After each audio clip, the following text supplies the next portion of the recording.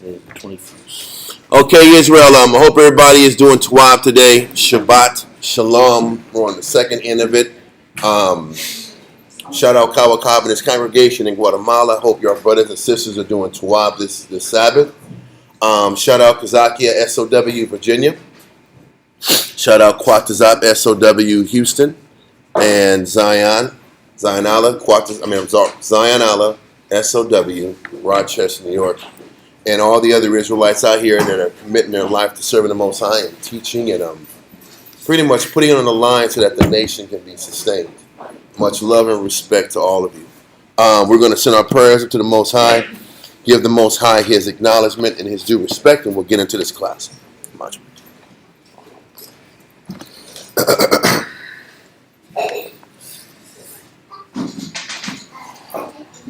Barakatah Yahweh Ba'Shem Yahushai. Barakatah Yahweh Ba'Shem Yahushai. Hahawa'ah. Nathan Lanawa. Awar. Zayawam. The water. Aman. Bless you, Yahweh, in the name of Yahushai that gives to us light this day. Thank you, so be it. I'm going to try it down here real quick. That's the new one. That's the new. If I get something. They got to get the pump in there, man. They got to pump up. You know what? I don't have time for that. Can you just give me a little bit of that? Just do the small box here. We'll do the prep later.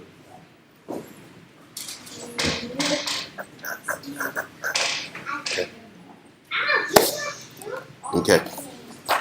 Barakatah Yahweh Ba'Shem Yahushai. Barakatah Yahweh Ba'Shem Yahushai. Hahawa'ah. Nathan Lanawa. Rayach. Nayachacha. The water. Aman. Bless you, Yahweh, in the name of Yahushai that gives to us sweet savor. Thank you, so be it.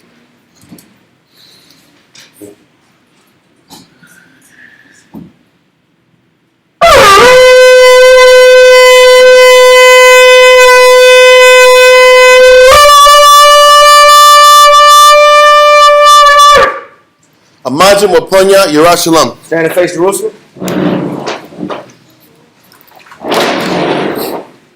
Barakatah Yahweh Ba'Shem Yahushai. Barakatah Yahweh Ba'Shem Yahushai. Hahawa'ah. Nathan Lanawa. Shabbat. Shalom.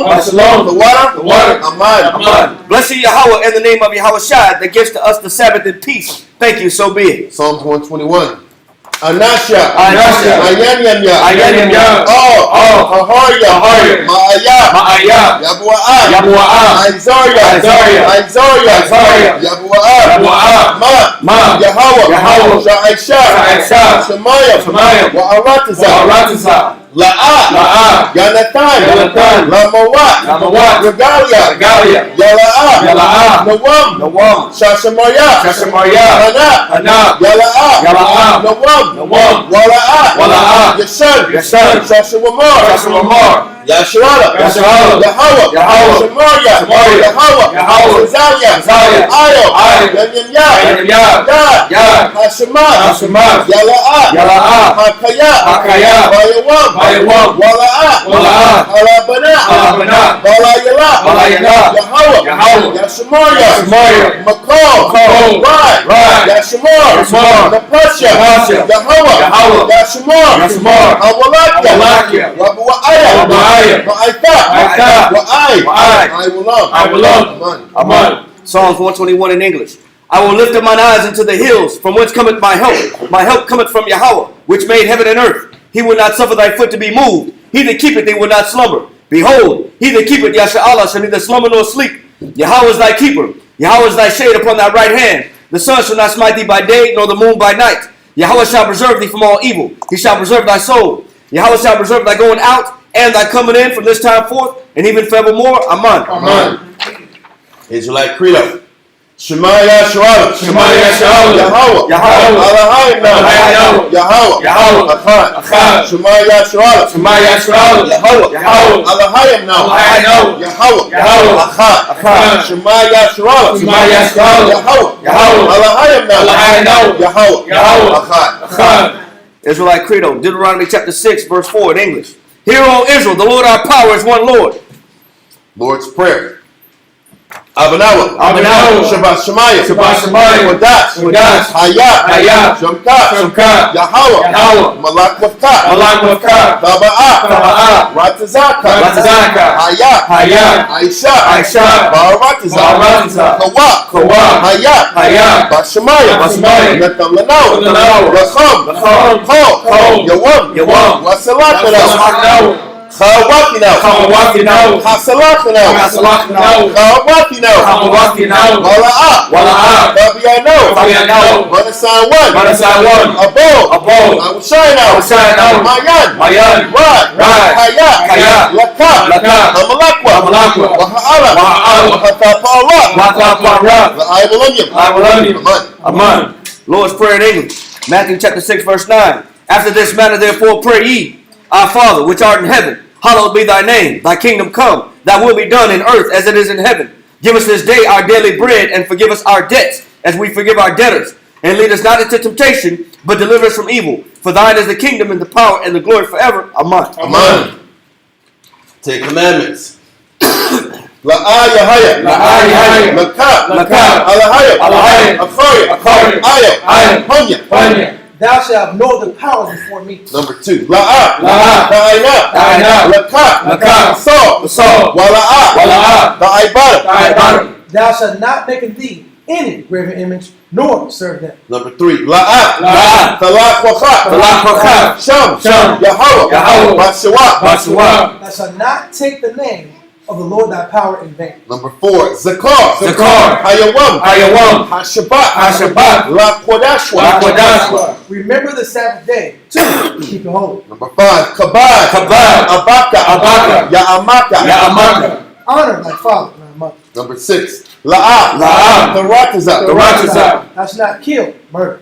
7. La'ah, Tana'ah. Thou shalt not commit adultery. Number 8. La'ah, Taganah. Thou shalt not steal. Number 9. La'ah, Ta'ina. Shakwar. Thou shalt not bear false witness against thy neighbor. Number 10. La'ah, Ta'chamad. I'm sorry. La'ah, Ta'chamad. Asherah. La'raika. Thou shalt not covet anything which is thy neighbor's.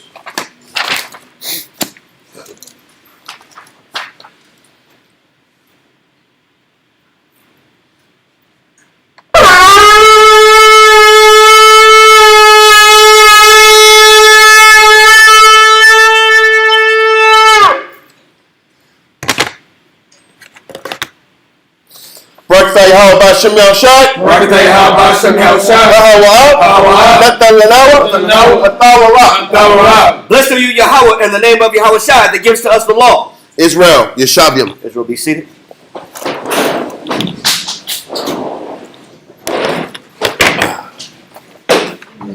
If you want to get this, you want to probably, I think we're going to lift it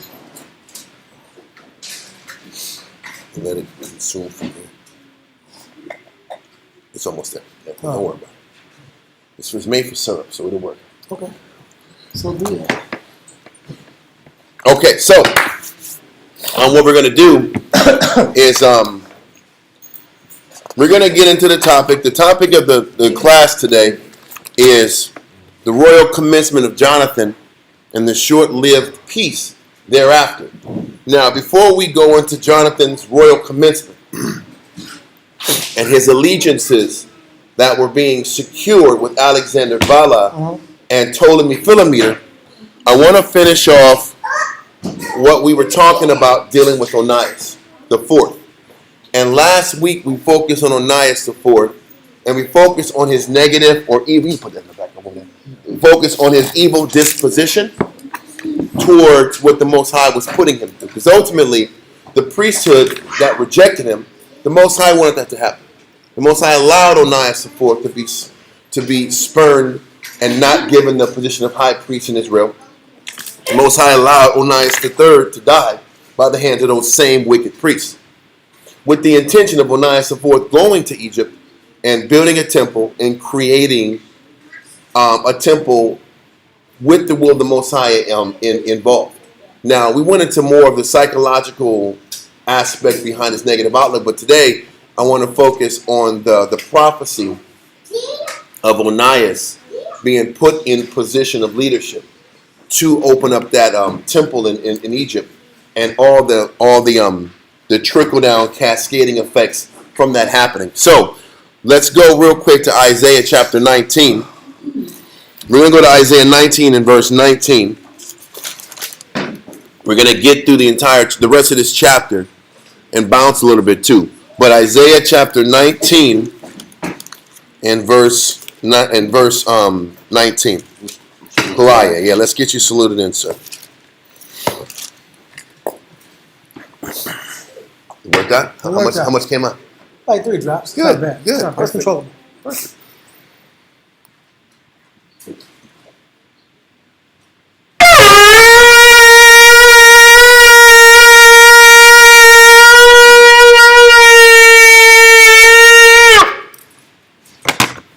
Karaya, Shah Shabbatah, Bana Shah, Bana Shala. Karaya, Shah Shabbatah, Bana Shah, Bana Shala. I'm with you. Yahweh Hashem Hashem Ketah. How about Shem Yashar Ketam? Okay, so let's get Isaiah chapter 19 and verse 19, sir. So it came out good? 19 and verse 19. In that day shall there be an altar to the Most High in the midst of land of Egypt, and a pillar at the border thereof So- to the Lord. So this was a prophecy of Onias IV setting up this temple that ended up being in the area. I want to get this area name correct. In the area of Nomos of Heliopolis. Let me sit back here. I think I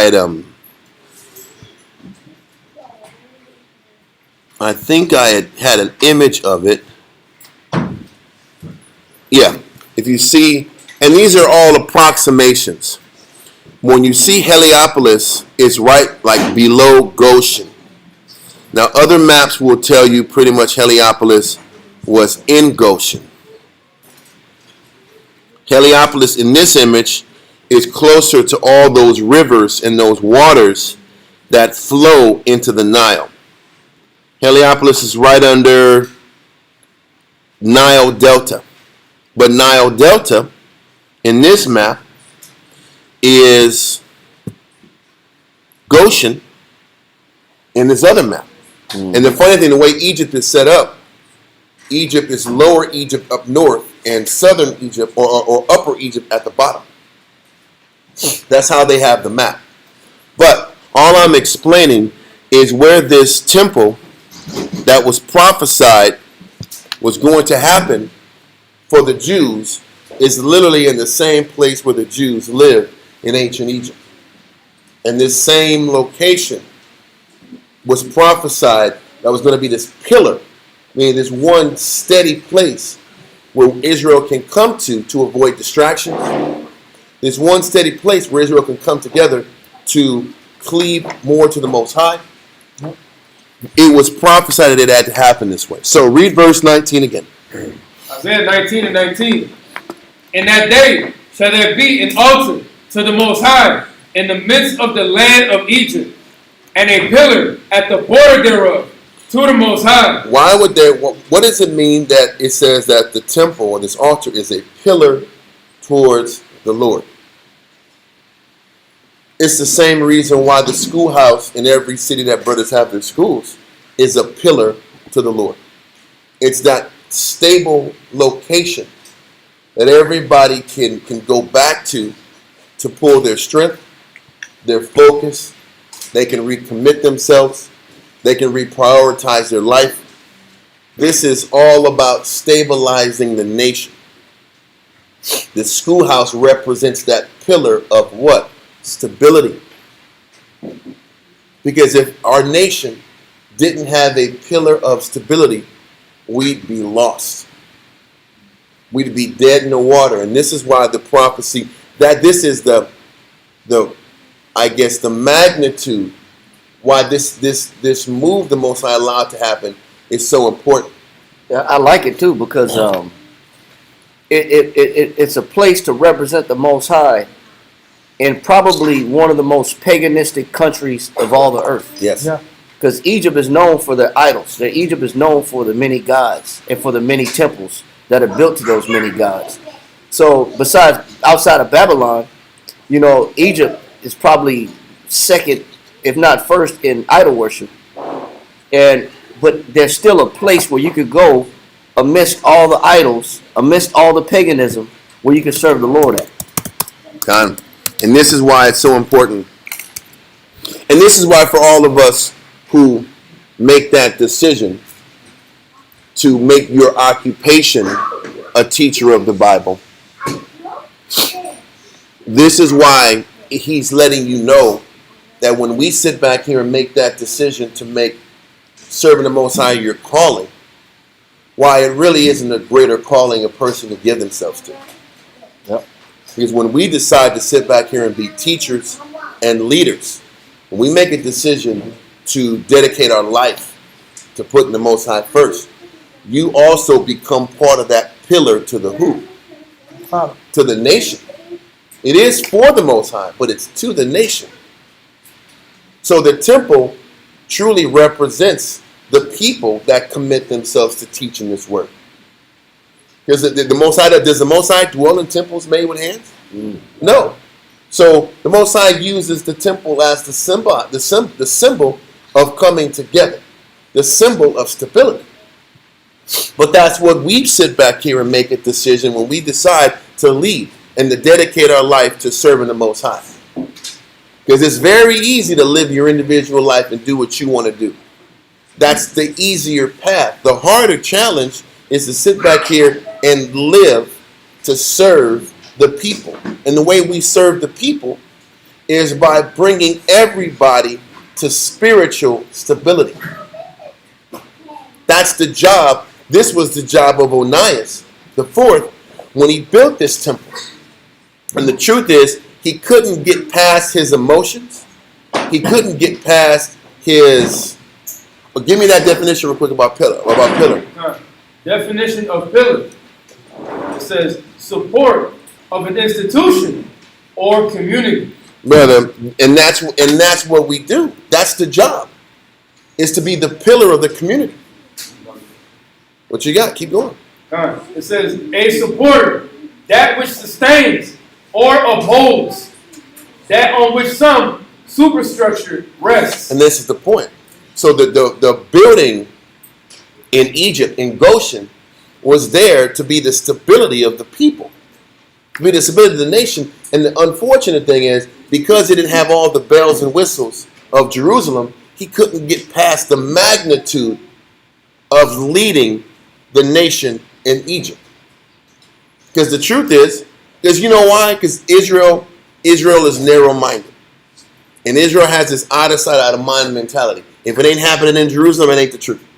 Yep. Haven't you heard that one before? That's a common. That's been in Israel from the beginning, and I'm not knocking anybody from the state, but many years ago, if you weren't in New York at One West, it wasn't the truth.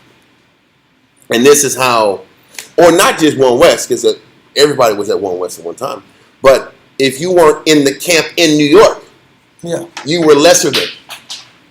And that was what was kind of pushed out. And it was unfortunate because we were all in the same battle, having to be pillars in different cities or states. What difference is having to be responsible for Israelites in Nebraska or Oklahoma City or San Antonio, Texas or Albuquerque, New Mexico or Los Angeles, California or Miami, Florida? What difference is it? Being responsible for the flock is being responsible for the flock. But Israel, once again, makes it too much about themselves and not about what the position is really about. And the position of studying. Why do you study? Why do you read? Why do you commit? Why does anybody do anything? It's supposed to be so that we can be the pillar of our nation. Give me that first definition of pillar that you have. Pillar. It says a support of an institution or community. What number was that on this? Well, I was at etymology. I was at etymology. Okay. The second one is 1828. Okay. So give me the etymology again. Definition of pillar. It says support of an institution or community. So that's what it's about. It's not about the city you're from. It's not about how big the metropolitan area is. It's not about the pride of the city.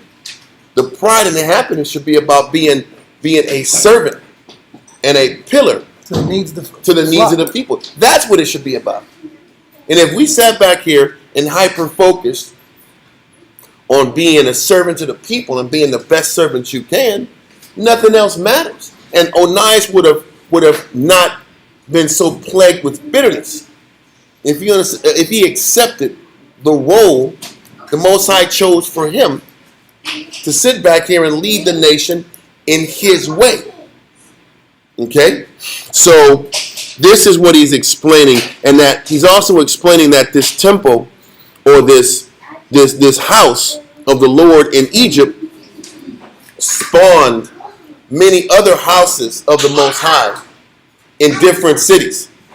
I want to read something in particular of why it was important for the Most High to have that temple built in Egypt around this time, but Isaiah knew it about 500-600 years before in advance. Yep.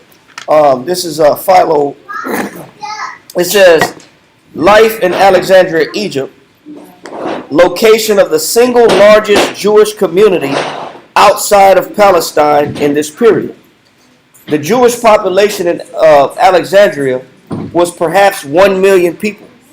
So the Most High knew that there were going to be a lot of Jews living in Egypt. Mm-hmm. So it made sense that the Most High would bring about a pillar or a place where you could go get his understanding and his knowledge in a paganistic world, knowing that those people needed their ability to serve the Lord. And so that large population, said almost 1 million people, was 1 million Jews living in Egypt. So it made sense for the Most High to even bring about a temple or an institution to support his cause. What it continues to show is, as much as the nation felt, or even us, as much as we tell ourselves life isn't fair, as much as we tell ourselves the Most High isn't fair, and when you sit back here and read about Isaiah and Jeremiah and Ezekiel, lamentations about how angry the Most High and how furious the Most High was about us, the Most High, even though he punishes and corrects and chastises, he always afterwards gives us opportunities to rebuild and get closer to him. Regardless of how harsh the verdicts might be, how hard he might sit back here, he'll sit back and say, I'm going to remove thee out of my sight. And then he said, okay, after I remove thee out of my sight, you guys can come back. Did we come back? No. We chose not to come back. Remember when Cyrus the Great of Persia said, okay, Jews, anybody who wants to come back from Babylon, come back. It's only been 70 years.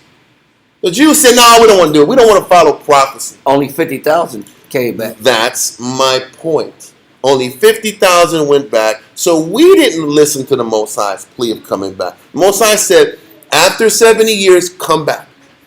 Well, what do? We don't listen. What we're do is this. I'm angry because you spanked me. Yeah. That's what we're saying. I'm angry because you spanked me. And what I'm saying is, because I don't think you love me, God, I'm just going to stay here anyway. That's what we're doing. That's what we did in Babylon. I can't take the fact that I got chastised. And the Most High wants me to take the check, own the check, and then come back home. Us staying back was saying, you know what, you check me, you know what, you don't like me. I'm going to live my life here in Babylon and just tap into this society. Wickedness. Get comfortable. Because you spurned me. You turned your back on me, God. I'm in slavery. Look at all the mean things you did to me. How dare you turn your back on me? So now I'm going to live my life, the next generation, the way I want to live it. This is what we do. Why? Because we never could just take the check and take ownership that you make bad decisions and there's consequences to those bad decisions. We hate that. Because our idea of God's mercy is mulligans. Get what you want. No, mulligans are just do-overs. Oh, You ever see Edomites on like the golf course side? They'll sit back and hit a bad shot. Jim, need a mulligan. Mulligan, Jim. They'll sit back and take the ball and go hit it again. Take a new ball and hit it again. No, you can't do that. But that's what Esau does. They call it mulligans. I'm just going to shoot it again. This one will be better.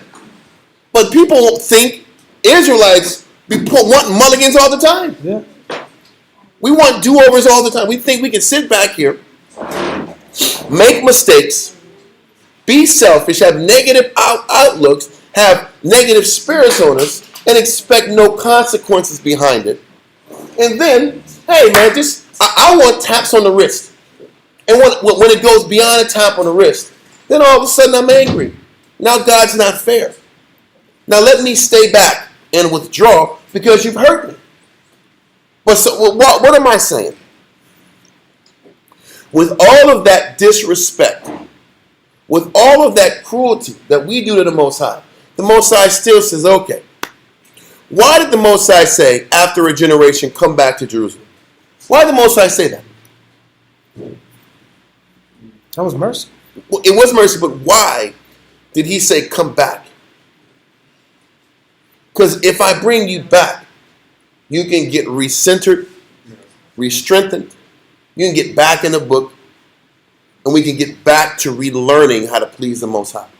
And it's easier to develop your spirit if I have everybody in the same city or in the same region. But then if you don't come back, now everybody's stretched out, and it's harder to keep Israel connected. We couldn't stay connected in Jerusalem. That's what I'm saying. Yeah. This is why the 9.5 left and went crazy. I am a Viking. Like, what the hell is it? Where did Viking come from? Then you sit back here, and then the Jew that calls himself a Viking ends up sitting back here and mixes stories of the Most High and Babylon and Assyria. It's not even Norse mythology. It's Babylonian history, Assyrian history, sprinkled in with some Jew history. Crazy. Then they call it Norse mythology. And this is story time.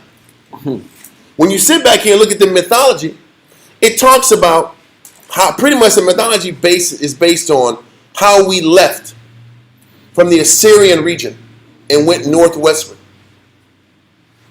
And this one guy,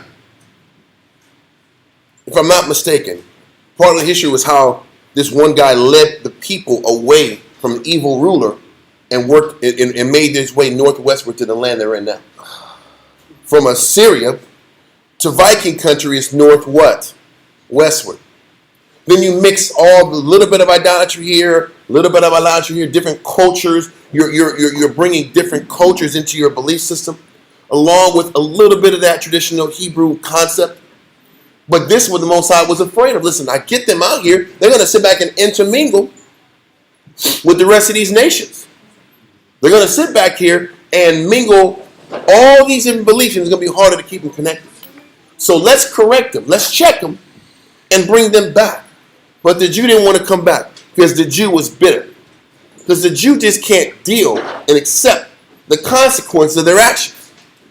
We want to be chastised in your indoor voice. I know you're wicked. I know you were very naughty.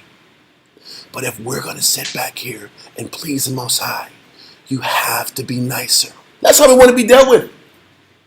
But we don't learn this way. The only way the Jew learns is from loss.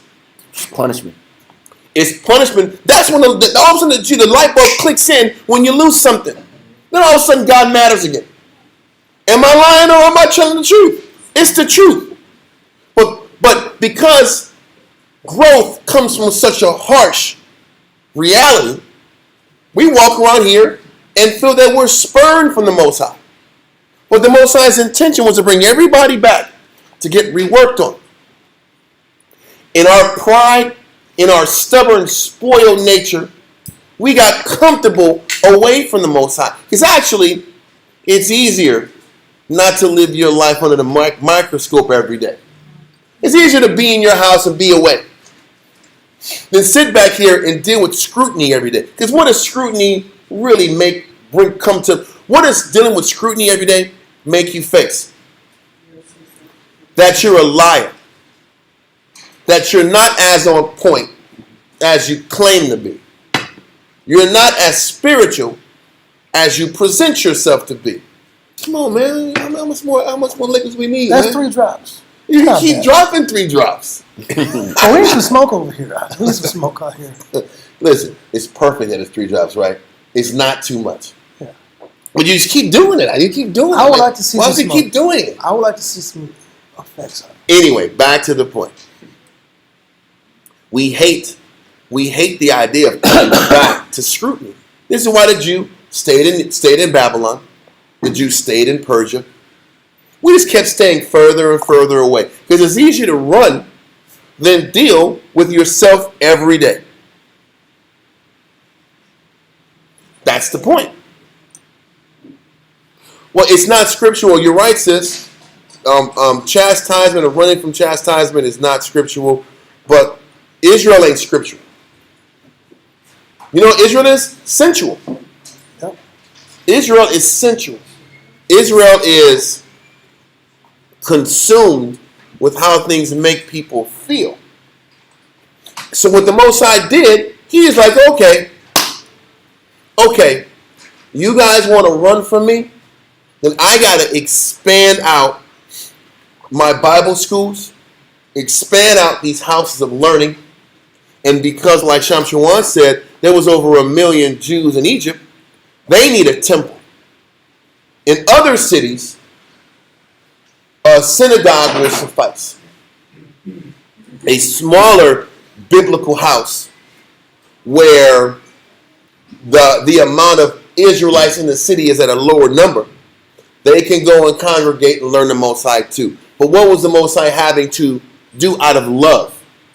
Expand out all the teaching places, all the pillars, all the houses of the Lord. And this is what the Most High is establishing in Isaiah 19. The need to continue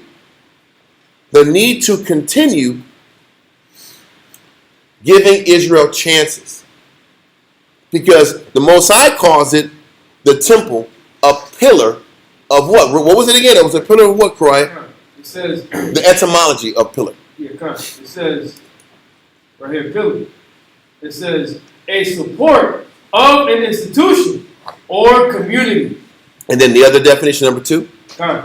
That which sustains or upholds. How many times do we as a nation look at going to the school as a place that sustains me? A lot of our people look at coming to the school as a place of judgment. Am I right or wrong? You know, I can't count on my hands how many times I've heard Jews say, I don't like going to school because I don't like feeling judged. But the idea of being corrected or quote-unquote judged is what it takes to sustain your spirit. Is what is the pillar and the stabilizing aspect in your life. So for everybody that doesn't want to be judged, really doesn't want to be spiritually stabilized.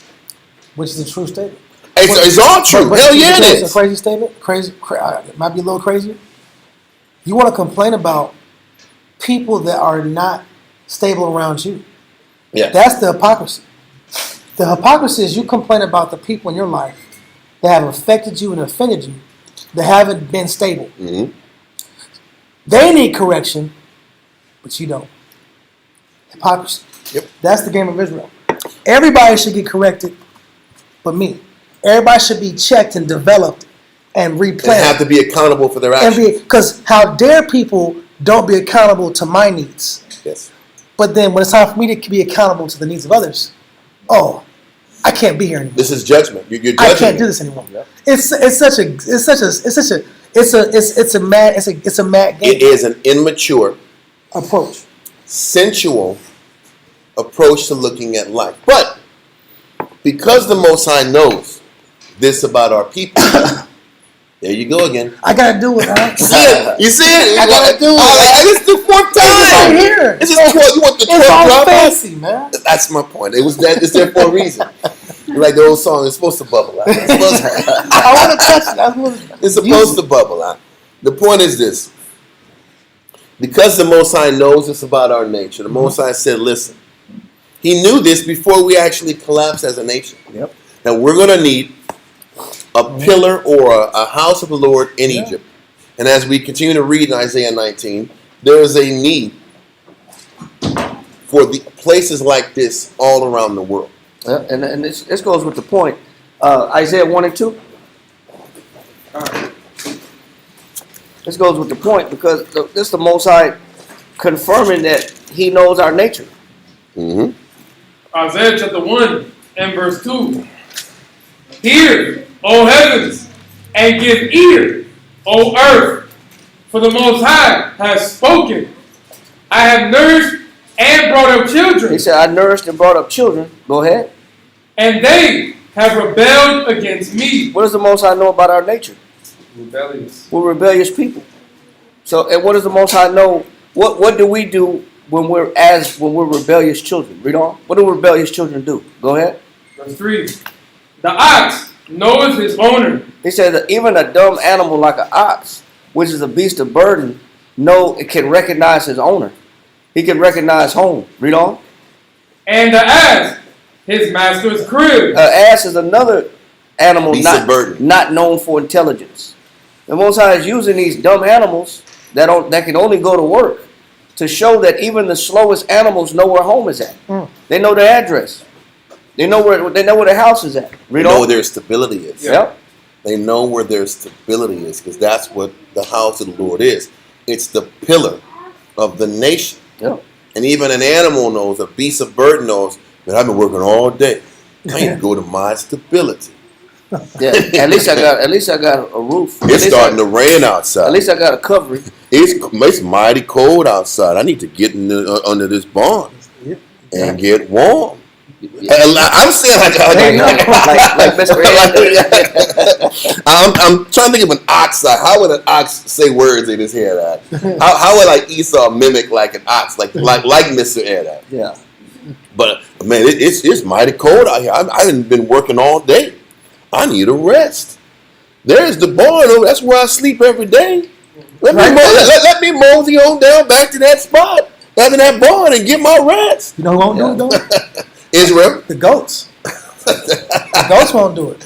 The goats won't do The it. goats will break the fences and go to the mountains. That's the truth. Listen, when you broke that down out of the sheep and the goats, it was perfect. That's the difference. Because the goats, they want to go ahead and live their life and be free. And you said that when they're lonely and they want companions, then they want to come back to the body. Because they're social creatures. They have to have companionship. But they want to be selfish and individuals too. Yeah. They like that wild grass. Yeah. They want the wild grass. They want to control. They want the wild. They want to party over here because they want to be partying next door. And then when they're done, when they got all their food and all their energy, they want to go back and socialize. I sure feel alone. I'm going back to the barn. Well, you know what's funny? That's Israel. They say, I want brotherhood. Well, there's brotherhood here every day. Why are you not here every day? If you want brotherhood's, listen, there's plenty of brotherhood on top. Just show up. I don't know. Why don't you come over to where I'm at? Come over to where I'm at. Come over and go. Let's go to the goat shack. Come to the goat shack. Yeah. No, we don't want to go to the goat shack. The body is here. Well, I don't want to be there. I want friends to be with me that know the truth at the goat shack. No. And that's the standoff. It's improper. I want brotherhood in my arena that I like to be in. Not in the arena where the body's at. Anyway, but keep going, Chapter 1. All right, verse 3. It says, but Israel doth not know. He said, but Israel don't what? They don't know. Well, they don't know what? They don't know where home is. That's why the Most High got to put a temple all the way out in Egypt. Yep. Yeah. Because they won't come back home. That's my point. Then the Most High said, I got to put a temple in Susa, in Dan Persia. They got to put a temple in Babylon. They got to put a temple in Assyria. Then they got to put a school or a synagogue in Cilicia, in Turkey, in Antioch. Because the Jew just ain't going to come to the knowledge. Remember there was a brother, I'm not going to name his name online. Remember we was on Guadalupe Street out? And the brother just needed to take a 10-minute bus ride out. It was a 10-minute bus ride to the school, and he couldn't do it. He wanted brothers to pick him up every single day. I forgot who it was, but I remember those days. On Guadalupe, the brother just couldn't take couldn't take a bus 10 minutes.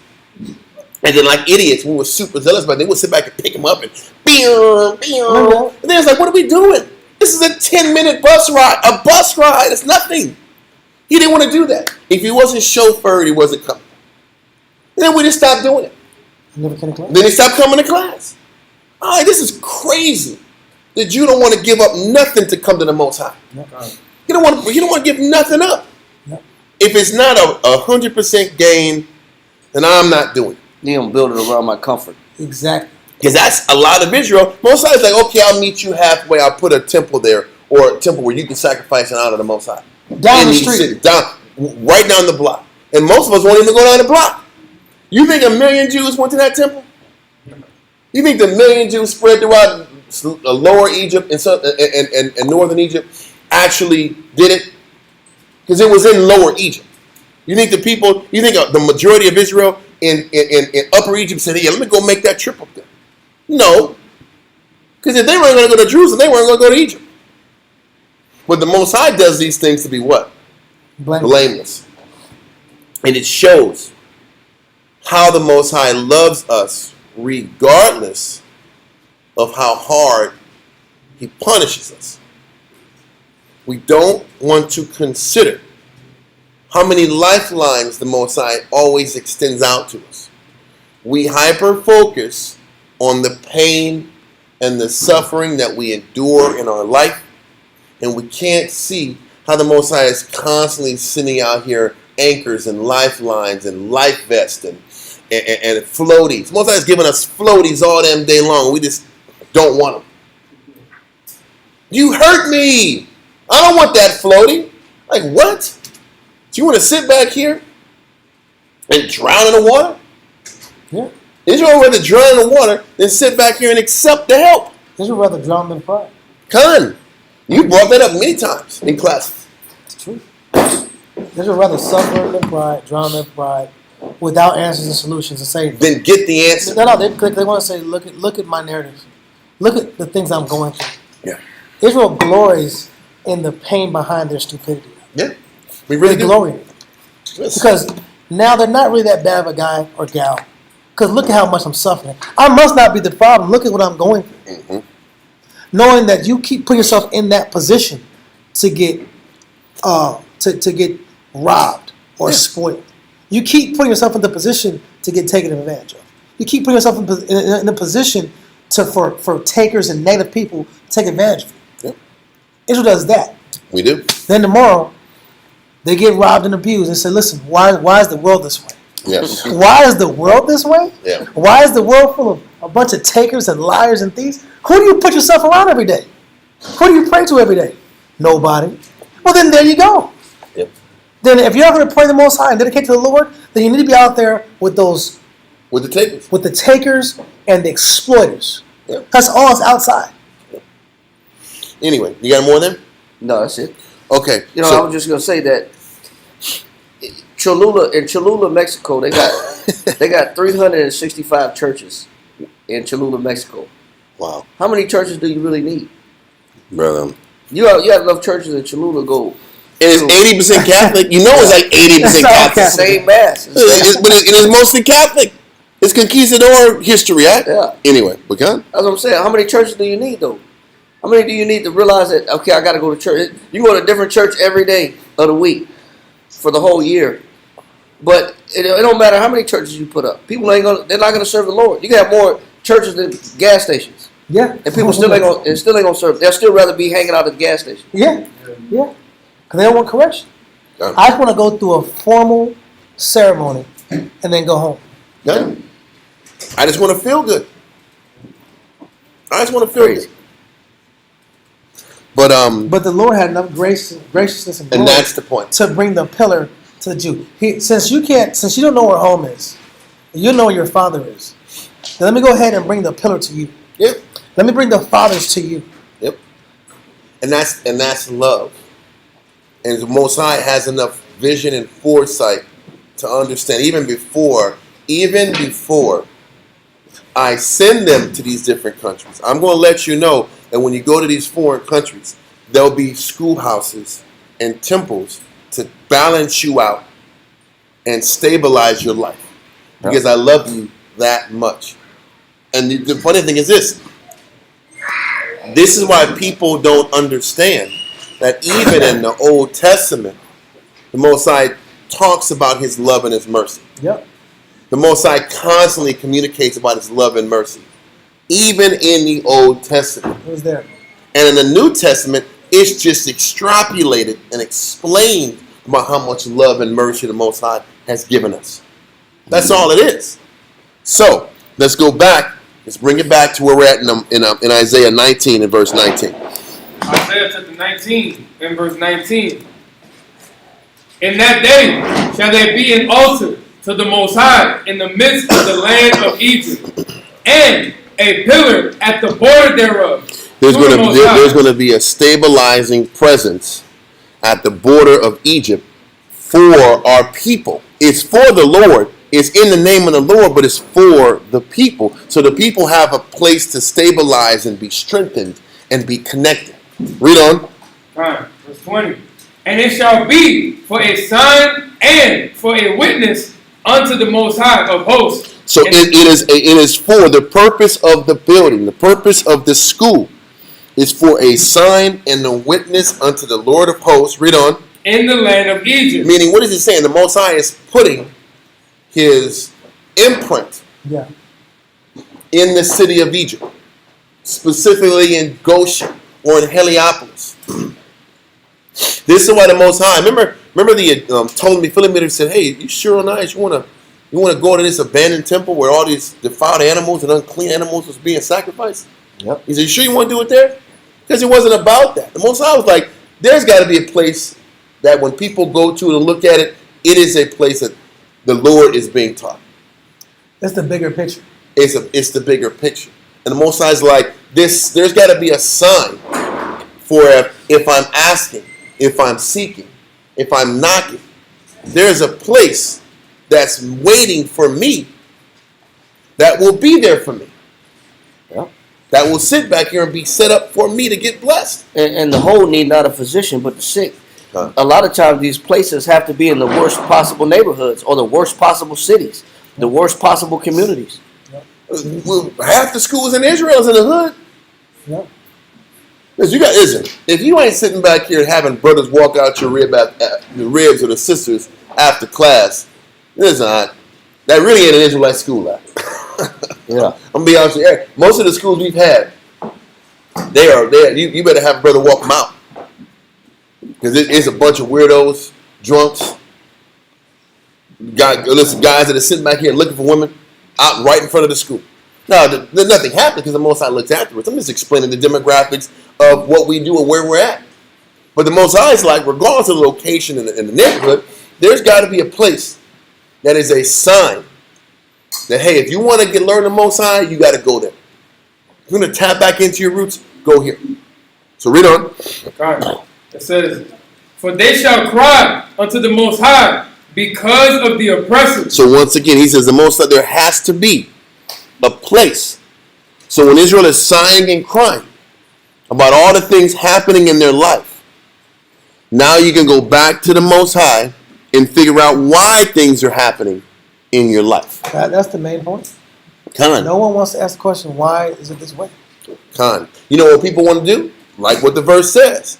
The people shall cry unto the Lord because of the oppressors. That's why people come into the truth. Because I've been harmed. I've been wronged. I've been oppressed. People have done me wrong. But the crazy thing is, once you come into the truth, angry about your oppressors, what does a man and or a woman have to learn about their conditions? The Most High put oppressors over them because of their actions. Yep. And if you want oppressors to back off of you, if you want your life to stabilize, what are you prepared to do to change what's in your spirit? Nobody wants to talk about that conversation. Nobody wants to. What we want to do, and this is the Jew even now, and this is the one ought I have with the spirit of street speaking. The one ought is that Israel is always complaining about Esau. And they're not teaching that the Most High put Esau in our lives. We can sit back and run all around in circles. The Most High put Esau in our lives to get us to run back to him. Because if Esau wasn't beating us in the streets, He wasn't the devil. if he wasn't being who he was supposed to be, would you want to learn about the Most High? Nope. No, you wouldn't. And that's the truth. If Esau gave us more breaks, if Esau was more lenient to your specificity, You'd be happy. would you be trying to sigh and cry to the Lord? Nope. No, you wouldn't. So the Most High ramps up your adversaries and your oppressors so that you will come to the Most High running to him. So you can realize that it's not the oppressors, it's you. The oppressor is going to be the oppressor. And the oppressors and the victimhood and all the trauma you've experienced in your life, didn't the Most High say that's Deuteronomy 28? Those are the curses? Why are we cursed? Because of our wicked conduct. Because the oppressors? We're cursed because it's the wicked nations? No. The nations do what they're playing their role. So if they're playing their role, are you playing yours? So but once again, the Most High is like, I love my people so much, they can't run around life saying they have no answers. They can't walk around here in life and just give up from life. And just give up and just get hooked on drugs, alcoholism, prostitution. I'm not going to let them just give up on life. I've got to have teachers in these different cities that can stabilize them and get them close to the Most High. And this is the Most High's love, is to give us real answers. And the answers most of the time starts with a stop playing the what? The victim. And learn how to be accountable for your actions in the Lord. If you get whooped with a belt or a shoe, you don't hate the shoe or the belt.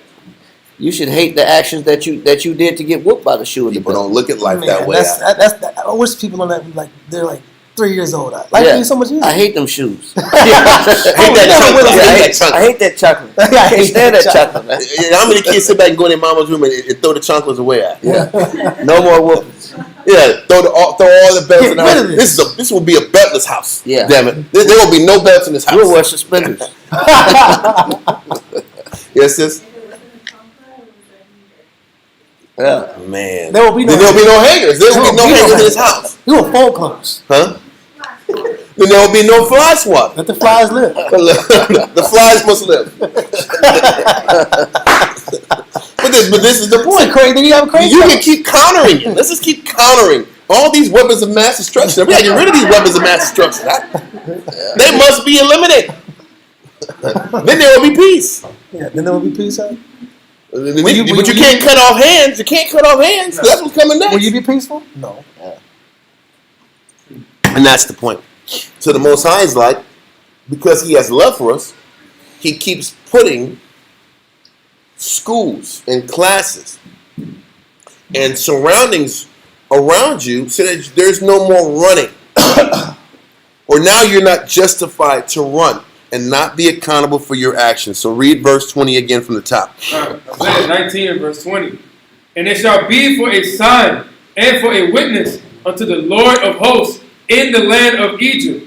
For they shall cry unto the Most High because of the oppressors. Mm-hmm. And he shall send them a Savior and a great one. And he shall deliver them. Now we know that Savior and that great one is Christ. Eventually down the line, when you're reading chapters like this, these type of chapters are encompassing many hundreds of years over time. So from the inception of this temple being put together, all the way to the process of Christ coming. And how did Christ save us? One, he died for us, obviously. But what was the saving grace? The dying for us gave us an entire lifetime to work on our issues. If we're going to sit back here and try to figure out what did Christ's death do for us? Christ's death bought us a life. He gave us a life to work on what's inside of us. But the greater thing he did was he gave us the template of how to think, how to operate, and how to carry ourselves with the hopes of getting the salvation at the end. So he gave us the template. So what is he saying in this chapter is from the time the Most High had this temple set up and the opening of different synagogues all around the world to Christ coming on earth and showing us how to live, it consistently shows us how the Most High loves us. Because the question is this: we're so focused on what we're losing, we're so focused on the pain that we're going through, we're not thinking of this in the long run. We don't look at life in the long run. I'm trying to find this verse, and I think it's important. You know, once we start going into the New Testament, it'll be more ingrained in my mind. But I have to, it's a verse that talks about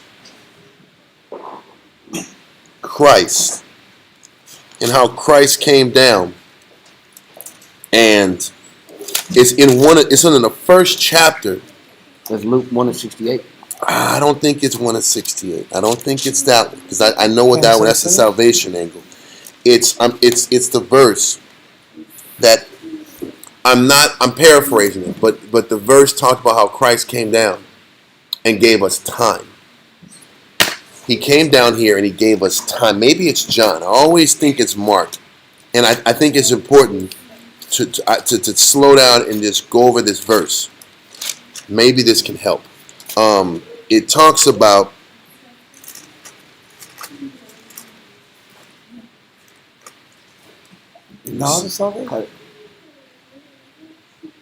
it's in a chapter 1. It's either Matthew, Mark, Luke, or John, and I know it's chapter 1. I know it is. Time, like he gave us grace, or he gave us. That's the word. It's grace. It is grace. I think it's grace. Sheesh, man.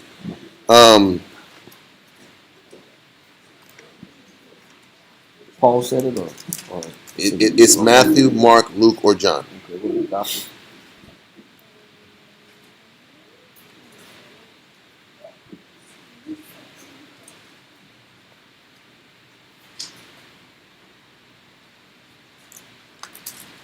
Damn it.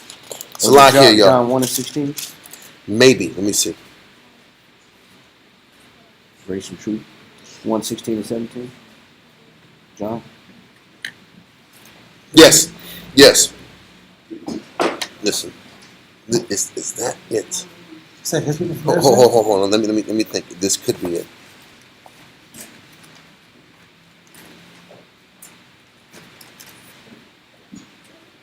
Okay. Yeah, read that. It's St. John 1:17.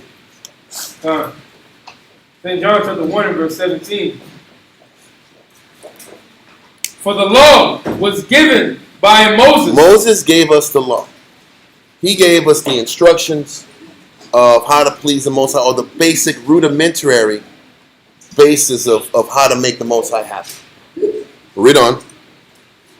But grace and truth came by Yahushua. Christ gave us grace. What is that? What is the definition of grace? What's grace? He gave you something that you didn't deserve. Time. Additional understanding. He gave us a lifetime to figure this out. And the Most High is sitting back here and gearing your entire life and all the things that you're going through. He's giving you time to figure out how to master that negative in you. What we can't get past is all the corrections, all the hits in the hand, all the fire, all the chastisement. But you're not looking at life properly. He's sitting back here and he takes this away from you, or he makes this situation difficult, or he makes your condition more difficult in the sin, with the intent of getting you right at the end. But we don't, the Most High has the end in mind. And what are we focused on? The inconvenience of the moment. The time I'm losing. The things I'm not getting. The things that have been stripped from me. We're so focused on our emotions and our feelings that we're not focused enough on what is the Most High developing in me so I will be able to finish at the end. If we looked at life that way, our entire minds would be a lot more clearer and at peace. Christ is giving us time. The Most High brings the right husband in your life, the right circumstance in your life, the right everything in your life to get you to the end. This is how you have to learn about life in general. The Most High knows what's inside of you, the sickness inside of you, and He's giving you the remedies through the hard conditions. Israel don't change unless things are hard. Israel craves ease. They crave an easy life. They crave an easy life, but you don't grow that way. So because you don't grow that way, He has to set the conditions as difficult as they are to get you to the finish line. And this is the gift Christ gave us. The gift is in teaching you the proper perspective to get through the hard lessons. The hard lessons ain't changing. The hard lessons, didn't the scripture say that travail was built for every man? What is travail?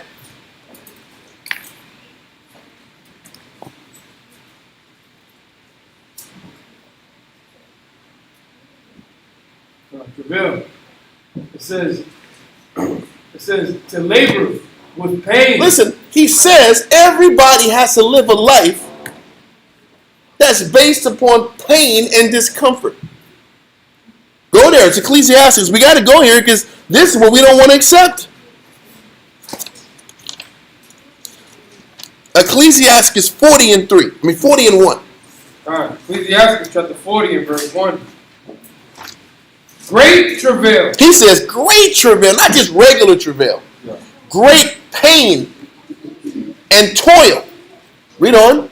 Is created for every man, and an heavy yoke is upon the sons of Adam. What does that mean? A heavy yoke was on the sons of Adam. Everybody has to deal with adversity in their life. Half the time I counsel with people, it's about why am I going through so much trauma? Am I right or wrong? Most of the counsels are predicated on why am I being inconvenienced and why do I have to suffer? Are we studying or are we not? Are we studying or not?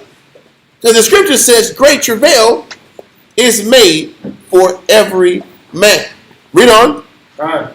And an heavy yoke is upon the sons of Adam from the day that they go out of their mother's womb to the day that they return to the mother of all things. So the question is this: why does the Most High make everybody's life based upon great travail?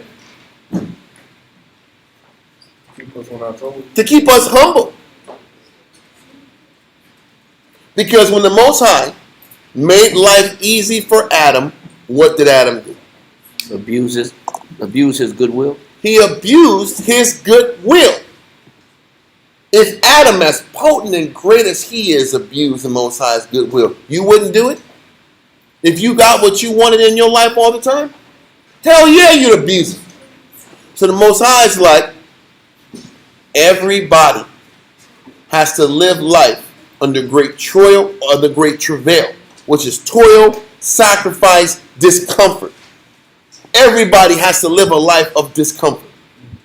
But how can the fact that everybody in life has to go through great travail and discomfort, and at the same time, Christ blessed us with grace and truth? How can both of those statements be true? He said he gave us grace and truth. Now, listen. Because people, all mankind, is cursed with travail in their life. Great travail in their life. What happens to our minds when we're going through the great travail and discomfort? Read verse 2 in Ecclesiastes. Verse 2. Their imagination of things to come. But this is what destroys men and women. They're negative imaginations. Because when we start to experience great travail and discomfort, then our outlook shifts. Then all of a sudden, how we process our life, our circumstances, how we look at the Heavenly Father, all goes left. Because most mankind can't properly process the travail they're going through. Then they want to be victims. They want to be victims. They want to be sad. They want to be depressed. They want to be angry.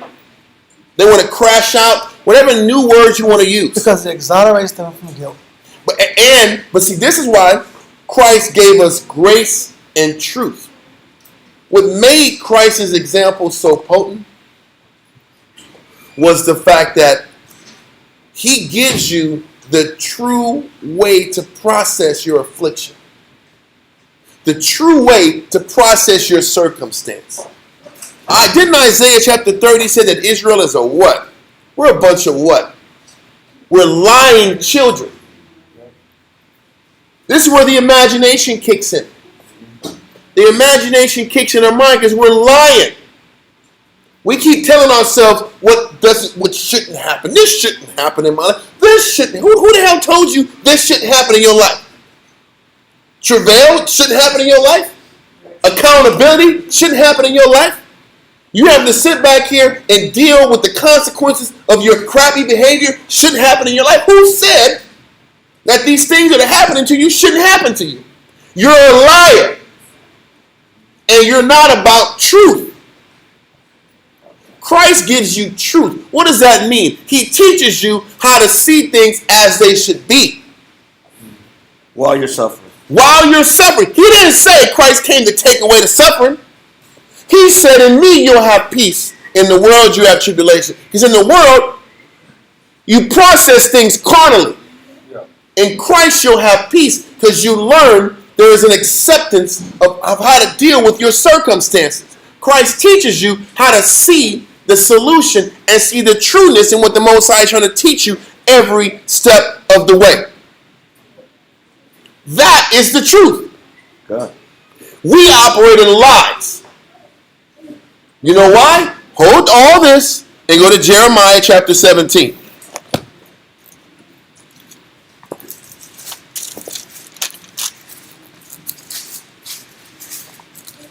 Uh, 17 and verse 9. Jeremiah chapter 17 and verse 9. The heart is deceitful above all things. So does this, when Jeremiah says the heart is a liar, is it saying the damn muscle that pumps blood into your body is wicked? I'm going to fake the blood. I'm not giving blood to the left arm today. I'm a lie. Is that what it's saying? No. Or is your emotions are lies? Yeah. Your imagination is a lie. How you process your circumstance is a lie. How you process your reality is a lie. Read it again from the top. Come. The heart is deceitful above all things. How you think is a lie. You making yourself the victim is a lie. Predicating your life on your feelings and emotions is a lie. Telling yourself that it's the oppressor's fault. It's these bad people the Most High brought in my life is a lie. And this is why the Most High said, Moses gave you the law. Christ gave you the truth about looking at your circumstances. Christ gave you the proper perspective we're supposed to operate in. And not lies. And not deceit and falsehood. Read on. God. It says, The heart is deceitful above all things and desperately wicked. The mind is desperate to not be accountable for their actions. We are desperate to find ways to justify why it's okay to be wicked. Why it's okay to fuel your negative emotions and feelings. We've actually heard men say, man, this person pissed me off so bad, I want to go smoke a whole lot of drugs. He said a rock. Yeah, I'm like, I said it. It's a whole lot of drugs. But that's what I like. How can somebody make you so mad that you just want to smoke a whole lot of drugs? Like, what does that situation got to do with the drugs? What the anger got to do with the drugs? You want to do the drugs. And you are desperately finding reasons to do the drugs. Right. You are desperately finding a reason. But you know what? Let's take the drugs and the rocks out the way. We are desperately looking for a reason to be depressed. We are desperately looking for a reason to say somebody doesn't love me. We are desperately looking for a reason to play the role of the victim. But he's telling you, the Most High said travail has to happen to everybody that walks on earth. So if travail has to happen, you look at travail and see, look at the travail I'm going through. This is proof that there's no love, and I'm not loved. That's not what the Bible said. You're supposed to accept that travail is supposed to happen and choose Christ's method of looking at things, learning how to operate in truth. You know, truth is the truth shall make you free. What the hell does that mean? People want to sit back and simplify, yeah, you in this camp, you in the truth. What? Is it really being a part of the camp is the truth? Or is what the truth forces you to deal with in you? Being in the truth is about acceptance of your reality. The acceptance of what you really are. The acceptance of how filthy you really are. And how we want to prop ourselves up like we're so holy and pure and we're just such good people. That's the lie. That's not true. Not true. The lie is that you are a liar. And that you don't operate in truth. That's the truth. That's the truth. That's what being in the truth is. Being in the truth is accepting who you really are. And that you're so far from the Most High's spirit that it's sad. Oh, get scripture too. Yes, sir. Romans chapter 13, verse 14.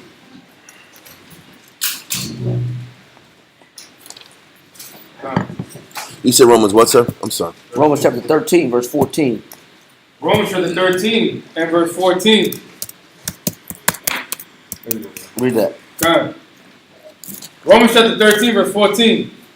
But put ye on the Lord Yahushua. That's why Yes. in this life, because the mind will lie to you, the mind will deceive you, the mind will trick you, the mind will make you the victim. The mind, because the truth is, the mind is what you really want. Right. You want to be lied to. You want to be It's the victim. easy. You want to tell yourself that nobody gives a damn. But it's You for, want to but tell it's for a yourself. reason. It's for a reason. You want to tell yourself nobody loves me. You want to tell yourself my husband doesn't love me. You want to tell yourself this person doesn't care. Everybody hates me. Everybody hates me. Nobody cares. Nobody cares. You want to say that, so what? I'm sorry. I don't want to Right. proceed your point. Read on. It says, and make not provision for the flesh. Why do people want to be the victim? To justify why you don't got to change. Why I can sleep in all day? Why I can be disrespectful. Why I can be disrespectful? Why I can be by myself and isolated? Why I can never have to, why I don't have to check my how I talk to people, how I communicate with people. So I want to keep my filthy communication. So in order for me to keep my filthy communication, I have to create a victim. I have to be the victim. Somebody's got to hate me, so I don't have to change. So I don't got to come around and face the fact that I've been offending people. That you're not a good person either. That's the truth. How about you come to the truth so you can realize you're not a good person, and a lot of the bad things that happen to you, you deserve it. And for as wicked as you've been, you should have got a worse punishment. But the Most High loves you. And how about all the good that happened in your life? You really didn't earn that. And that's what we're going to go to on Monday. How operating and living under the understanding of what grace really looks like, the Most High's grace and the Most High's mercy. If we really embraced what grace looks like, and we really embraced how the Most High has shown you mercy, maybe you wouldn't be complaining as much as you do. Because when you deal in grace and mercy, you're really operating in Christ's truth. Because he said he gave us grace and truth.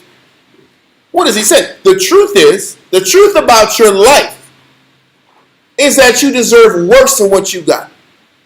Every heartache and pain you got, you should have had worse. The truth about how the Christ looks at you is you didn't deserve the good you got, but he gave it to you anyway. That's what grace is. That is the truth about who you are as a person. And if you can't come to grips about that truth, then you know what?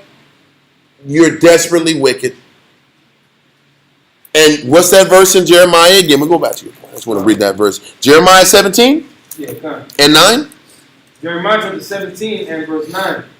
The heart is deceitful above all things. Because you can't accept the fact that the Most High has shown you mercy and he hasn't punished you as much as you deserved, and for all the good he's given you, you really didn't deserve it. Because you can't accept those realities about your life. You're what? It's because you are deceitful above all things. You're deceitful to yourself above all things. You can keep walking around this narrative and this delusion. You're only lying to yourself. Read on. It says, and desperately wicked. You're delusional. You're delusional because you can't see things for what it is. You're not as loving as you say you are. You're not as kind. You're not this sparkle of sunshine like you tell yourself you are. You are my sunshine in my life. Ooh. He was blind when he said that. You said what? He was blind when he wrote that. No, he wasn't. How about he was catching stuff with his left hand when people were falling? Like you ain't 100% blind. Just like Ray Charles wasn't 100% blind. My grandfather said he used to see Ray Charles driving his Cadillac out to Cali. How you drive a Cadillac out if you're 100% blind? How about that? You got faith, huh? And my grandfather lived in the neighborhood that he lived in. And they would see Ray Charles like this. Like, which one is it? It almost makes it's better that you play like you blind because you get more sympathy.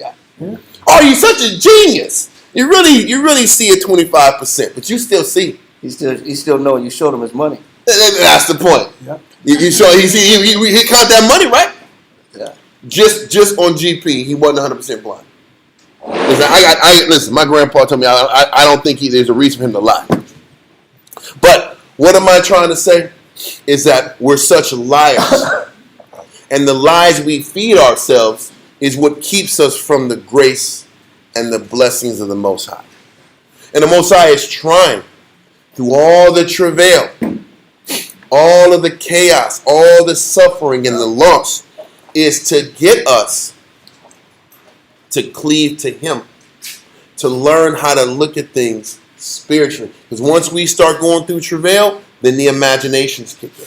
The imaginations are the lies, are the desperate ploys we use to say that we're the victim. And nobody loves us. And nobody cares about us. Because when you start telling yourself, nobody loves me, nobody cares about me, now I'm trying to create a provision for the flesh. Now I get to be cruel. Now I get to hate back. But how about you're looking for a reason to hate? Because you're not a loving person. And that's the truth the Most High is trying to provide to show us all. And if we learn and operate in truth, then we can actually begin to please the Most High in Christ. Does that make sense? I hope it does. Because we have T-minus X amount of years left on earth. You better figure it out.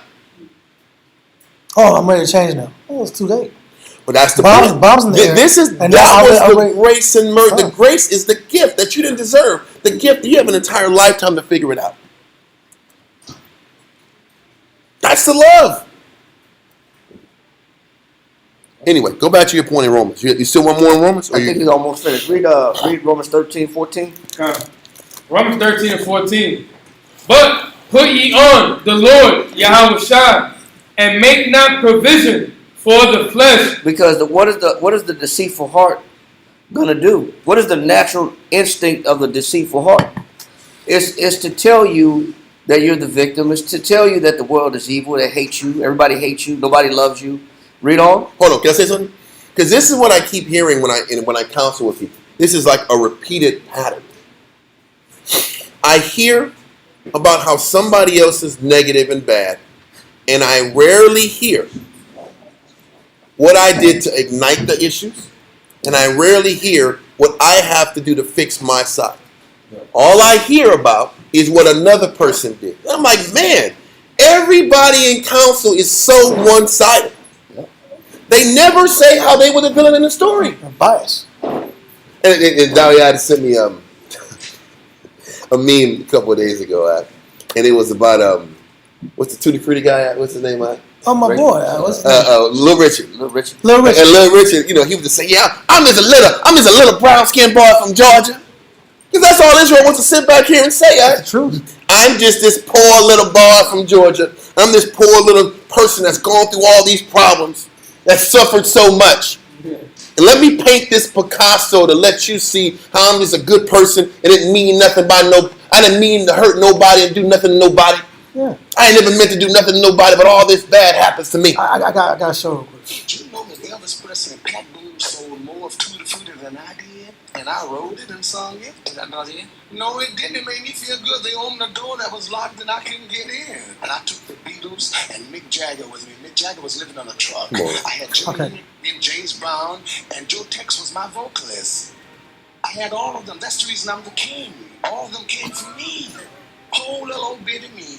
A little Whole Jewish little boy. bitty me. You missed the point. You missed the point. All of them came from me. Whole little old bitty me. A little Jewish boy, black bottom, Georgia. From Georgia. Everybody he in knows nothing council wrong. wants to paint that picture. I'm just a black little Jewish boy with a black bottom from Georgia. I ain't hurting nothing for nobody. I didn't hurt nobody. That's how we counsel. That's how we sit back here and get in the middle of council and paint. Poor little bitty. I'm a poor little bitty boy with a black bottom. What's a black bottom got to do with anything? I didn't say that. Yeah, black Poor little boy with a black bottom from Georgia. Oh, of course you're going to have a black bottom. You have a black forward. You have a black top. What are you doing? What are you talking about? But it's the picture. I want to paint. I'm the victim. I didn't do nothing to nobody, but all these bad things happened to me. That's the lie. That's the lie. That's the damn lie. I'm just the king. I'm really the king. But you see the pride behind it? And it's the all shucks, I didn't do nothing, but I got nothing but pride that's fueling me. That's the Jew. Because we want to live in a delusion. We want to live in a lie. And wonder why the Most High ain't blessing us. Anyway. Go back to verse 2 of Ecclesiastes 4. I don't like this scoop. I don't like what y'all got to say. And that's what it is. And there's no. Then people say there's no love here. Oh, yeah, because you can't just run amok and do what you want to do and not be accountable for your actions. Keep going. Ecclesiastes chapter 40 and verse 2. Their imagination of things to come. So then all of a sudden, how do he's explaining how people in life react to the adversity that they go through. And the first thing that starts to ramp up is a wicked imagination about how their life is. Despair, sadness, depression. If he's saying that travail happens to everybody, great travail, great pains happens to everybody, then he also says, how do people react to their travail? He says their imagination kicks in. Yeah. But their imagination is desperately wicked. Yeah. He's saying most people in life don't know how to spiritually process what they're going through. And most people, their wicked imagination kicks in when they're forced to face their battles inside. Then the wickedness kicks in. Then the evil is present. Read on. God. It says, and the day of death. Then all of a sudden we have dark thoughts. Because we haven't learned how to find the joy in serving the Most High in a life that's full of travail. Then our thoughts are dark. Then our thoughts become morbid. Am I lying? Then people want to kill themselves. They want to isolate themselves. Then they want to cut their wrists. I mean, people we've dealt with that fantasize with any at all because they're not properly processing the travail the Most High has handpicked for you to face. Read on. God.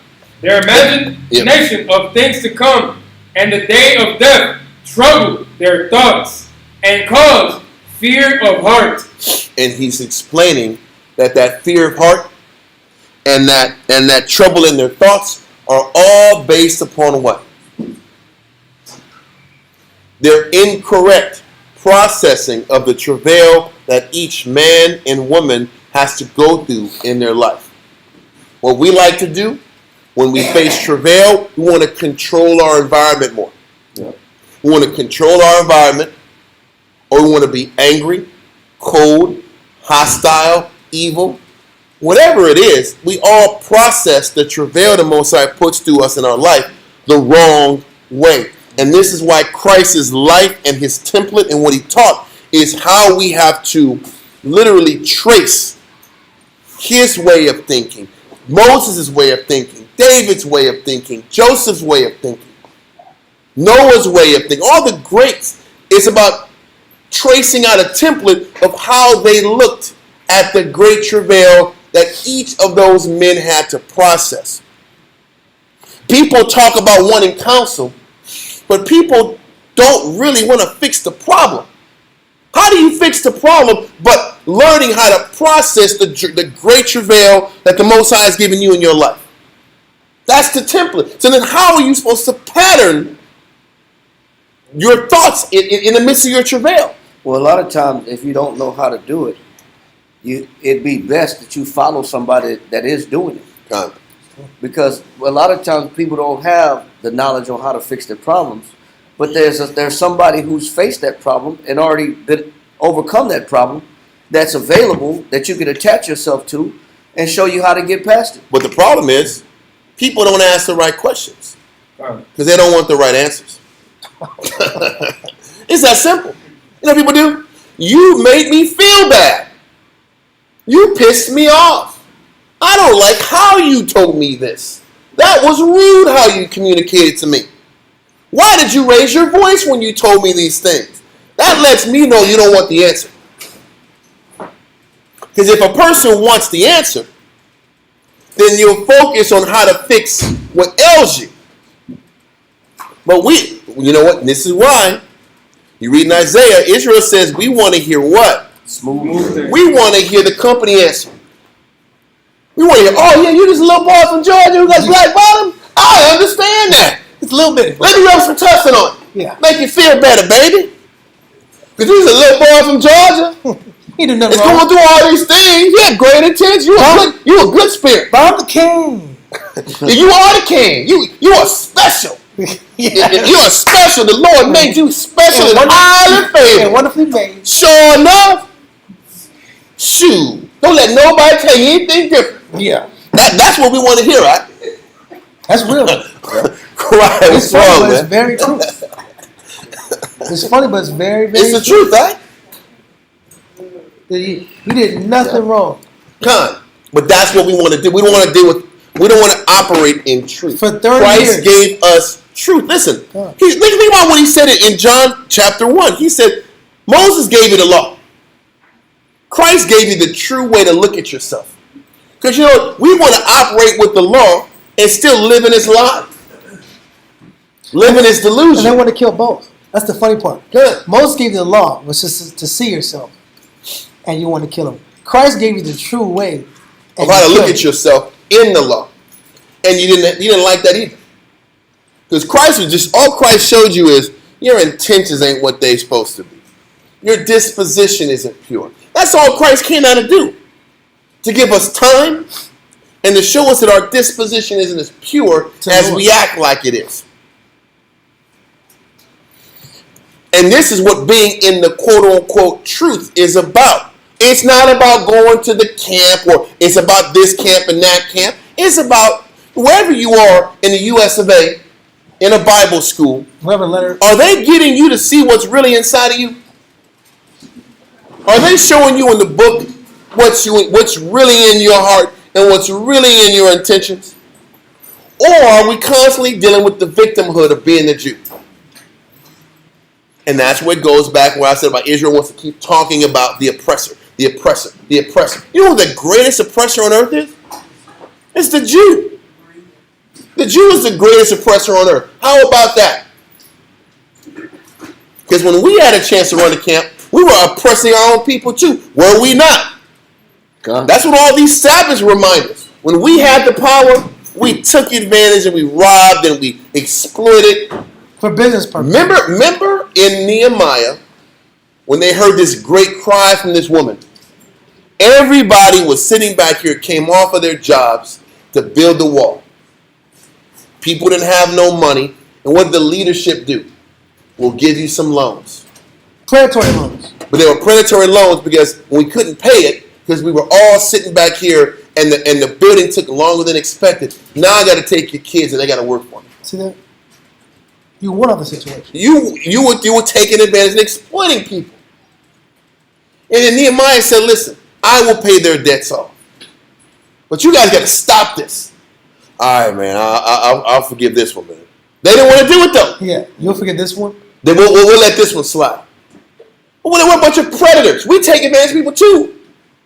But that is the truth about the matter. It's only not bad when you get away with something. That's the point of it. It's bad when somebody comes up on you.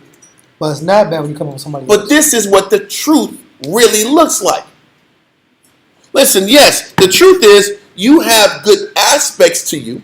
Because the thing is, when you teach it like this, people always say, oh, yeah, you're tearing down my spirit.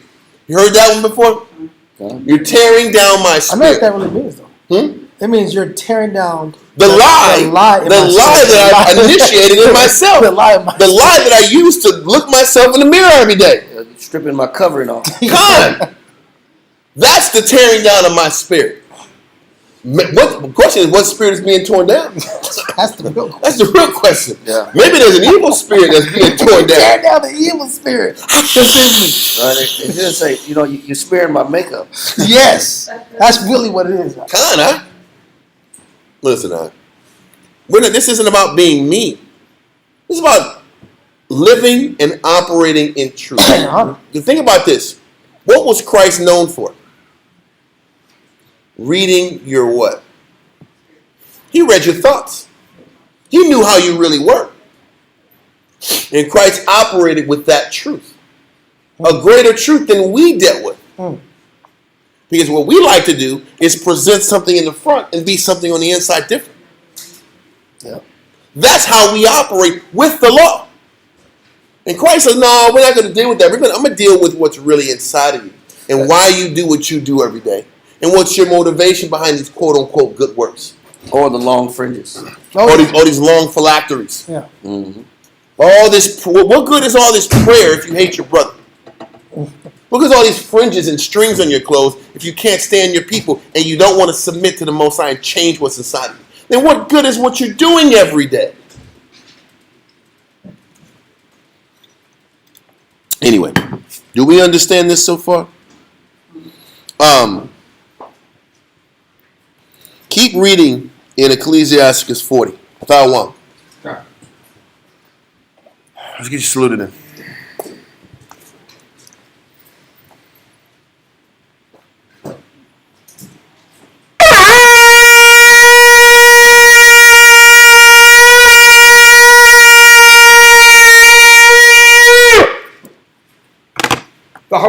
Shah Shabbatah, Bana Shah, Baya Sha'ala. Much work. Yahweh Shem Yahshua Barakatah. Yahweh Hashem Yahshua Barakatah. That's my time. All right. Let's continue. Read verse 2 again. We're going to run through at least to 5. To 6. Ecclesiastes chapter 40 and verse 2. Their imagination of things to come and the day of death trouble their thoughts and cause fear of heart. What is he saying?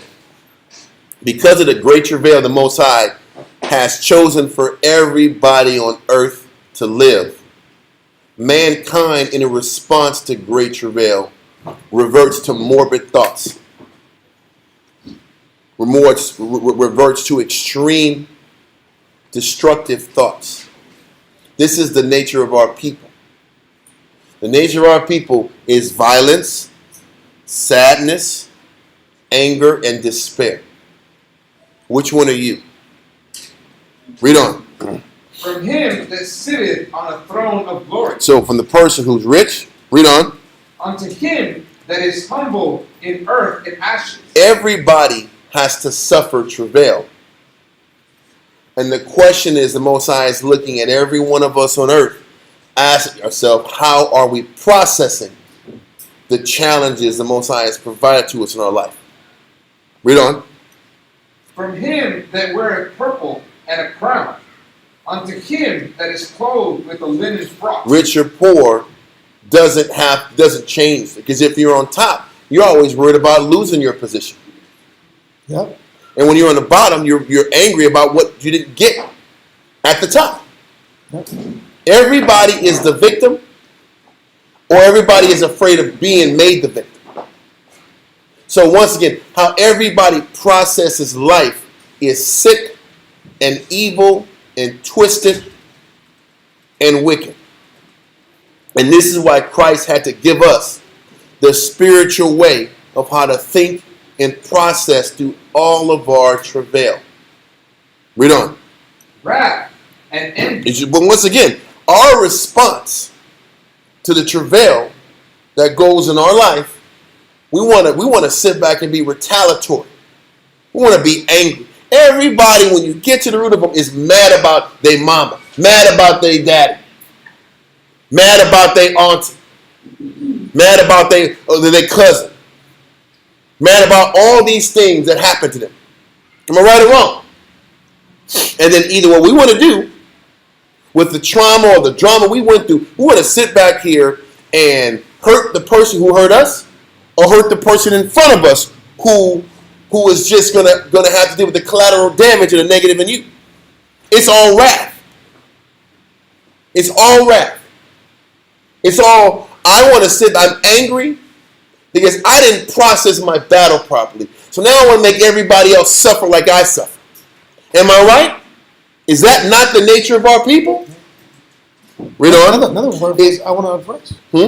Another term was I want to oppress. I want to oppress because in my mind I've been oppressed. It's still the victim. And because I perceive my life as being a victim, the Most High said everybody has to go through great travail. So you're not a victim. Everybody got it. How are you the victim if everybody got to go through a battle? Answer that one.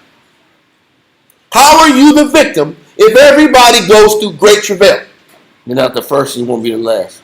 Everybody goes through it, so you're a liar.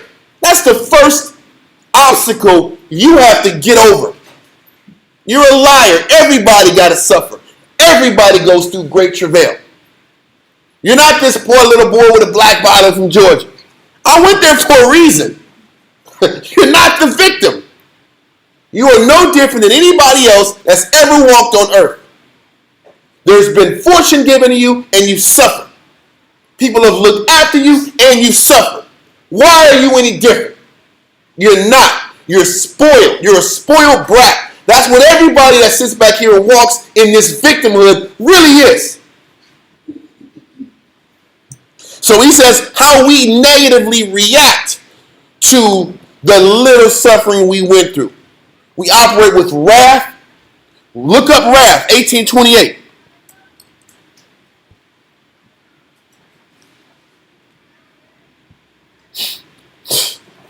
Number one, Thawama, whoever got it.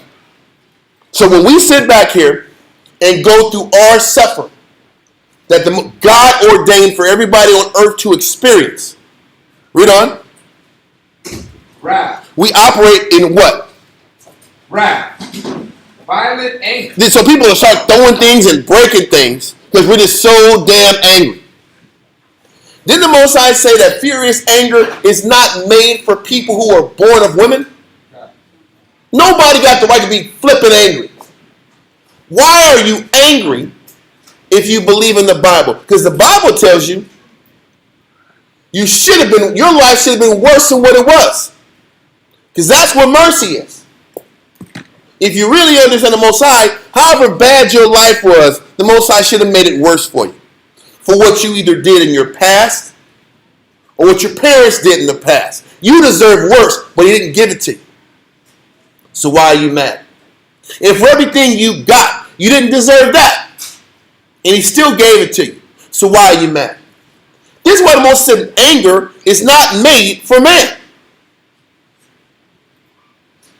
Because why am I angry when I got something that I didn't get punished as bad as I should get punished, or I didn't deserve the good I got, but I still got good? Like he says, quit your belly aching. I'm trying to get my little Irish. Quit your belly aching. Quit your belly aching. That's it. Quit your belly aching. That's what Israel. That's the reason we do told. Quit your belly aching. Anyway, so what we want to do in response to the travail the Most High puts us through is be violently angry. He says, he that despiseth not man, but the Most High. So when I'm violently angered towards teachers and husbands and brothers and sisters, I'm really angry at God. Because the Most High did what? Put me through great travail. So now I'm just so angry. Who the hell do you think you are to be so damn angry? Read on in Ecclesiastes 40 and 5. Ecclesiastes chapter 40 verse 5. And envy. So once again, because the Most High put every single one of us through travail, you don't have the right to be envious about somebody else who has more than what you got. That's the next stage. That's it's another aspect of how we negatively react to the travail that was handcrafted for you. You don't have the right to be furiously angry, and you don't have the right to sit back here and be jealous of what somebody else has that you don't have. He's showing you all these are mental glitches and spiritual hiccups that we create because we just can't accept what the Most High, how the Most High has made you, what He's put your spirit through, and the expectation that you have to change what's inside of you if you want greater blessings. This is why the Most High told Cain, sin lies at the door. He said, if you won't give me what I'm asking for, you won't give me the right offering. He said, sin is right around the corner. Yeah. Sin just has different faces. Yes. Sin has, some faces of sin is wrath. Yep. Some faces of sin is violent anger. Some faces of sin is envy. Yep. It's all sin, but it just shows up in different ways. Yeah. It just manifests itself in different arenas. So in essence, when the Most High was warning Cain, if you don't give me the appropriate sacrifice, you don't give me what I'm asking you, all you're going to do is take it out on the people around you. You're either going to take it out on yourself or you're going to take it out on the people next to you. So that's the actual sin is just the result of me not processing, me not getting what I want properly. Yeah. Or me not processing what the Most High is putting me through properly. So because I can't process what He's putting me through properly, and I don't like my scenario, now I think I'm justified to behave a certain way, which is sin. Go back to Romans real quick. I didn't finish it. Romans 13 and 14 one more time. Romans 13 and 14. But put ye on the Lord, Yahushai, and make not provision for the flesh. Because what does the flesh want to do? Read. To fulfill the lust thereof. What does the flesh always want to do when you think you're justified because you don't like a scenario, or you can't read the situation properly? That this is happening. My life is the way it is because I partially deserve it. I partially am to blame for it. or my parents are to blame for it, or this is what the Most High has me going through, like He's putting everybody through. So what do? We do anything to say, I want to just act out according to how I feel. I'm justified to feel how I feel, and nobody can tell me I'm wrong. Nobody can tell me that I'm wrong for feeling this way.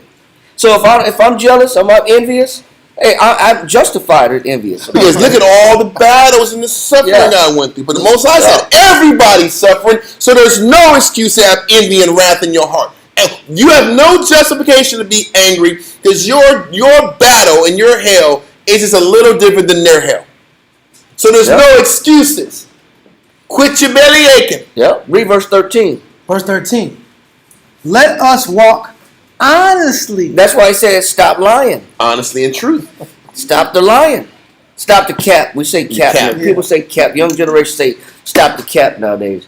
You know everybody be capping. Yeah. You know what the capping is? Capping a lying is the same thing. The capping is that I can do what because of the way I feel. I feel I'm justified. What's the cap? Read on. As in the day, Go ahead. not in writing. So no, the lying is, or the capping is, I'm supposed to behave this way because look at what this evil world's done to me. Yes. I'm supposed to riot and kick. I don't let nobody step on me. I'm supposed to treat people like this, like they treat me. What else? Not in writing and drunkenness. I'm justified to being a drunk. I'm justified in being a drunk or alcoholic because look at all my pain. Well, guess what the Bible calls that? Cap. Yep.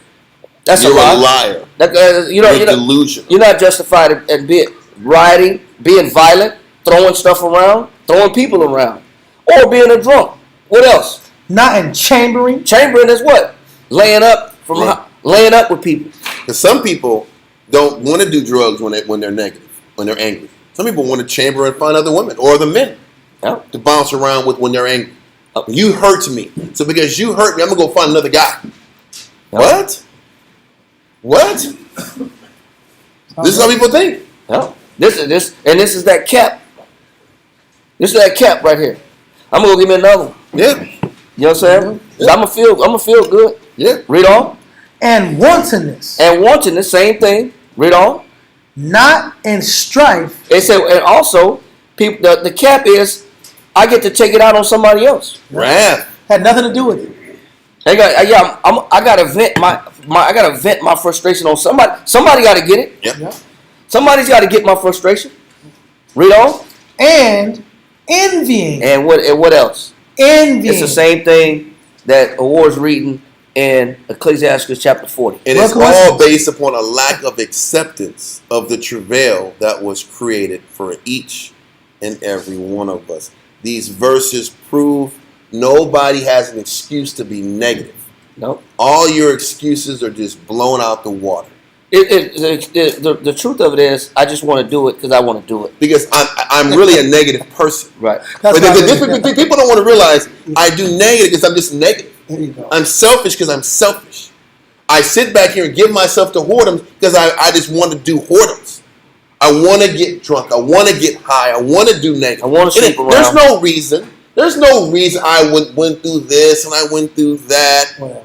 And I'm just a little boy with a black bottom from Georgia. I'm gonna keep going back over that time after Little bitty time. me. He's a little bitty me, little black boy with a black bottom. Like, why they say like that? Huh? From Georgia. He trying to say I'm innocent. That's what I'm saying. I know. I didn't know no better. I didn't know no better. But I'm the king, though. Wait, but I don't know no better. But I'm great, and you better acknowledge my greatness. But I'm saying it with like a downtrodden like voice. It's My a fake. voice It's a was fake so humility. low. Like, come on. Fake humility. But this is Israel. But this Ecclesiastes Fake holy. Because everybody has gone through travail. Everybody got their form of trauma. And guess what? There's no excuse. Your trauma doesn't justify your wickedness. Yes, it does. That's the. You just don't know. You just don't know. Yeah. You don't know. You haven't been through. You don't understand. No, you haven't been through. You don't understand all the hell I've gone through. You haven't been through what I've been through.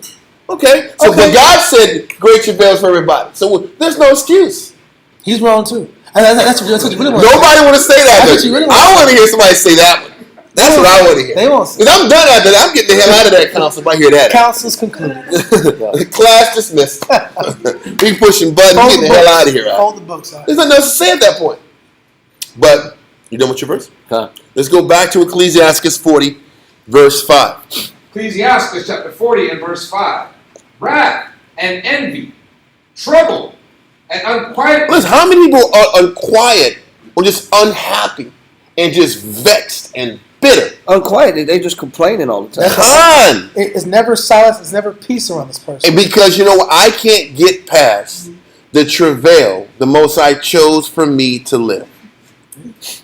We want to sit back here and name people and parental figures. It's everybody but you. It's my teacher. It's my first boyfriend. It's the coach. Everybody is the reason that your life sucks, but the fact that you just have suckiness in you. There you go. How about that? There's this negative in you that you ain't fixed. That you don't want to fix. That you don't want to fix. That's the real problem. Or you don't even want to see that it's there. You don't want to acknowledge that it's there. And that's why the Most High said in Isaiah 30 that we're liars. We're liars because we don't want to be honest about the magnitude of our negative and how our negative has shaped our life, good, bad, or indifferent. We don't want to accept that. Because it's really deep slothfulness. Well, at the end of the day, once you acknowledge that you're the sinner, because who else made you sin? Who else made you do it? Who made you smoke the crack pipe? Who made you smoke the rock? Who made you drink the bottle? The hell that I went through. Who made you go chamber and chamber and chamber and chamber and then you got diseases. And then say, I don't know why people treat me bad. Yeah. Yes, sis. So basically taking accountability of who you are and trying to fix it. Taking accountability that you are where you're at because of you. And the Most High sits back here and as everybody go through travail just means going through an imperfect set of circumstances. Yeah. That's all it is. It's going through an imperfect set of circumstances and having to accept that. And because I went through an imperfect set of circumstances, maybe a father wasn't in the house. Maybe a mother wasn't in the house. It wasn't perfect. Maybe I didn't have this nurturing figure that was there from beginning to end. Everybody has a difference there. But you know the Most I gave you? He might not have gave you the father you wanted or the mother you wanted, but he gave you a figure that did enough. That's what he gave you. So stop complaining. You might not have had your dad, but you had a stepdad. You might not have had that, but you had a strong influence in your life that looked after you. Nobody wants to deal with what you were given. Everybody wants to complain about what they didn't get. And then be negative and create a justification to act out because I didn't get what I was expecting I should get. You didn't get filet mignon, but you got hamburger helper. But you know they fed you, didn't it? They fed you, didn't it? Your belly was full. Yep. Because he didn't have to give you that. That's mercy. Everybody will get that. Oh, that's grace. He gave you, he didn't have to give you the people he gave you in your life. You could have been out in these streets and dealing with these streets. How about that? How about your father or your mother might have given you one or two things that you could use in your life? Well, now you're on the hook. You got 2 or 3 talents. Now build on it. Versus, my dad and my mama only gave me this. Well, they gave you something, didn't they? Now you're on the hook. You're intelligent enough to build on that. Stop being the victim. Victimhood is the root of why we keep falling. Not changing. And he's saying, travail was for everybody. So why are you sitting back here? You're not just going to have wrath, envy, to be troubled, and to just be unsettled. And to not be content. Yep. Why can't you learn contentment? Because of what you went through? But you expect the kingdom behind that? That's the funny thing. Because you haven't learned to be appreciative of what the Most High given you, but you want more? Continue, man. Fear of death and anger and strife, and in the time of rest upon his bed, his night's sleep, do change his knowledge. You know, this is a negative spirit on somebody. Why can't you go to sleep? Why are you tossing and turning? Because you just can't accept what God gave you that day. And your imagination won't let you rest. And that's my point. Your feelings and your evil impulses Surmising. and surmisings won't let you rest. You can't go to sleep. You got a bunch of emotional spikes and pulls out. It's impossible. Kind of like the brother said, nobody knows the trouble trouble I've been through. Nobody knows but Jesus. He does know. and he's saying his cap. Christ is saying his cap. How about that? He's saying that travail is cap. Just so you know, FYI. Your reaction. Your Your reaction's cap. I'm just being honest. But keep going. I'm sorry. I'm sorry for cutting you off. But the brother brought out, I was like, man, that's completely, that's the spirit. But you wonder why. That's comparable to, I'm just a little boy with a black bottle from Georgia. It's comparable. Both of those angles are comparable. Yeah. And then this is why you can't go to sleep at night. Done. Or you didn't get sleep. You went to sleep, but you didn't. And you're tossing and turning, and you're just angry, and you're just unsatisfied, and you're pissed. We got scripture for that. Bro, he just lets you know, that's why we said it earlier, anger wasn't made for man. Can I pull one scripture real quick? Yeah. Isaiah 48:22.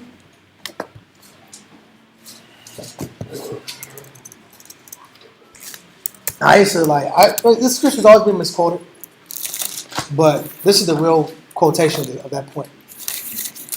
Ready? Yes, sir. Isaiah 40 and verse 22. 48 and 22. Isaiah chapter 48 and verse 22. Uh-huh. Isaiah chapter 48 and verse 22. This is why you got bags in your eyes. Let's find out why. There is no peace, saith the Most High, unto the wicked. You need peace to go to sleep. You need peace and quiet to go to sleep. And acceptance about your condition. But if you don't have peace and quiet, you might have the room and the lights cut real low and lavender, or you might have the perfect aesthetical situation to relax. But in your head, there's no peace. There's a bunch of warfare and imaginations and emotional spikes popping in your brain. You're not going to get any real peace or any real rest. Most High takes away rest and peace from who? The wicked. The wicked loses. Listen, with that being the case, go to St. John 16 and 33.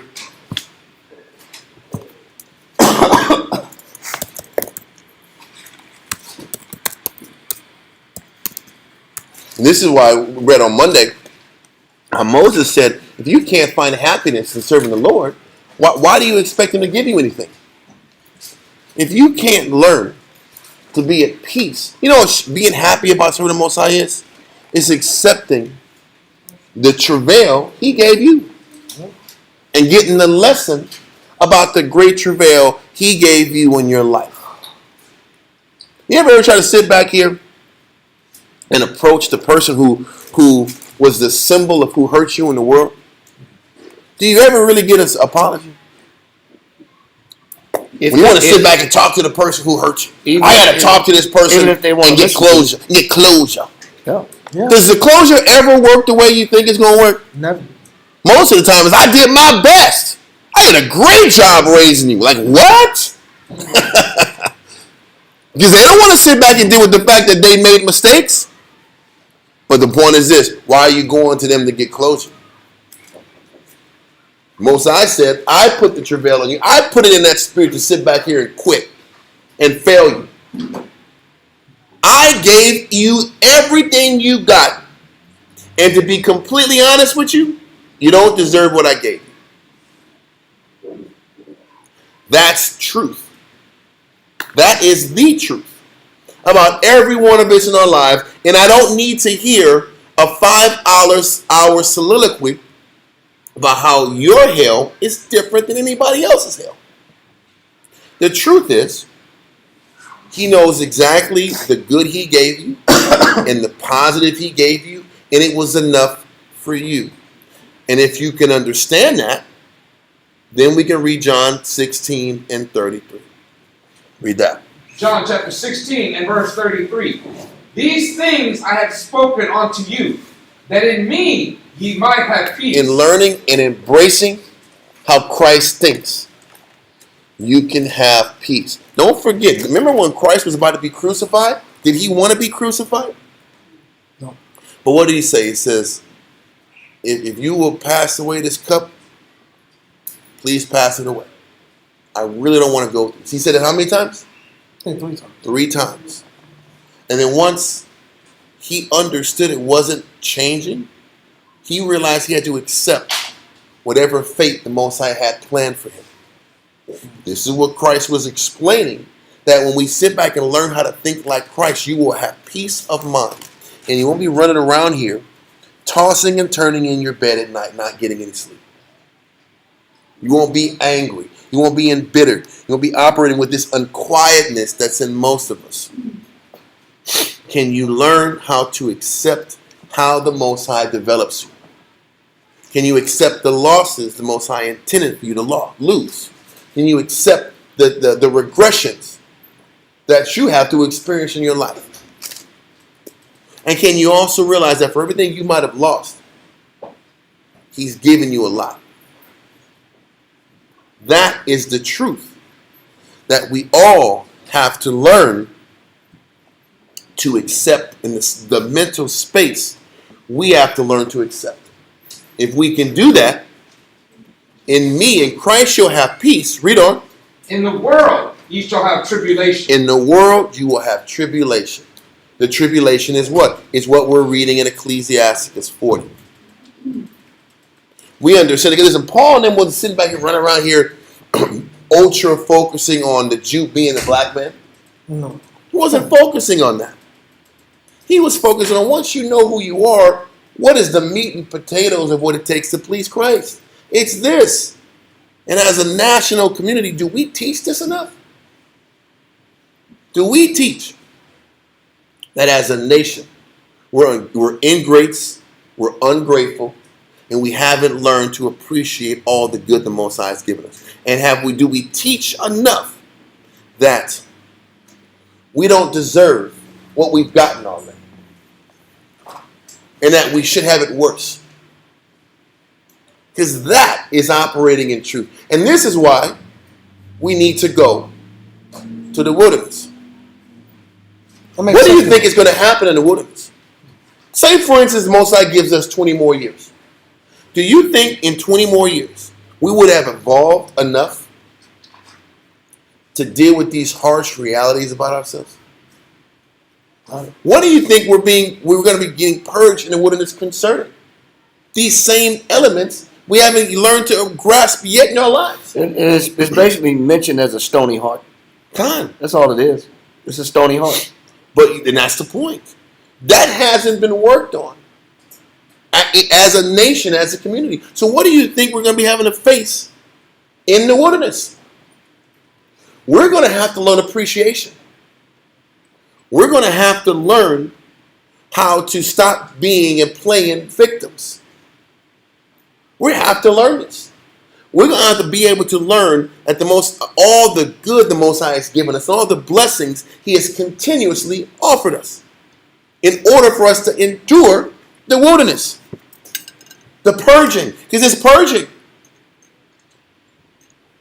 But if we're going to rehearse the righteous acts now, don't you think we have to learn and start practicing how to see the good in the adversity we're going through now? Don't you think that should be the focus now? What do you think He's giving us time to work on it now for? Is practicing following the Torah? That's what it is? That's easy. How about following the Torah is easy? Am I right or wrong? How hard is it to not do wild stuff on the Sabbath? How hard is that? How hard is it not to eat pork? That's light work. The hard thing is to corral that mind that wants to sit back here and rudiment and meditate on the travail you've gone through your life and tell yourself your life is unfair. That's hard. That's the real block. That's the real work. You'll be able to go through every aspect of your life and convince yourself that the Most High, you didn't deserve the good you got, and you should have had it worse. Anyway, read verse 33. Verse 33. These things have I spoken unto you, that ye in me ye might have peace. In the world ye shall have tribulation. In the world you'll have tribulation. Because in the world doesn't teach you how to process your battles. You know what the world does? If you can't get no sleep at night, just sleep. Let's give you these medications. That's what they do. Let's give you these drugs to sit back here and slow things down. And win. So now you just keep operating like a physical zombie, Yep. like a robot, but not dealing with your problems. Any This is medicate them. Just medicate them. Versus teaching a person how to live in truth. What about that? The reason people will be on the medical industry is such a thriving industry because in the world, that's how you deal with tribulation. You get pharmacated up. Yep. You get drugged up so you don't got to fight what's inside of you. Dump 'em But you out. can overcome all battles if you learn to accept the truth about you. You learn to accept that you're not a victim. This is how you overcome all the drug addiction that our people have. Whether it's street pharmacy or Esau pharmacy. It's the same thing. You're not the victim. Stop being the victim. Stop blaming all these people for your problems. You can fix your problems the more you cleave to how Christ thinks. Once you start stabilizing and then start fixing what's inside of you, you can actually gain progress in your life. One verse, Ecclesiastes 11 and 27. Mm-hmm.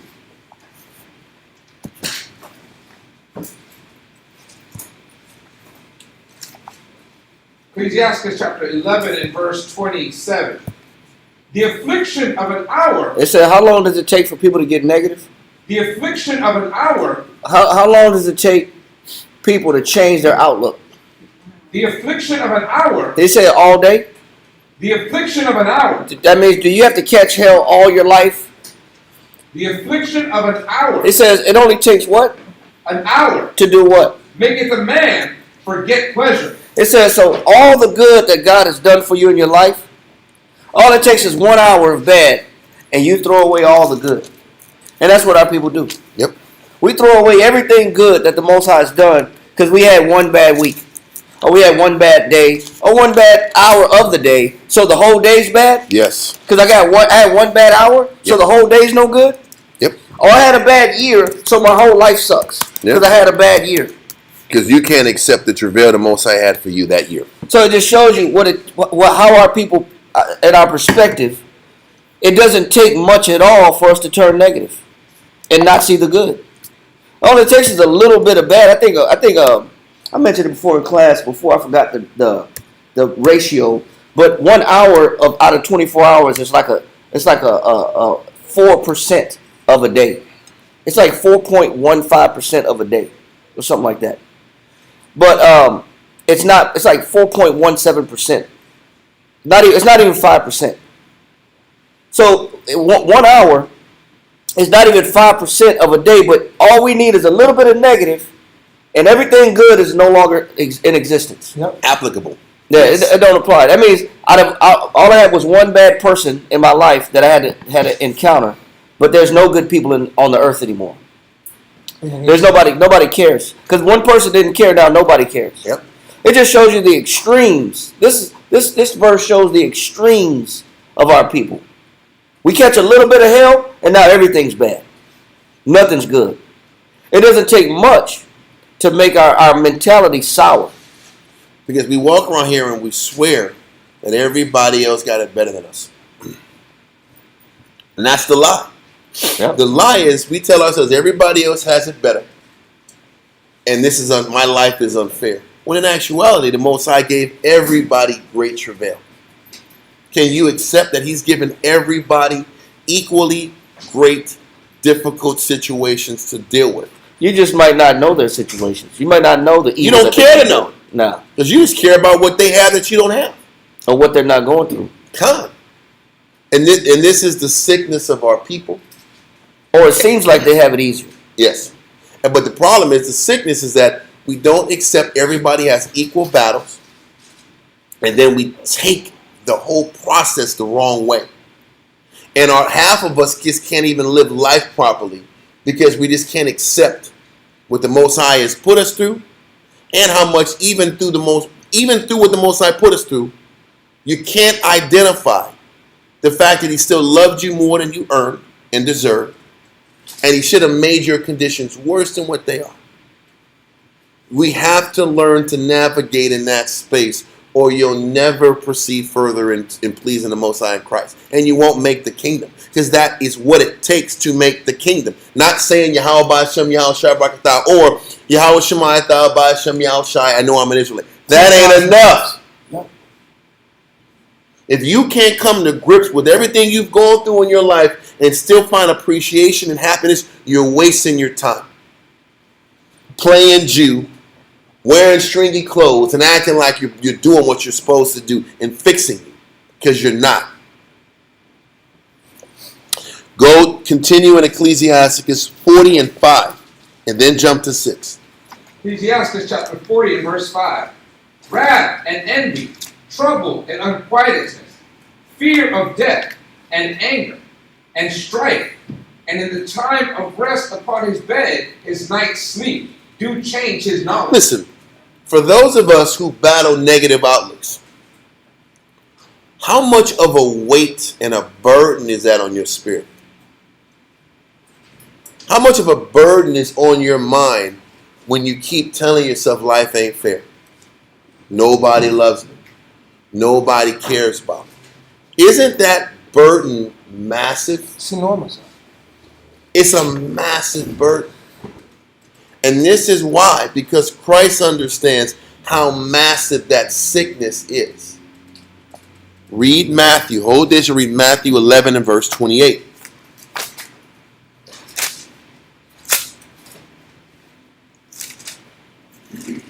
Matthew 11 and verse 28. That's a massive envy and wrath. You just can't shake anger off of you. You just can't shake despair off of you. Frustration, unhappiness, the feeling that your life is never going to get better. There's no good anywhere in your life. That is a massive burden to bear. Or I'm not happy, but I'm not sad either. I'm just kind of neutral. I'm just melancholy. Yeah. Like, really? But listen, I'm just going through the motions. All of it is still a massive burden to have. And this is why what Christ says makes so much more sense now. Read that. Matthew chapter 11 verse 28. Come unto me, all ye that labor and are heavy laden. What does he say? He says, come to me, everybody who's laboring and has a bunch of negative baggage in them. Yep. Christ is like, follow how I do things. All of you that can't see the good in life. Everybody that's laden with this idea that you're a victim.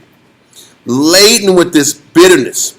Laden with this victimhood that controls you. Everybody that's laden with these negative outlooks that you can't shake. Follow Christ. What is heavy laden with burdens? What does it mean labor? Everybody's supposed to labor. It's somewhat work. Everybody that works heavy laden means you're weighed down. You're weighed down mentally with sadness and depression and all these mood swing spikes, all these emotional ups and downs that define your day and eventually define your life.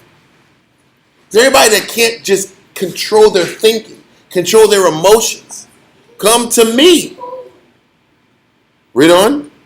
All ye that labor and are heavy laden, and I will give you rest. I will give you peace of mind. Christ's way will give you peace of mind.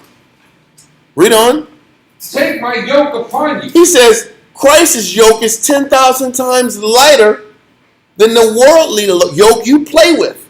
This bitterness and sadness and anger and hostility.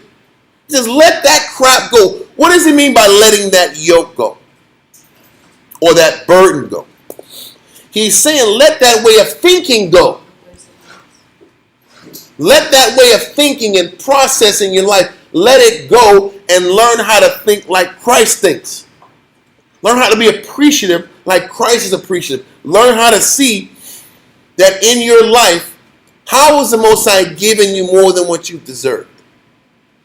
Through all of your trauma, through all of your saddest times, can you analyze that through your most difficult times, the Most High gave you more than what you deserve? That's grace. And can you realize, however bad it might have gotten, he could have and had the right to make it worse.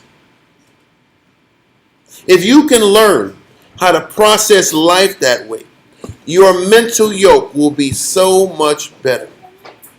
Can I process the fact that even though I might not feel good in this counsel, can you recognize Christ's love for me even in the midst of me being corrected? Because that's what learning how to take on Christ's yoke is. Can I see the good and the lesson through whatever I'm suffering? Through whatever travailing situation I'm going through? Can I see and process the good in it? He says that yoke, that responsibility, that mental responsibility it takes to see the good in what the Most High is going through is way easier than being bogged down by negative, evil thoughts all day long. That aren't based on truth. That are just that's the lies. crazy part. The crazy part is you're so hot and bothered and angry and discomforted.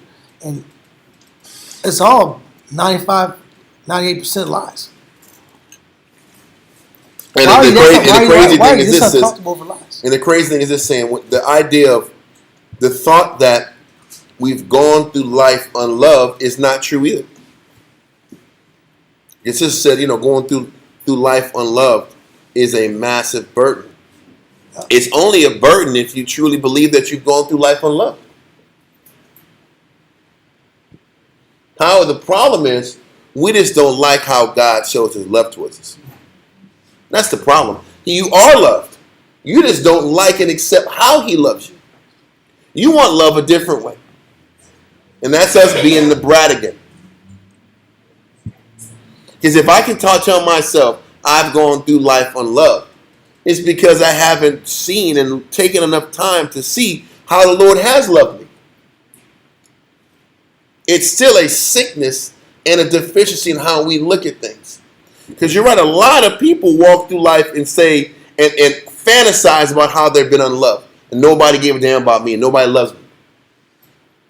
But once again, that's you saying that Christ is alive. Yep. You're also saying that. Nobody wants to say those words though. No one said it. But that's what you're saying. But they're implying, you're implying that Christ doesn't love me. You won't be. You think you're a good little boy, good little girl, because you won't be direct. Just because you're not direct doesn't mean you're not wicked. It's like that was a major debate back in the day. Israel would sit back here. If you didn't sit back and say a negative word, you were kind. Yeah. But you could be a dragon in your spirit. Yeah. But if you cried, you're kind. But if you said a negative word, you're the devil. Yeah. So what are you teaching people to do? Keep all the negative inside and just hide it.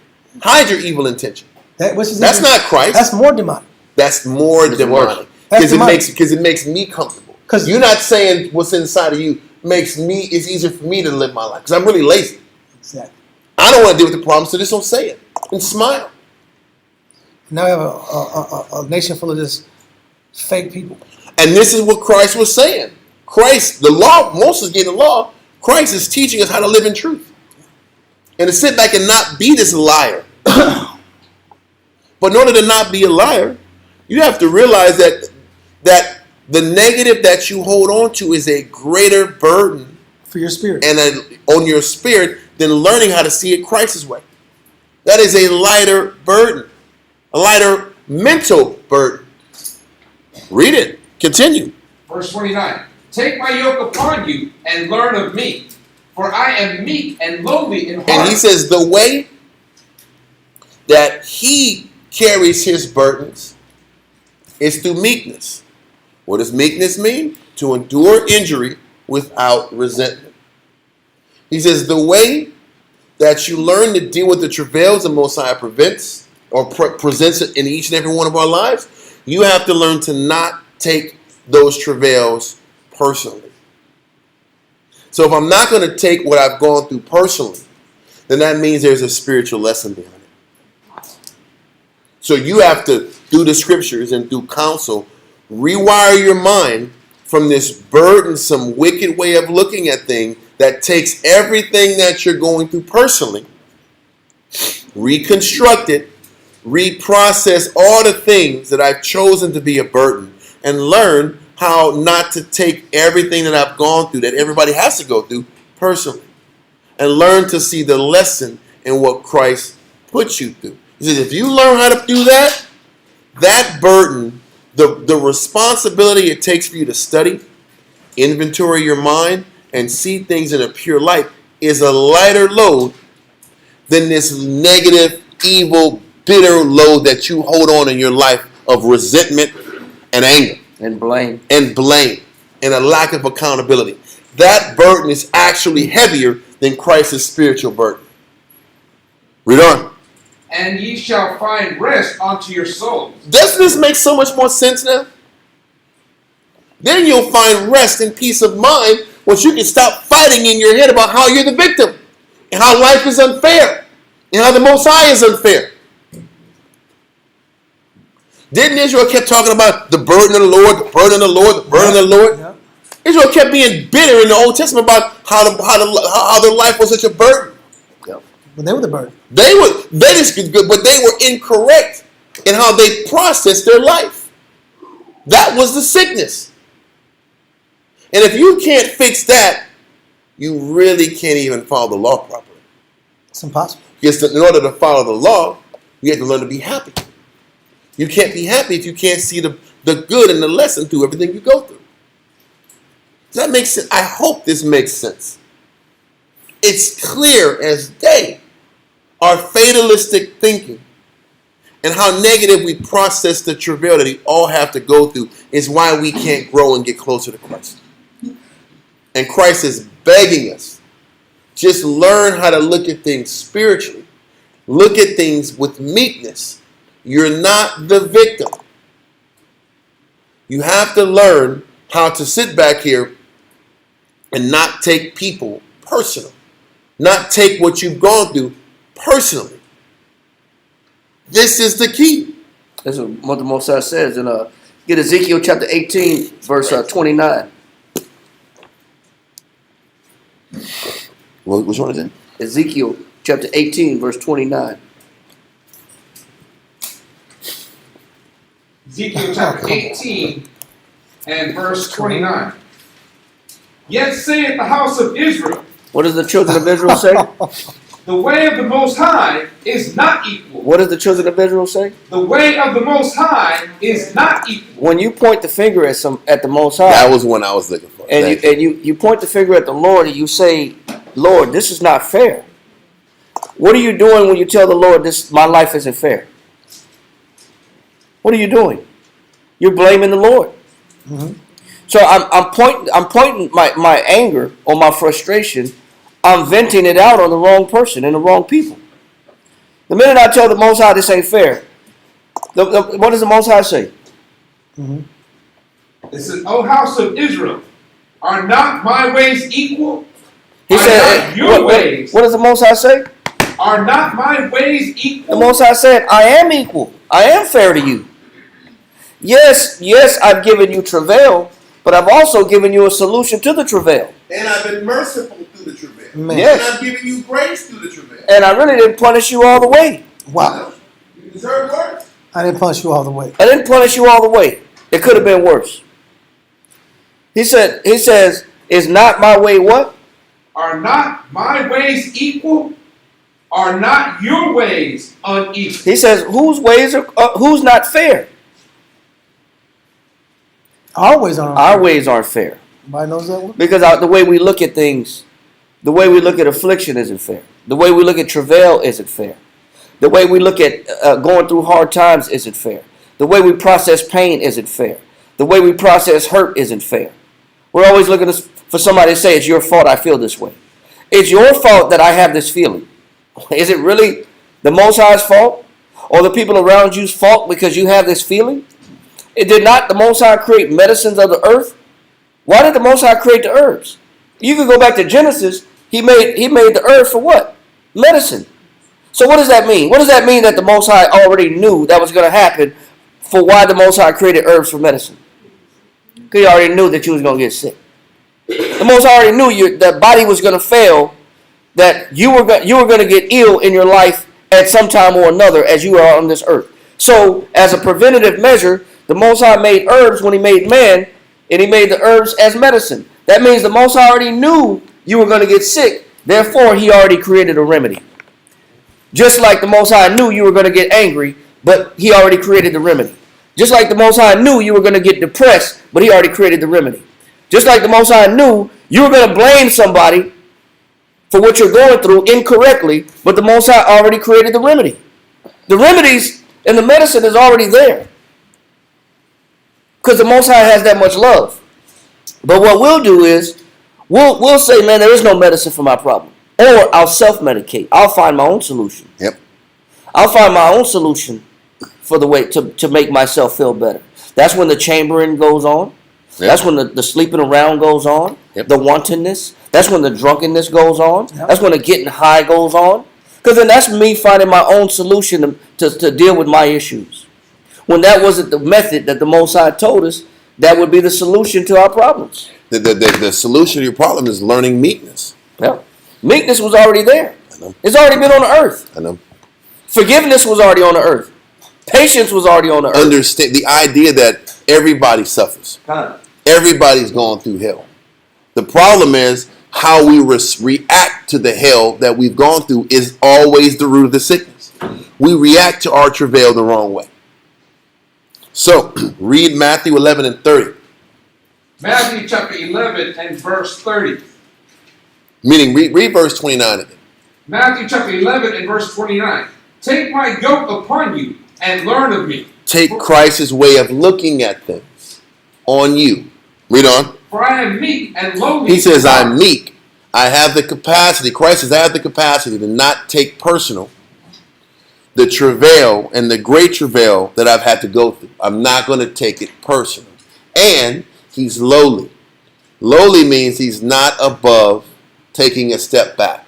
He's not above losing. He's not above suffering. He's not above being last. Those two character skills and traits is what it takes to embrace the travail you've gone through and not be the victim and not be bitter behind it. He says, if you learn how to be lowly, to remind yourself it's not about you, because to be lowly means you're egoless. If you are egoless, you won't get offended. True. If you can be injured and not resentful in this, in whatever you're going through, then all of a sudden you can understand being in the spirit of Christ. And then once you remove those strong emotional pulls, then you can look at things spiritually. And you can see the truth. And then you can get the lesson. Then you can realize that the travail you've gone through is to teach you how to cleave to the Most High. Then things can start looking spiritual again. Versus everything being sadness and despair and anger behind it. Read on. Ye shall find rest unto your soul. Then you'll find peace in your spirit. You get some real sleep. Then you can get sleep. Then you can sit back and enjoy your life and smile. And not walk around here up and down and on this emotional roller coaster that most of us operate in. Read on. For my yoke is easy. Then he says, Christ's way of dealing with your problems is easier than how you handle your problems. Than you handle and process your sickness. He said, Christ's way is easy. Read on. And my burden is light. And how Christ has us fight our battles is way lighter than how all the 10,000 pounds of baggage and resentment and bitterness and hatred and evil surmising we carry ourselves on. It's like 5 of them. Anyway. It's just a giant I got rid of them. complaint show. But he says that all those lists of complaints and bitterness is the heaviest yoke you can have on you. Because what is this? There's really problems with no answers. Mm-hmm. There's answers, but you won't accept the answer. Yep. So you have eternal backpack full of boulders you gotta carry with.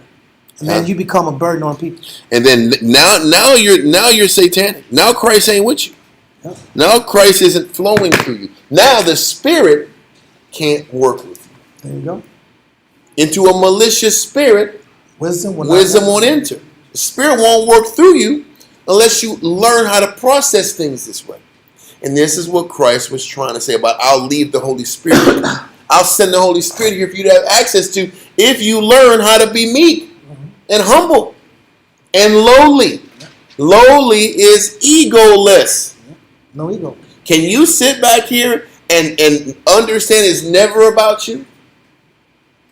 If you can live life and say it's never about me, half of your problems are averted. Half of your problems are averted. I would say more than half. Done.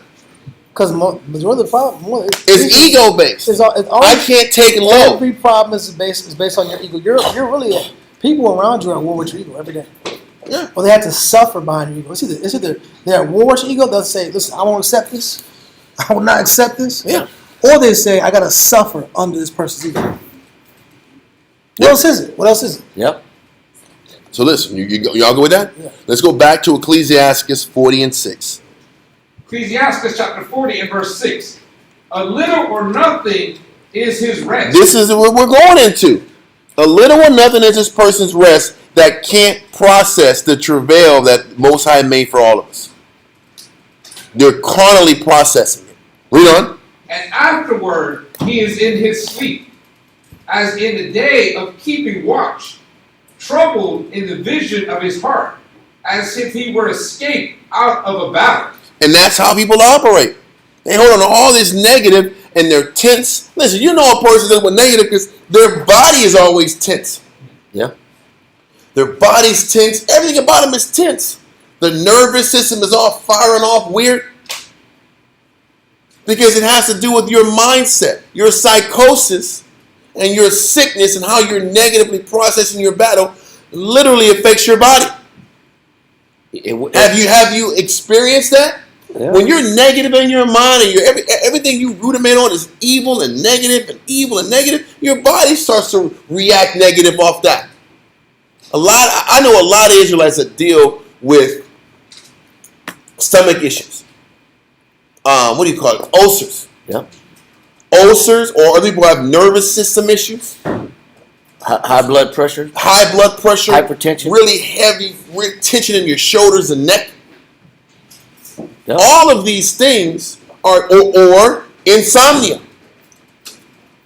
Insomnia. It's something neurological or physical that directly has a connection to your improper way of processing your battle.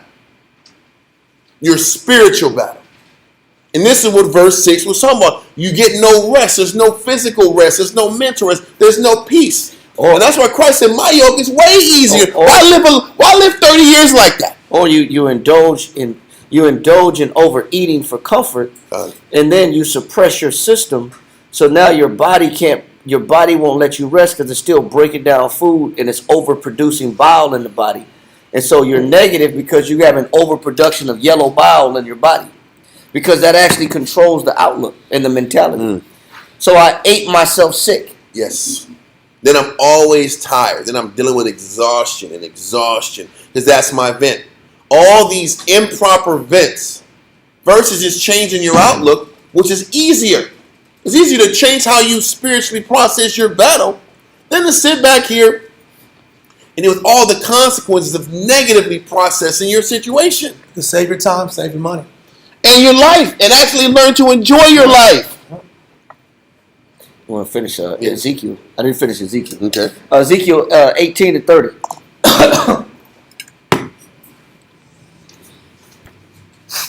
Which one is this, sir? Ezekiel chapter 18, verse 30. Ezekiel chapter 18 and verse 30. Mm-hmm. Therefore I will judge you, O house of Israel, every one according to his ways, saith the Lord power. Because the way we look at things is wrong. Read on. And then we take it out on the wrong people, and the Most High included. Read on. Repent. Now, all the Most High is asking for is what? Repent. He's asking for change. Change. Otherwise, if you don't change, read on. And turn yourselves from all your transgressions. So iniquity. It says, so what? So iniquity. All iniquity is your coping mechanism. Yep. It's how you cope. It's how you cope with your problems. Yep. He says, and if you don't change how you cope with your problems, read on. So iniquity shall not be your ruin. What? What will happen if you don't change how you cope with your problems? So iniquity shall not be your ruin. It will be your ruin. Yeah, If you don't change how you cope with your problems. that's facts. It will ruin you. It will destroy you. It will destroy all the good years of your life and the good relationships you got left. You're not going to keep getting good relationships. That's what I think people are ungrateful in this aspect. Yep. They keep thinking God is giving you good people. You think, Listen, if you keep destroying bonds, Yeah. then you're not going to have any bonds left. And you're going to be isolated to yourself. Absolutely. Then you can complain about that. No one comes to see me. You think? Yeah. You- I know people, blood relatives that deal with that. Anyway, I'm sorry. No, go ahead. No, no, yes, sir. No, I'm done. That's I was saying what that. I'm just going with what Daria said. Listen, what you're going to do is burn all your bridges, and then you're going to complain about people who are effed up. And then your conversation to everybody you get to know, your bond is going to be in how many bridges y'all burn. Because that's what the friendships are built on. Yeah. The new friendships. New friendships. If you don't want to hear this counsel, you share my level of negative. if you don't want to ignore this class, or you want to say the war's tripping, Swan's tripping, the Bible's tripping, God's tripping, okay. Then when you're by yourself and all your new friendships are based off of how many bridges you burned, and the different intricacies of the ways that you burned it, and how they weren't good enough for you, then have that. They just life. weren't man enough to love Yeah. you. Whoa! Heard that one? It's not man enough to love No you. one's man enough to deal with your burden.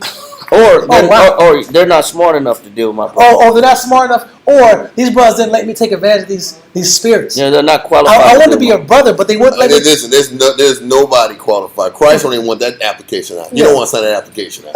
Listen. He's like, listen. hell no, I'm not doing all Only this. Jesus understands me. He does. He said it. He still ain't taking the application. He said, yeah. He ain't applying for that job. You're an oppressor. You want to be the oppressor. You just don't want to be oppressed. Just say that. You want people to tolerate and suffer under And you don't want to take low. But you don't. You want people to suffer under you and say nothing about and smile at you. And smile.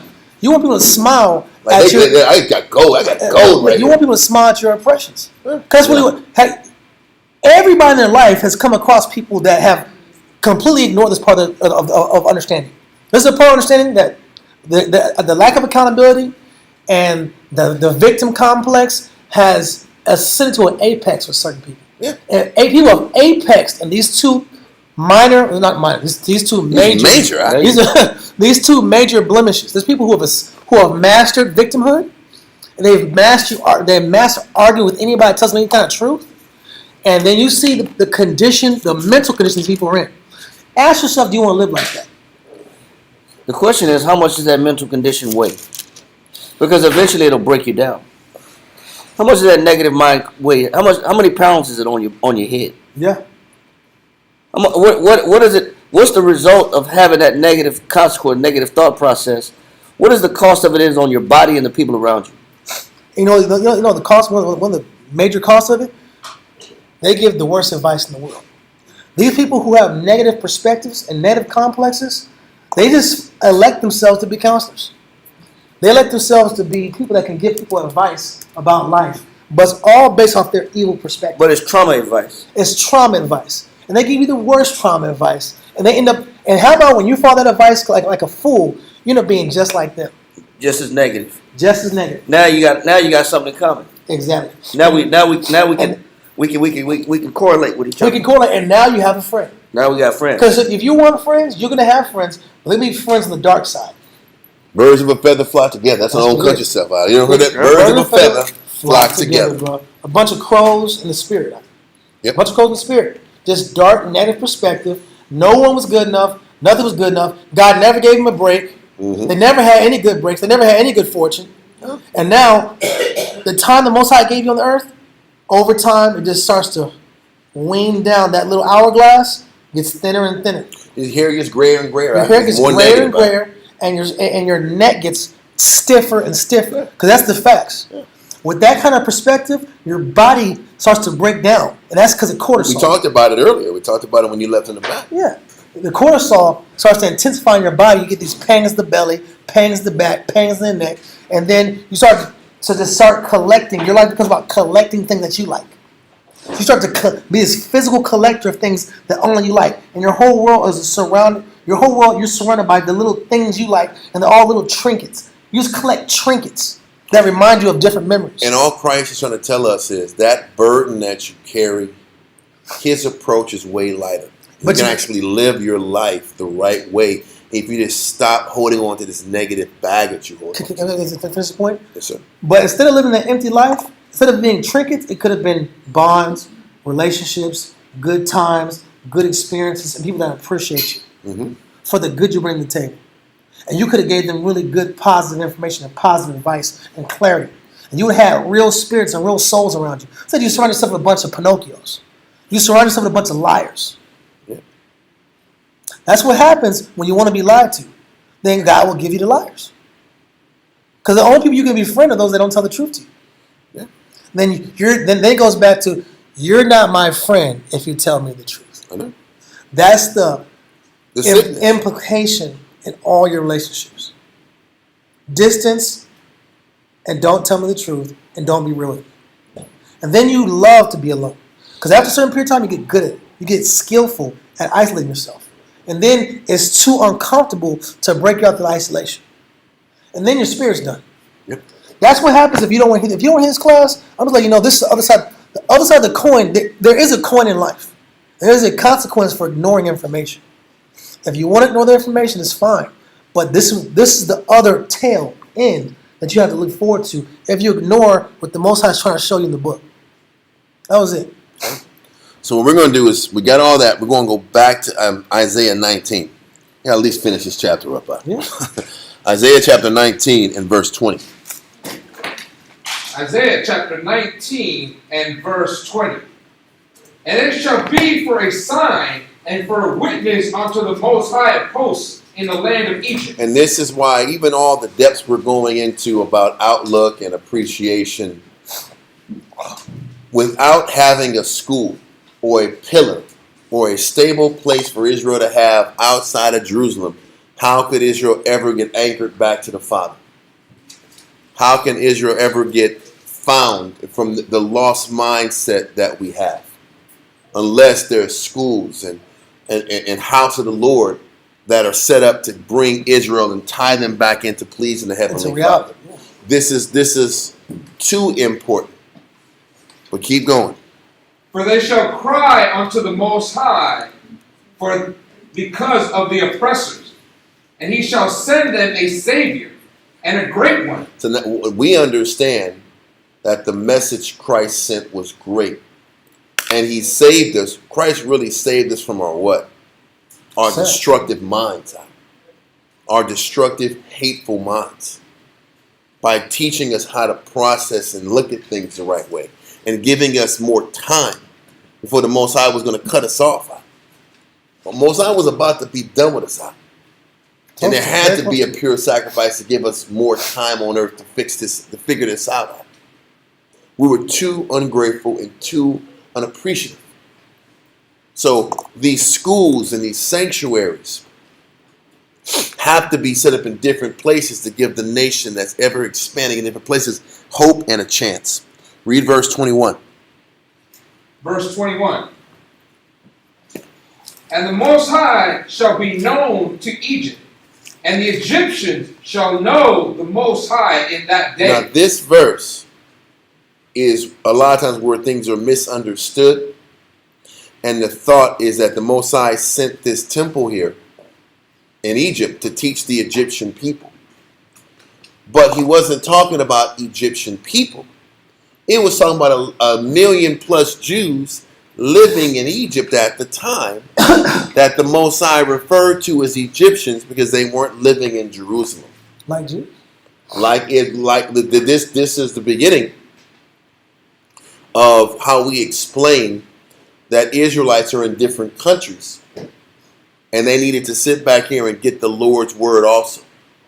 We're going to eventually get to Isaiah 11 and also Acts 2 that talks about there are Jews all throughout the different countries in the world. So it's not that the Most High is at this point starting to teach the nations. Because the nations still have their idols and their same beliefs that they're following. But we have our opportunity to cleave to the Most High. And there might be some sprinkled nations that were curious about who we are, what we did. But this temple was set up for the million people that believed and that knew who they were. So read verse 21 again. Verse 21. And the Most High shall be known to Egypt, and the Egyptians shall know the Lord in that day. The Israelites in Egypt shall know the Lord that day. Read on. And shall do sacrifice and oblation. We were going to be the ones, the Israelites, that were living in Egypt. We were going to sit back here and do sacrifice and oblations in the temple. Read on. Yea, they shall vow a vow unto the Most High, and perform it. So what he's saying is we were learning how to be accountable for the Lord. I gotta make this point, bro. Yes. Listen, that they shall make a vow and perform it. You physically show up to class and you watch this information, is you making a vow to the Lord. That you ain't gonna be this. You're not gonna be the negative description the Most High is against. Mm-hmm. You're vowing to the Lord that by you getting this information and hearing these words and hearing this and getting the understanding, you're making a vow to the Lord that you're not gonna be that negative perspective that He doesn't like. That you're gonna be a pleasing spirit to Him. Mm-hmm. You're telling Him, I'm gonna commit myself to living a life of truth. That's the real. Does He want a goat? Does he want a turtle dove out? Nope. God just gets off the turtle doves and goats and sheep and lambs and oxen all day? Or does He get off to His children walking in truth, living in truth, operating in reality? God, operating in reality. Operating in reality. That temple is there so you can be in reality. Mm-hmm. And your family can deal with the person around them that lives in reality. And your children can benefit from a parent that lives in reality. And the children can operate in reality and benefit their parents. The greatest thing you can do is live in reality. God. Because that alleviates the oppression. Spiritual reality, not your reality. No, the Bible's reality. I think we're here for the Bible, right? I hope so. People want to make their own reality up, their own truth. What about my truth? Yeah. What about your truth? Mm-hmm. It's about biblical reality. That's the whole purpose of there being a temple and a pillar. Huh? Yeah. Okay, so continuing. Give me verse 21 again. Verse 21. No. Give me verse 22. Let's get Verse past 22. And the Most High shall smite Egypt. He shall smite and heal it. That sounds like how the Most High dealt with who? Us. The Most High said He's going to smite Egypt. He's going to smite our people, smite us, and heal us. Yep. He's already smitten us being in a foreign land with no pillar. That's how we were smitten. Don't forget, when did we get smitten in Egypt? You got put in slavery. Yes, by Ptolemy the First. Remember, Ptolemy the First sat back here and snatched hundreds of thousands of us and sent us to Egypt. Right. And because he needed some protection against these Egyptians that he just got in there. So he took hundreds of thousands of us and sat back here and we got housed there. So he said He's smitten us, but He also healed us. Now, we know that Ptolemy Philadelphia is paid for our freedom. But did we all go back to Jerusalem? Nope. No. We sat back here and lived in cities in Egypt. So what does that mean? Most High's desire was to uproot Jews from Jerusalem, change their entire life forever, send them to another city, and they had to learn to get accustomed to living life in another city, another country. But then the Most High's mercy was that He put us in slavery and took us out of slavery. And then eventually, over generations, gave us the law. You see how you can identify the Most High's love, but in the span of time? One could argue that what if you were living in the time that the Most High smitten you? It was picking cotton. Listen, so if you were living at the time when the Most High was smiting Israel and Egypt, one would say life is unfair. There is no good. And there is no good in life. But then, what if you were living at the time that he stopped making, there was Emancipation Proclamation in Egypt, and slavery was banned, and we had our own property back and had our own land? One would say the Most High is gracious. But the question is this, was He ever not gracious? He's always gracious. But the problem is you have to just wait and see all the good You get to experience all the bad and wait to see all the good. But in totality, it was all good. Then he said, okay, then there's a period of time where you're a citizen and you have some decent rights, you're working, but there's no spiritual anchor. So now the Most High showed even that much more love and gave you access to the scriptures. Isn't that love in totality? In totality, it is. But the problem is the Jew can't focus on nothing but what they suffered.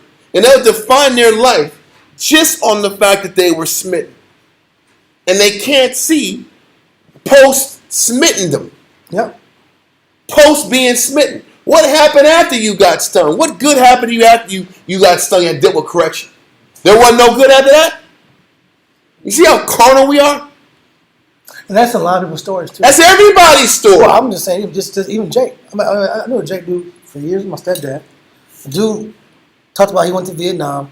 That's all he talked about was Vietnam. But you chose to go to Vietnam. No, he didn't choose. Okay, he was drafted. He was drafted okay. in Vietnam. Okay. But the blessing was, what he didn't want to emphasize was he carried mail.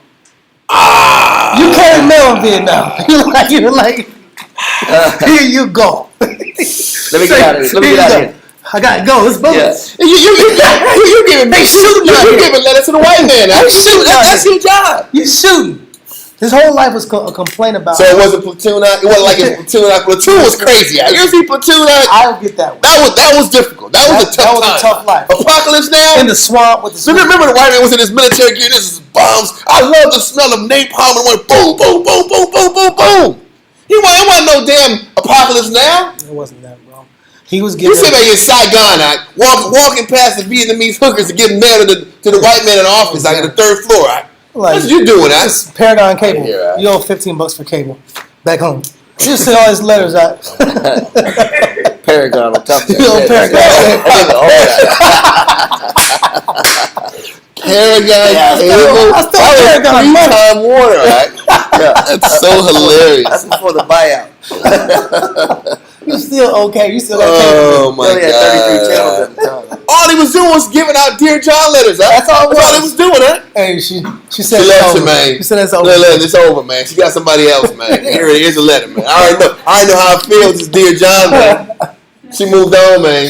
She couldn't take it. Man, it was too many years of waiting, man. This dude was handing out bad letters to people out. That's all he was doing. He was complaining giving out his bad life. news, right? But this is the funny part.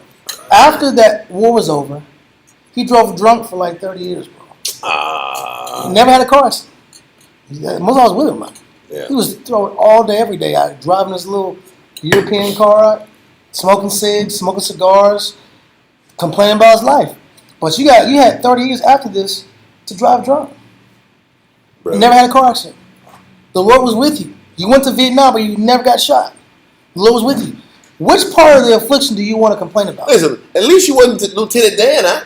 Lieutenant Dan lost both legs, huh? Yeah. Listen, huh? Lieutenant Dan, Yeah. why are you out here in this storm? Come inside. Lieutenant Dan.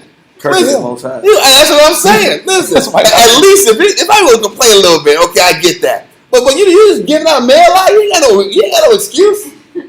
Well, first of all, nobody got an excuse. But even less if you ain't got no injuries. You weren't even getting shot at, bro. He was a mess hall. That's what I'm saying. That's what I'm saying. That's the Jew, though. The Jew will just take whatever curse they had and embellish it, make it worse than it already was. It could have been worse. It really could have been the worst that your story that you're making up. You're adding all kind of extra sauce to the story. It could have been one of them tunnel rats where you had to go in the Vietnamese tunnel. Yes. And go smoke them out. No way. Yes. No thanks. Now I would have respected this. I understand, bro. Yeah. I understand why you're mad. Bro. You didn't even get that. I know. But you're gonna live the rest of your life embittered. Okay. This is so many of our people not having the capacity to see the good in how the Most High dealt with us. But this is why, even through this explanation where the Most High, he's smitten Egypt, he's smitten us, and he healed us. Can you look at, he's explaining on a national level how he put us through hell and he healed us, and he sat back here and gave us citizenship and gave us number 2 status in Egypt. And now he's giving us a place where we can go learn and get anchored spiritually. But what is he saying? All throughout your life, yes, you suffered. But that was only for a portion of your life. What about the healing and the blessing and the goodwill? What about all that? On top of the fact that you were smitten. How about everybody in life is smitten? That's what great travail means. Everybody in life has been smitten. But he's also saying, where can you sit back and pinpoint the healing and the love and the blessings and the goodwill? Should you just want to focus on the smitten? Then why would he give you greater blessings if you can't see life in the big picture and in its totality? I want more blessings. Brother, you ain't getting it. Read verse 22. Verse 22. And the Most High shall smite Egypt. He shall smite and heal it. And use this verse and put yourself in this situation. How has he smitten you and how has he healed you? Or put you in position to get healed. Read on. And they shall return even to the Most High. And he shall be entreated of them and shall heal them. But he's telling you this. He said, in order to sit back here and be entreated by the most, okay, let me make sure I'm slowly explaining this. He says they're going to return to the Lord after they've been smitten. They return to the Lord by having access to the Lord. That's how you return to the Lord, by having access to the Lord. So once we have access to the Lord in Egypt, then we are going to entreat the Most High the way he deserves to be entreated. So what is he saying? The one thing that the Jew needs to learn how to see the good in the Most High is to go to the sanctuary of the Most High, to learn how to be at peace and to appreciate everything he's put you through. Coming to the sanctuary of the Most High or having a spiritual husband or a spiritual guide helps to teach you how to see the good and the love and the mercy the Most High has constantly provided you in your life. On that point, Ecclesiastes 22 and verse 5. Ecclesiastes chapter 22 verse 5. Ecclesiastes chapter 22 and verse 5. Read. Oh, this verse is a monster. Ecclesiastes chapter 22 and verse 5.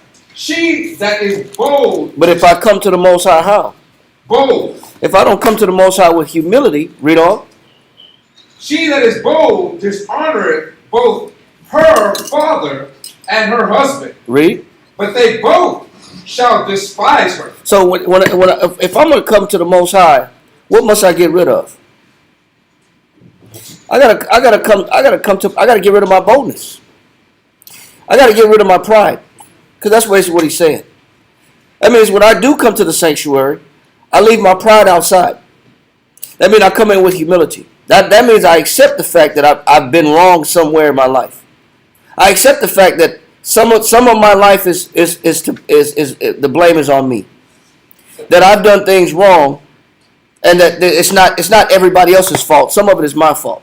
You gotta come with some humility, and if you don't, you'll be despised. The Most High said humility is before what? Honor. Before honor. So if I'm gonna come to the Most High, which is like a father, or like a father to a daughter, or a husband to a wife, if I'm gonna come to an authority, I gotta get rid of my boldness. And that's all the Most High is looking for. He wants us to come back to him, but with a different mindset, a level of humility. Where have I done wrong? Because it's hard for men and women to see that aspect when they do come back to the Father. Let that go. What scripture was that again? That was Ecclesiastes 22 and 5. Coming back, just getting rid of my boldness. So read verse 22 again. 22 and 5, right? Yep. Mm-hmm. Read it again. Isaiah 19 and 22. Isaiah chapter 19. Is that what you're looking? No, we're going back to Isaiah. Yeah, we're going to Isaiah. Oh, it's like it. So read Isaiah 19 and 22 again. Isaiah chapter 19 and verse 22. Listen to the sequencing of what it takes to get healed. This is very important. The sequencing of what it takes to get healed. Read on. And the Most High shall smite Egypt. He shall smite and heal it. Now he's about to explain how an individual experiences being smitten or experiences great travail and the lifelong process it takes to get healed from the great travails. Read on. And they shall return even to the Most High. The first thing that a person has to do is come from the world and get retaught the scriptures and get rewired into how to look at the Most High in a favorable light. And it's going to explain that the next verse we read, the next line we read. And he shall be entreated of them. Who's the he? The Most High is going to be entreated of the people that he just punished and smited. Look up entreated.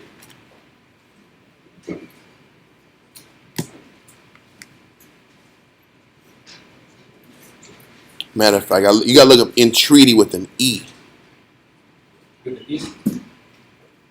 Entreaty, entreat.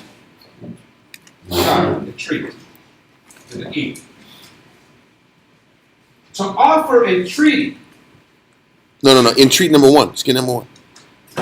Entreat with an E? Yes. ENTREAT, the 1828. God, entreat. To make an earnest petition or request. I guess that's, mine is a little different, but that's fine. Mine says to ask earnestly, to beseech, to petition or pray with urgency, to supplicate, to solicit pressingly, to importune.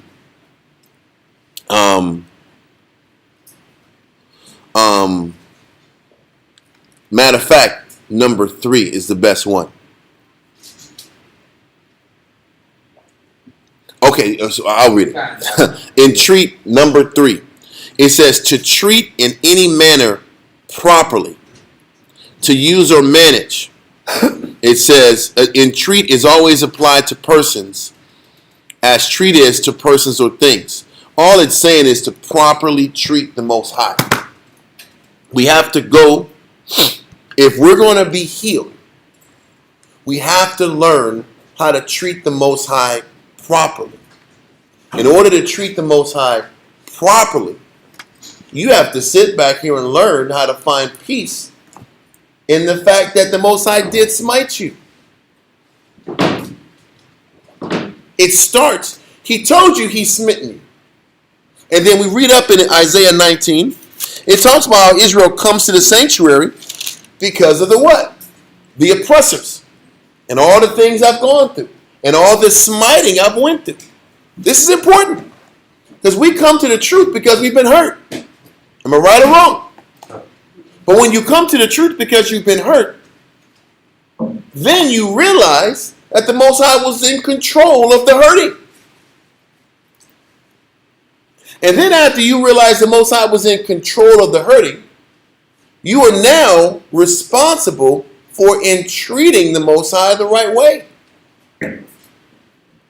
Now you're responsible.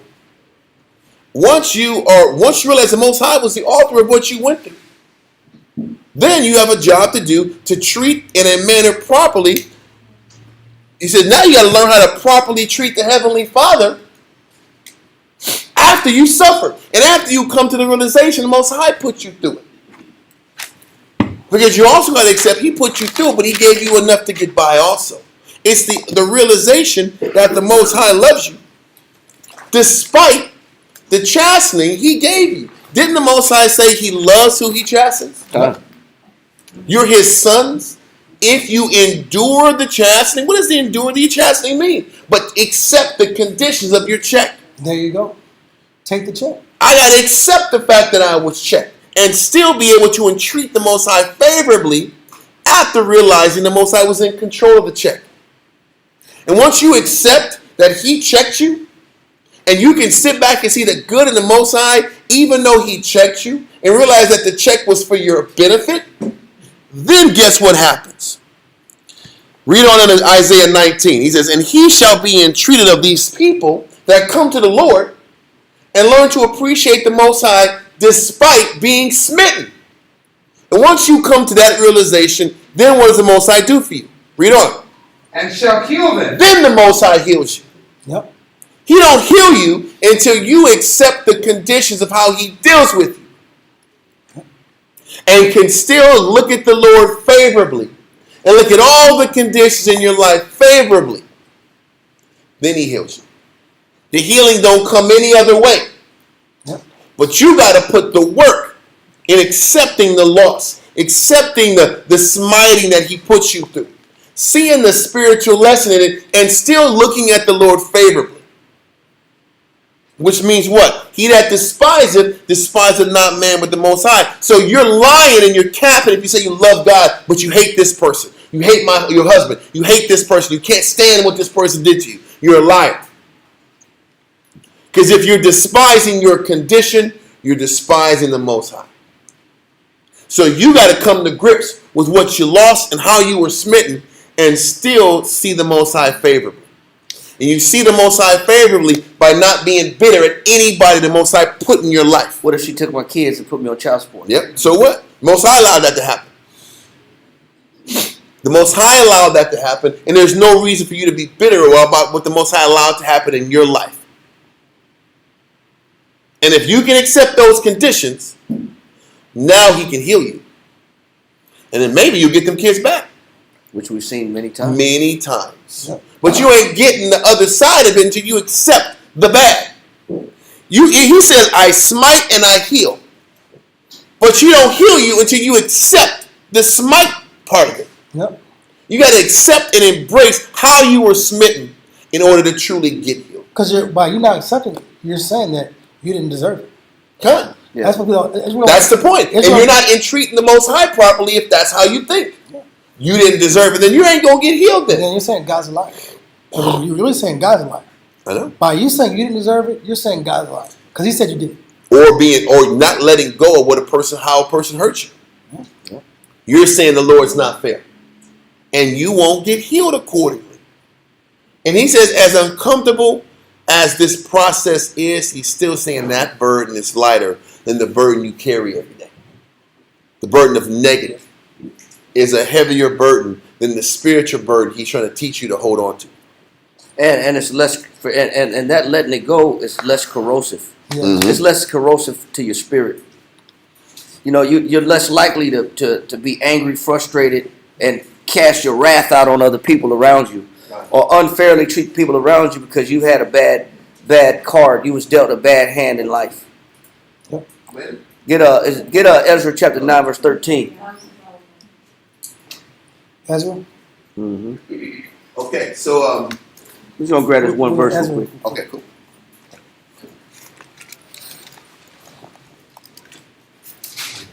Ezra 9, you said? Yeah, Ezra chapter 9 verse 13. Okay. Ezra 9:13. Let that one get it. He got it. Ezra chapter 9 and verse 13. Read that. Ezra chapter 9 and verse 13. And after all that is come upon us, Can we have this mentality? Can we adopt this mentality that Ezra is talking about?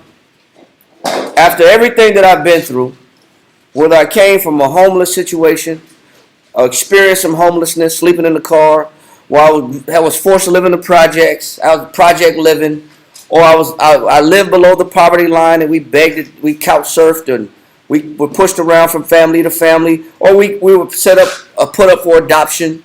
I mean, Israelites come in all forms, sizes, and fashions. They come from different backgrounds.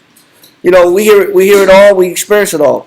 Israelites come from foster care. They come from abandonment. They come from all kind of things. As I was raised by the streets. The streets raised me. I was neglected. I came from a broken home. I had multiple stepdads and multiple stepmoms, and I was abused. And he says, but after everything that you have gone through in life, read it again. and after after all that has come upon us for our evil deeds. He said, but why did it come upon us? For our evil deeds. Somebody did something wrong. That's why we lived the life that we lived. Because somebody wasn't right, whether it be us or our parents or our grandparents. Because the Most High, we know the Most High said he cursed the third and fourth generation. You could have been a byproduct of what your grandparents did, of their choices, of their bad decision making. But whose fault? But you still got to navigate through life. Then you have a responsibility to look at the Most High a certain way, regardless of what's come upon you. Whether you never saw your mother and father together, and you said, or you saw them fighting all day, every day, and you were neglected. He said, what? It says, and after all that has come upon us for our evil deeds and for our great trespass, seeing that thou, our power, hast punished us less than our iniquities deserve. Guess what Ezra says? No matter how bad life was or how bad life is, it still isn't as bad as we should have gotten. It still should have been worse. Yep. And it isn't that bad. Even though it probably was bad, it could have been a lot worse than what it was. Listen, it's still great travail. Yep. Because everybody has to go through great travail. But everybody got to go through it. Just want to say that. Read. Has punished us less than our iniquities deserve, and has given us such deliverance as this. It says, and the Most High still allows you what? After a bad life. He still allows you what? Deliverance. Even after a bad life, there's still an exit at the end of the tunnel. They're still healing. There's still healing. There's still deliverance. That means that your bad situation isn't permanent. It's not permanent. Everybody's complaint, everybody's bad life doesn't mean that life has to always be this way. He says there still is opportunity for deliverance. The only thing the Most High is asking for, since he opens the door for deliverance and change, and he recompenses you after you've suffered, or your family suffered. Read on. Should we again break thy commandments and join in affinity with the people of these abominations? Or the Most High is only asking what? That you change your life and you don't go back to doing the things that got you in the bad situation to begin with. You don't duplicate those actions that got your family cursed. That got your household cursed. You just don't duplicate those same and perform those same sins. Read on. Wouldst not thou be angry with us till thou hast consumed us? They say, because then you'll piss the Most High off the next time after he gives you an opportunity for deliverance. If you go backwards, then he said the Most High will just consume you to what? It says, so that there should be no more remnant nor escaping. He said, then the Most High will take away the what? The escape. The Most High won't close the door on us as long as we change.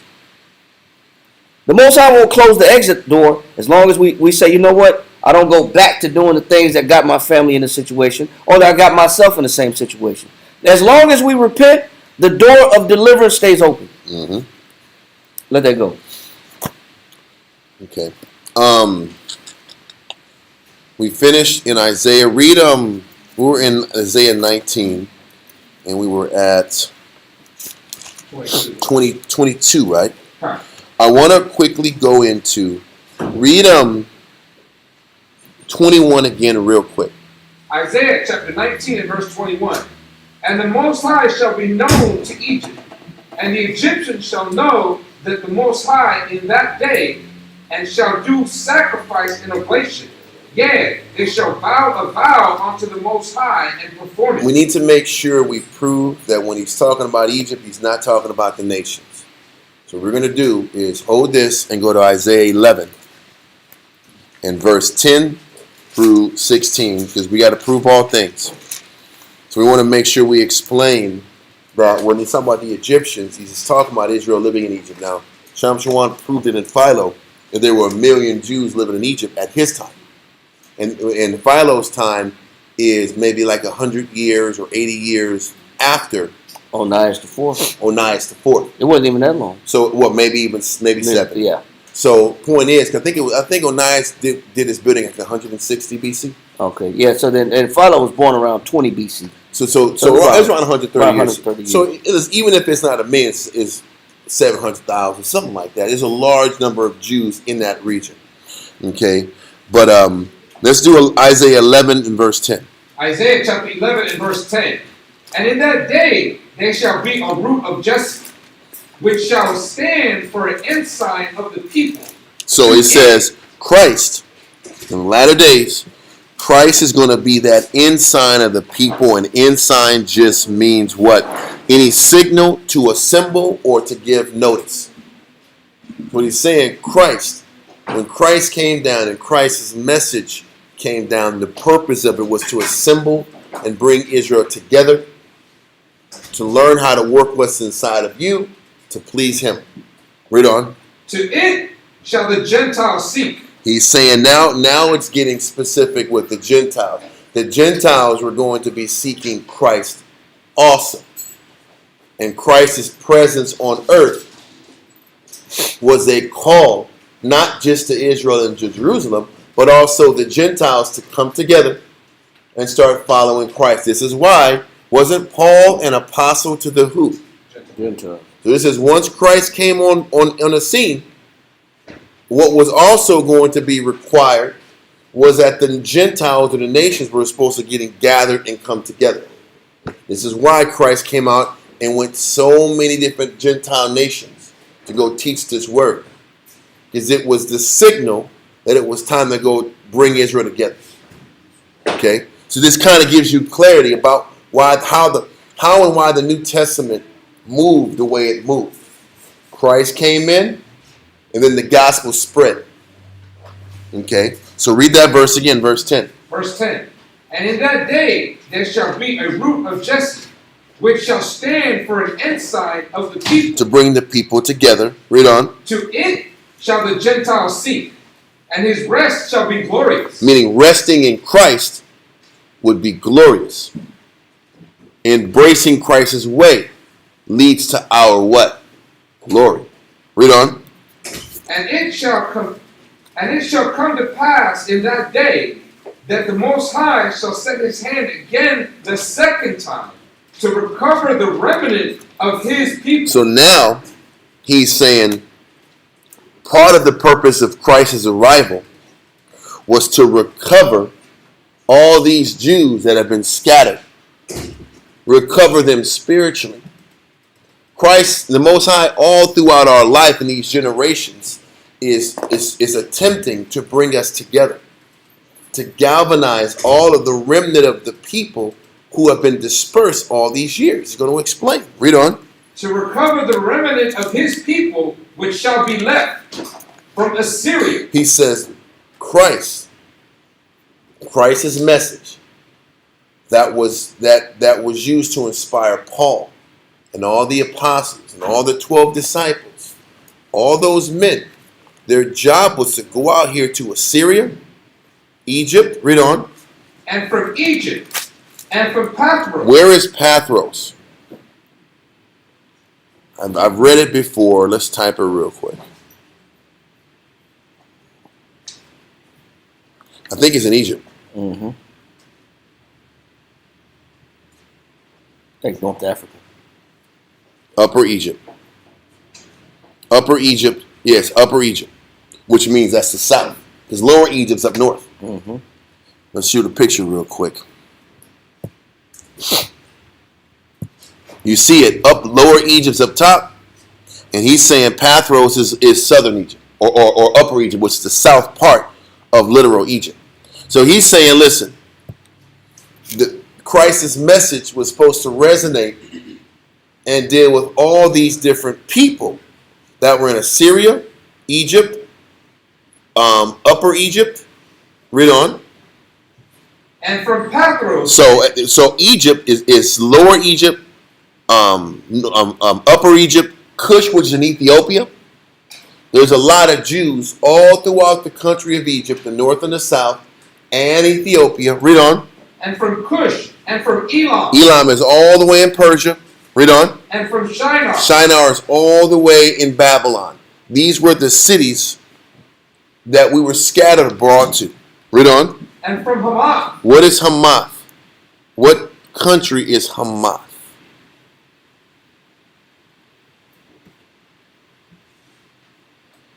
Is in Syria. Hamath is in Syria. Okay. A lot of our people were in Syria also. Read on. And from the islands of the sea. The islands of the sea are the different continents. It's not just islands. It's also continents. Continents up in Europe, all around. Read on. And he shall set up an ensign for the nation. So once again, he's setting up an ensign. What was the ensign again? He says, after Christ.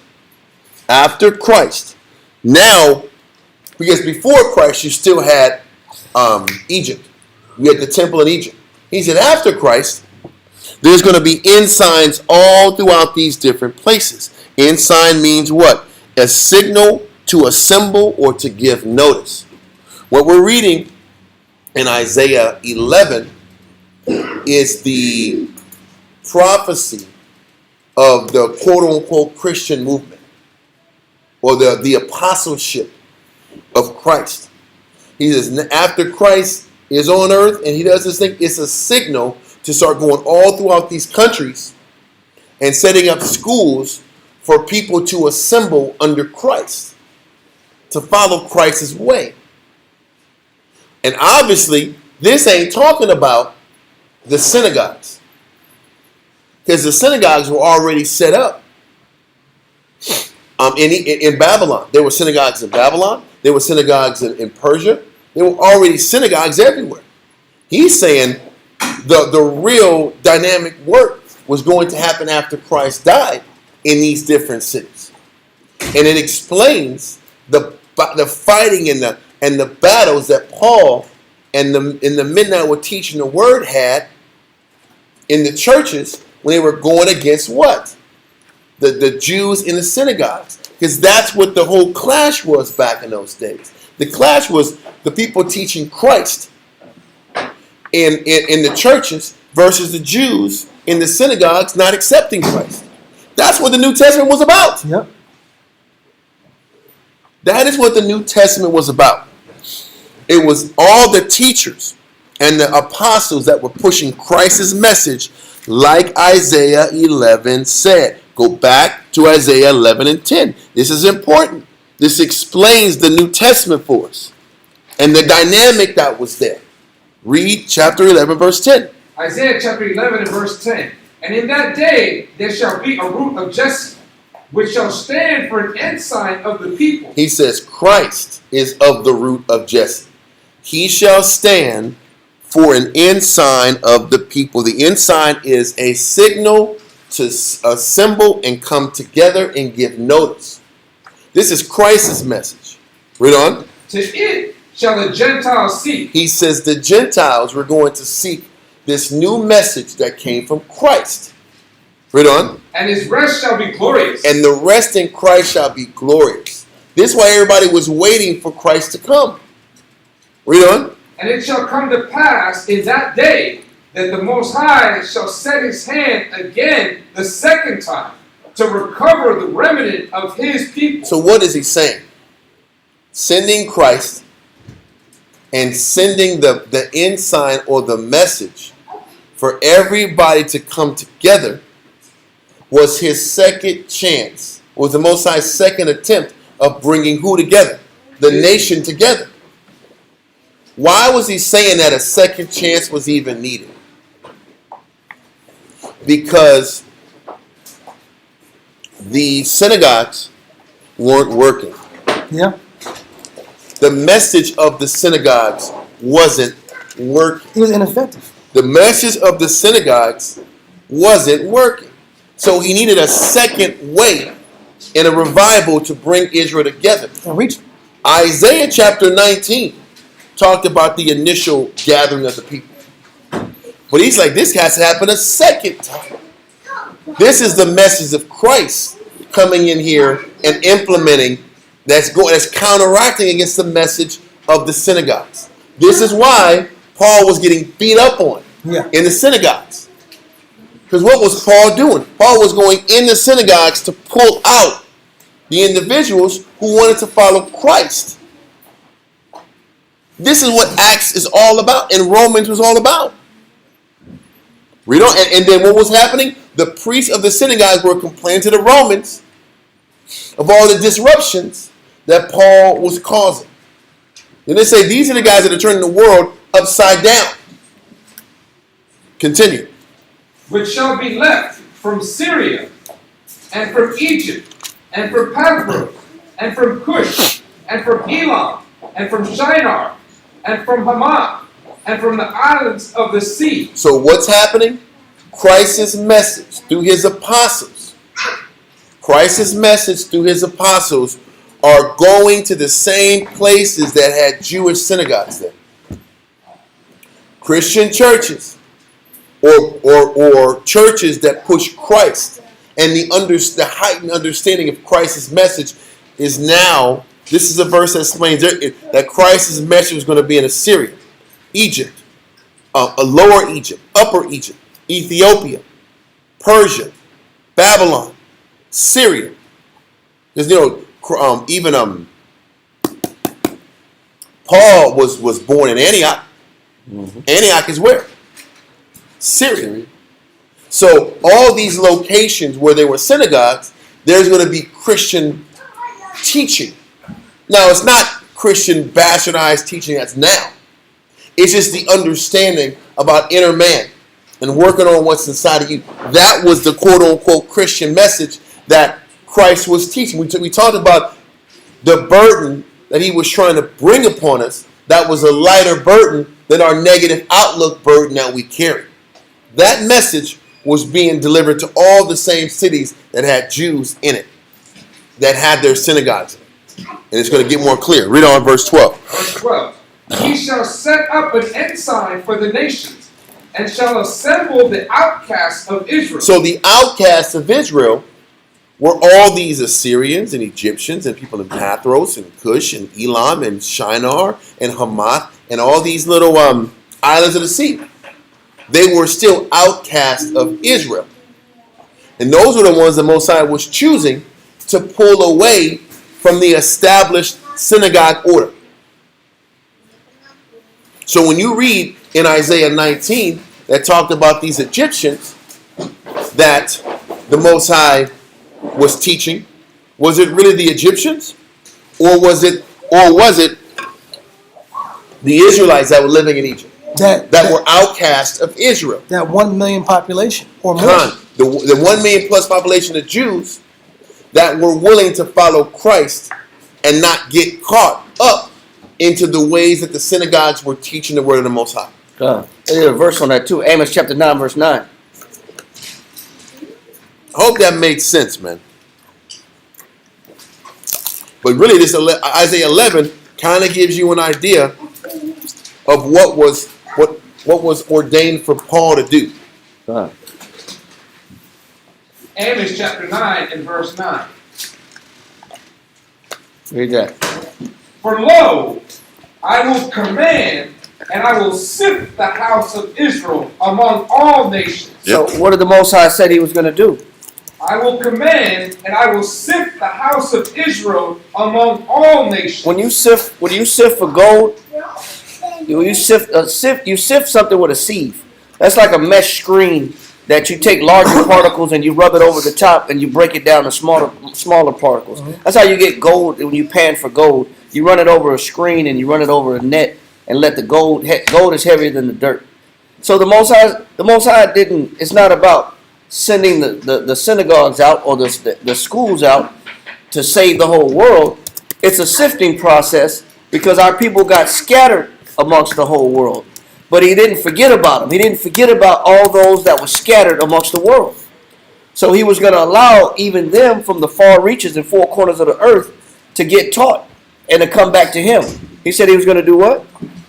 And it said, and I will sift the house of Israel among all nations, like as corn is sifted in a sieve. So Israel is where? Among all nations. Read. Yet shall not the least grain fall upon the earth. He says, but not the what? The least grain fall upon the earth. So did the Most High forget about the children of Israel that was in Syria? Nope. Did he forget about the children of Israel that was in Pathros? Did he forget about the children of Israel that was in Egypt? Did he forget about the children of Israel that was in Babylon? No. Or the islands? No. No, he didn't. He says not one grain shall what? Fall upon the earth. So not one grain shall be forgotten about. So the Most High spreading this gospel and spreading this doctrine was so that the far-reaching Israelites can receive it. And you know what? He first gave us the synagogues. Then he came back and brought the churches that taught Christ. It's showing that he had a constant desire to heal us. And a constant desire to give us all the tools we need to fight our battle. But he's not budging from his perspective. But listen, the thing is, he's giving us all the tools we need to look at the Most High in the right way. Right. He's giving you he's not giving you what you want. You have to look at life this way. He loves us by giving us all the opportunities we need and all the resources we can use to learn how to see the Most High in your life in a good light. That's what he is exhausting himself to do. Y'all understand what I'm saying? Y'all get it. This is what he is investing his time into, giving you all the resources you need to cleave to him. Before Christ came down, he gave us the synagogues in all these places. We're going to read about that in Isaiah 19. We're going to go back to that. I only went here to explain that those Egyptians are really the outcasts of Israel. When we go back to Isaiah 19, we're going to read about this highway that the Most High uses to connect the Egyptians and the Assyrians together. That's what we're going to go to. Hold this. We'll go back into this. But I want to go to Isaiah 19. Isaiah 19 in verse 23 now. Isaiah chapter 19 and verse 23. But do we understand that when we read in Isaiah 19, the Egyptians, we're talking about the outcasts of Israel. We understand that, right? From going into Isaiah 11. And let's go back to Isaiah 19 again in verse 23. Verse 23. In that day shall there be a highway out of Egypt to Assyria. So what is he saying? Now that we know that the Egyptians talk about Israelites, now we understand that the intention, even during the time of Onias IV, was for there to be a connection between the Israelites and Egypt and the Israelites that are spread throughout Asia Minor, Assyria. Yeah. He's like, his intention was to keep everybody spiritually connected. But at that time, his intention was to make sure through the synagogues. They were just going to be synagogues where everybody can go that are Israelites and come back to the temple and get connected to the Most High. Read on. And the Assyrians shall come into Egypt, and the Egyptians into Assyria. So, but people sit back here and read this verse and think it's literally the Egyptians and the Assyrians being received by the Heavenly Father. Why is he saying Assyria? Because the northern kingdom was sent to where? Assyria. So he's saying the major purpose behind Onias IV having his temple in Egypt was for there to be a place where all the Jews can come to and still serve the Most High. Assyrians were going to be coming to Egypt. Israelites that were living in Assyria were going to be coming down to Egypt to get taught. And vice versa. Israelites in Egypt will go to Assyria and get taught. He is saying the Most High was creating and opening up synagogues all around the world so Israel can stay connected to the Lord, even if they're not in Jerusalem. They don't have to be in Jerusalem. And then it evolved from Israel being in synagogues in Assyria or Israel, and it evolved to Christ coming down, delivering his message, and Christ's message being delivered in churches in the same cities where there were synagogues but with no understanding. Does that make sense? But continue in Isaiah. If it don't make sense, say it and I'll repeat it. But keep going in Isaiah 19:23 from the top. Isaiah chapter 19 verse 23. In that day shall there be a highway out of Egypt to Assyria, and the Assyrians shall come into Egypt, and the Egyptians into Assyria. So that means there was going to be if the Egyptians were going to be going to Assyria, there had to be a synagogue in the Assyrian region.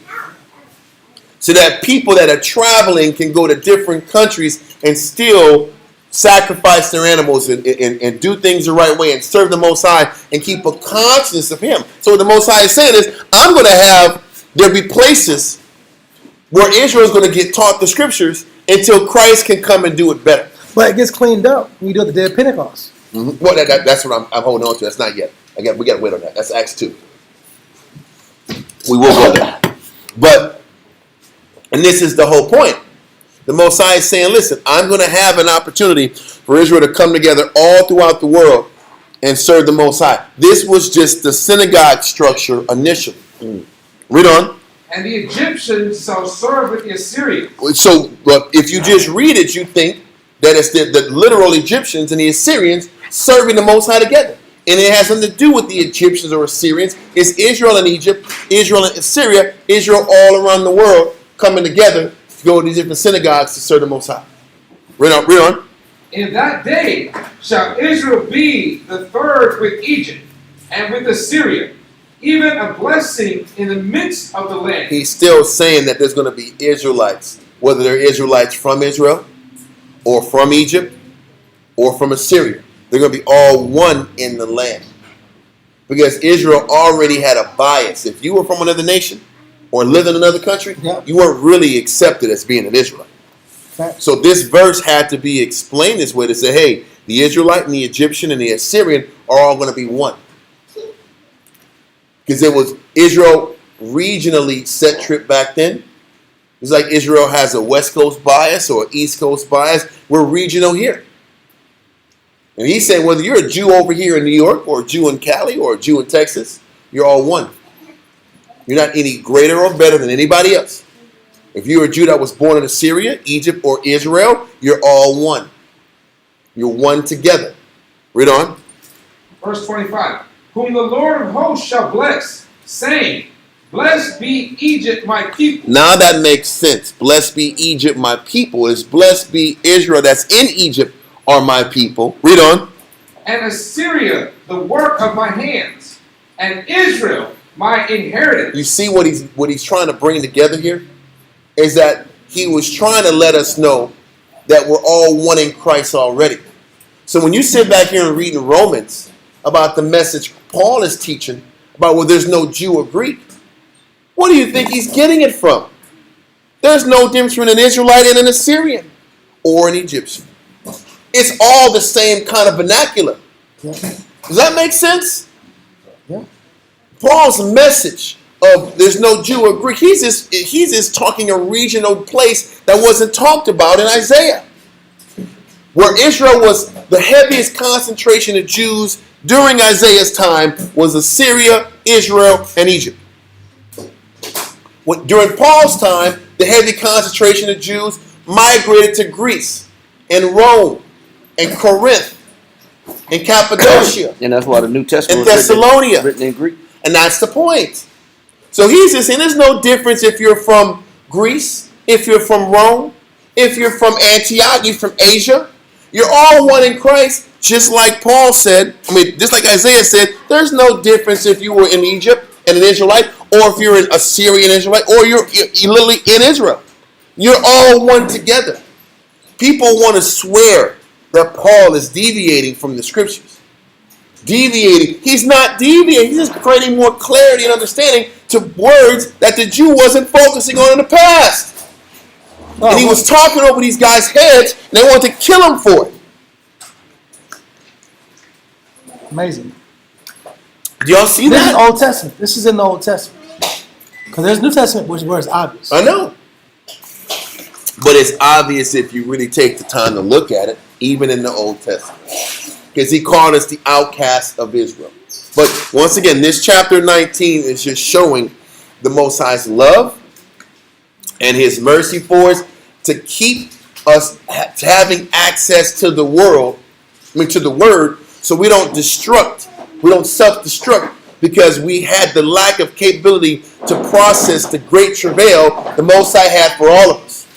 So because he knows we can't run from that great travail, I have to give you Israelites, teachers, to give you a chance to fix what's in your mind. To give you the possibility to repair yourself and see me in a good light. And now, in modern day terms, it's a bunch of camps spread out all over the world. God. But this is the beginning of camp doctrine being God. spread out. versus Israel, Jerusalem just being the central focus Exactly. and hub of the Most High's word. But the Most High is saying, I gotta sit back here even now and have all these little sanctuaries, whether they're good or they're good leaders or bad shepherds. Somebody they gotta have access to the book to give them a fighting chance, and then so they can get to me and I can plead with them face to what? Face to face. That's the whole point behind it. But he's been giving us this mercy all throughout history. But you know, the mercy was still flawed because the synagogue systems were still flawed. Yeah. Leadership was still flawed. So then it's okay. Let me send Christ here, my son, and let his stewards that follow his pattern, which is a better pattern, let me sit back and bring that to them. And then the powers that be in the synagogues start putting hands on those guys because they were a threat. But the Most High is like, I gotta let this happen so the people can choose from their eyes which one's the better doctrine. Man, I need to find the scripture on that. So let that go in Isaiah 19 and go back to Isaiah 11. And was it verse 12 that we stopped at? Was it? Yes, it was. Read verse 12 again. Isaiah chapter 11 and verse 12. He shall set up an ensign for the nation. Once again, that ensign is any signal to assemble. And this is what Christ was doing. Because this one's talking about Christ. Christ died, he lived, he was there to sit back and bring everybody together. But don't forget, when Christ died, he only had 120 what? Followers. He only had 120 likes, man. Yep. 120 subscribers. That was it. So then it was up to everybody else to come together and push this word. And as he says, he said he's going to send up an ensign, meaning a place in all these different countries to teach Christ in these different nations. Read on. For the nations, and shall assemble the outcasts of Israel. All the Israelites who sighed and cried for the abominations and want to cleave to Christ, he sent these apostles to these different countries to teach the word. And this is why martyrdom had to happen.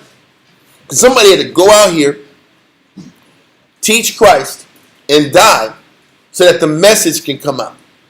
What does that mean? Somebody had to lose their life or be a living sacrifice so that Christ's message could be an ensign in different cities and states.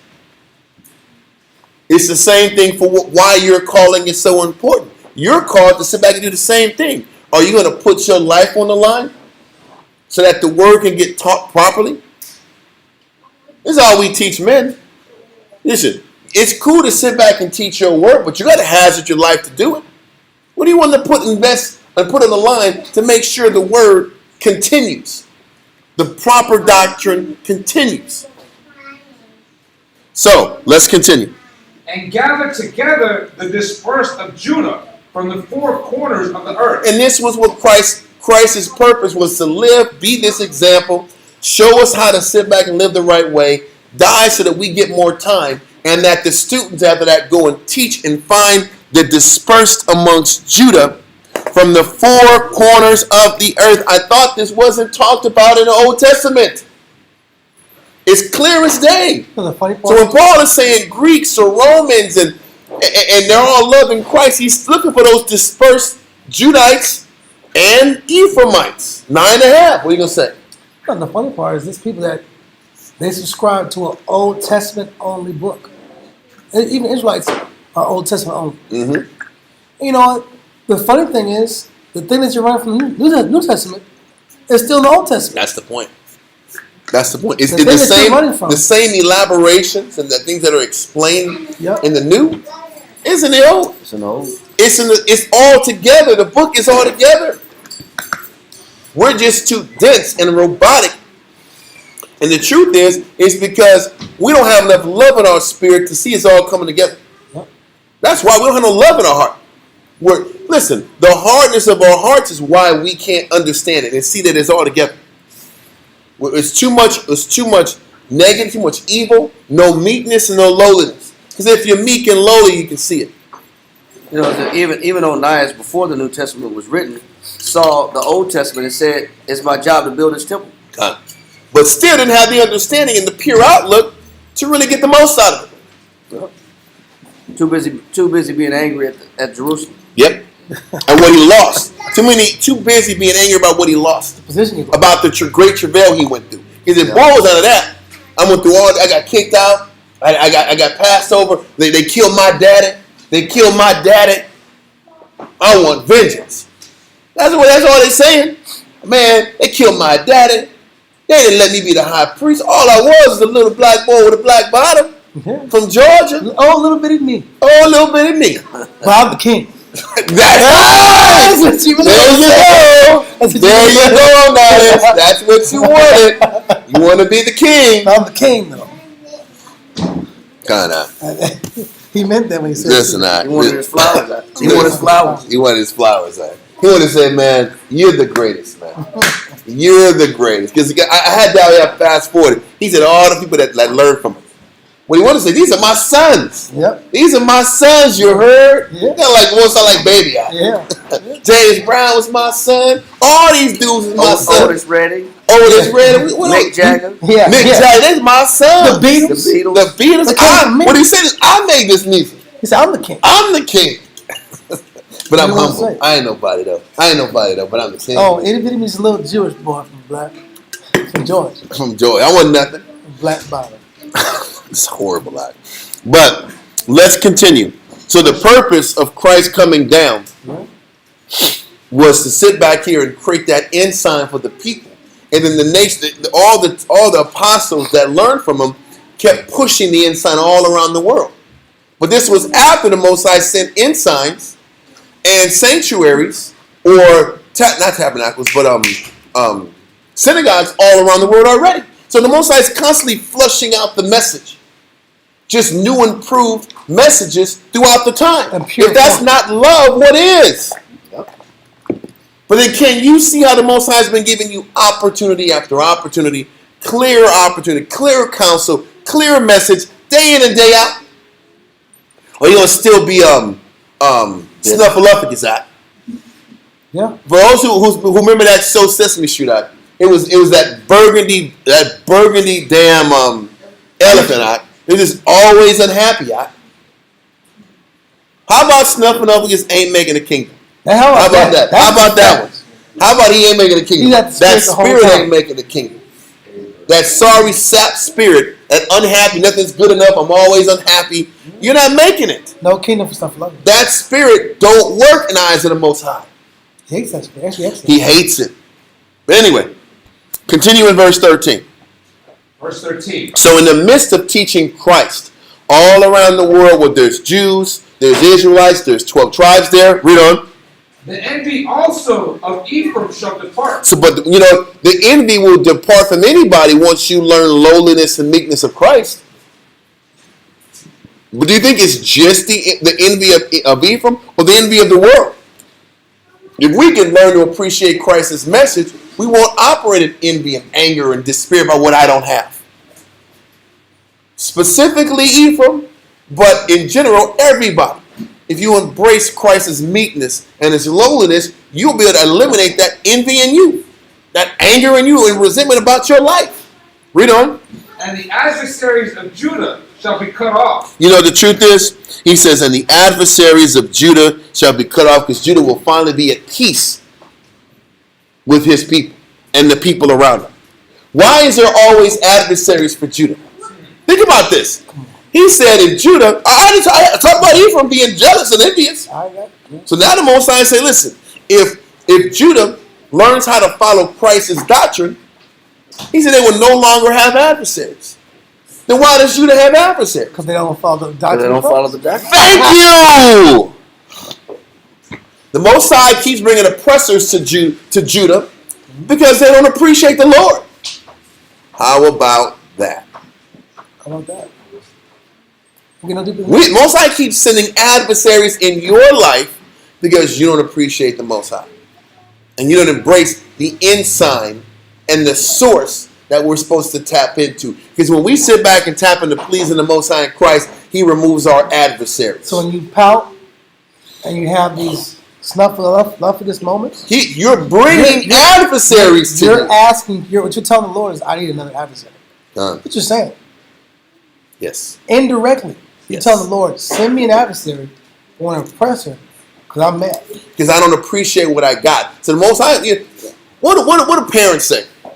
You know, are you gonna keep crying and complaining? I'm gonna give you something to what? Cry about. To cry about. Ain't that with every black household? Somebody said that before. It was either your mama, your daddy, it was your auntie, your auntie, your grandparents. Somebody told you that. The Most High is the same. You want to complain? You want to cry? I'm gonna give you something to cry about. So what is he saying? If we learn to embrace Christ, that ensign, we won't have anything to complain about. He'll take away the adversaries. Read on. Ephraim shall not envy Judah, and Judah shall not vex Ephraim. So our conduct is vexing to the Most High. And when our conduct is vexing to him, then he makes our life miserable. So what's the lesson? The lesson is embracing the ensigns and the lessons Christ is trying to get us to see so that we can have peace from our adversaries. But all I'm trying to show you is all throughout time the Most High has been showing us love, mercy, second chances, different ways and people and spiritual influences for us to buy into to fight the negative in us so we have a chance at salvation. Read on. But they shall fly upon the shoulders of the Philistines toward the west. They shall spoil them of the east together.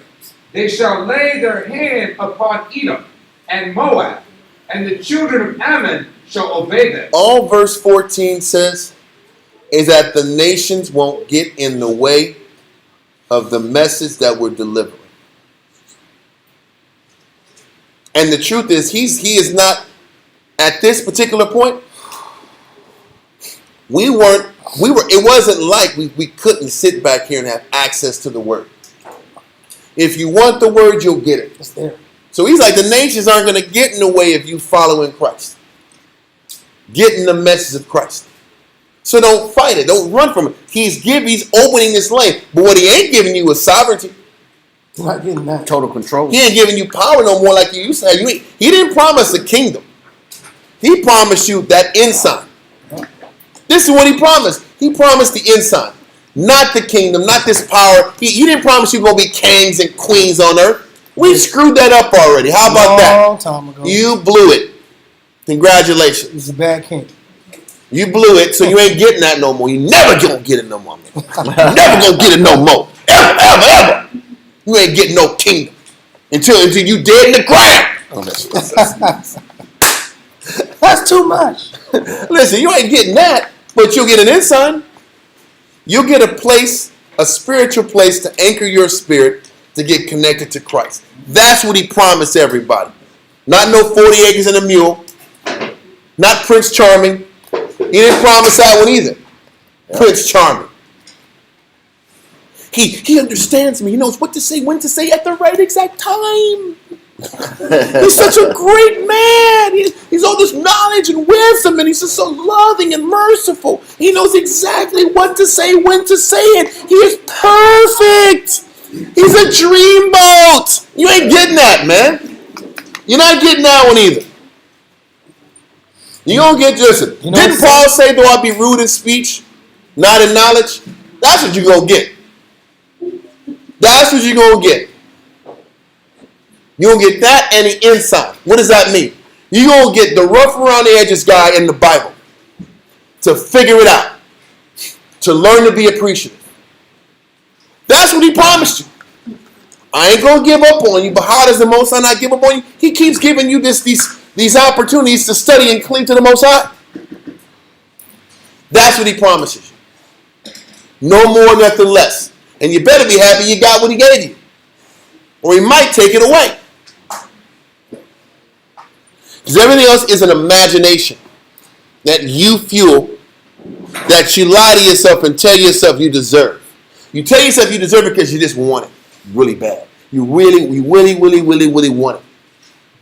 Like my grandson always wants cars, man. He always wants fast cars. I'm like, I understand that you want fast cars, but you're not always going to have fast cars at your just accessible to you. He hasn't accepted that yet. He's like, I deserve red cars because I really like red cars, and they got to be fast cars.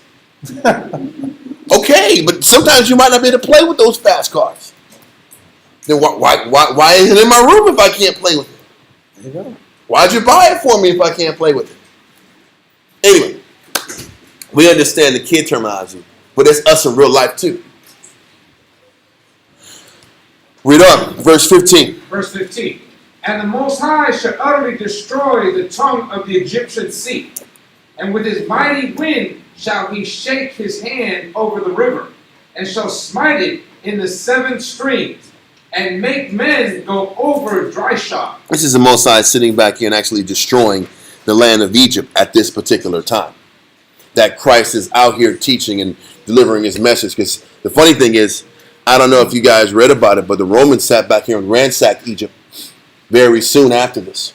Not in Isaiah, but after Christ's death, down the line, the Romans ended up destroying Alexandria and destroying a lot of Lower Egypt, because it was the time for that country and region to fall. But in the middle of Egypt falling and falling apart, the message was being disseminated all around the world. And the churches that taught Christ, I don't want to say Christian churches, but it was the churches that taught Christ during this time. Read on. Verse 16. And there shall be a highway for the remnant of his people. So here is that highway again. But the Most High is giving a more clarified and more spiritual highway. Whereas before, the highway that was set up was through Egypt and Assyria. And the highway was set up for these synagogues to be set all around the world. Isaiah 11 kind of defines that this highway was more about Christ. The message of Christ being spread apart and disseminated all around the world. That was this highway was the highway that Christ's message was based upon. Does that make sense? And one of the fulfillments of this highway being set up would be in Acts chapter 2, verse 5 through 12.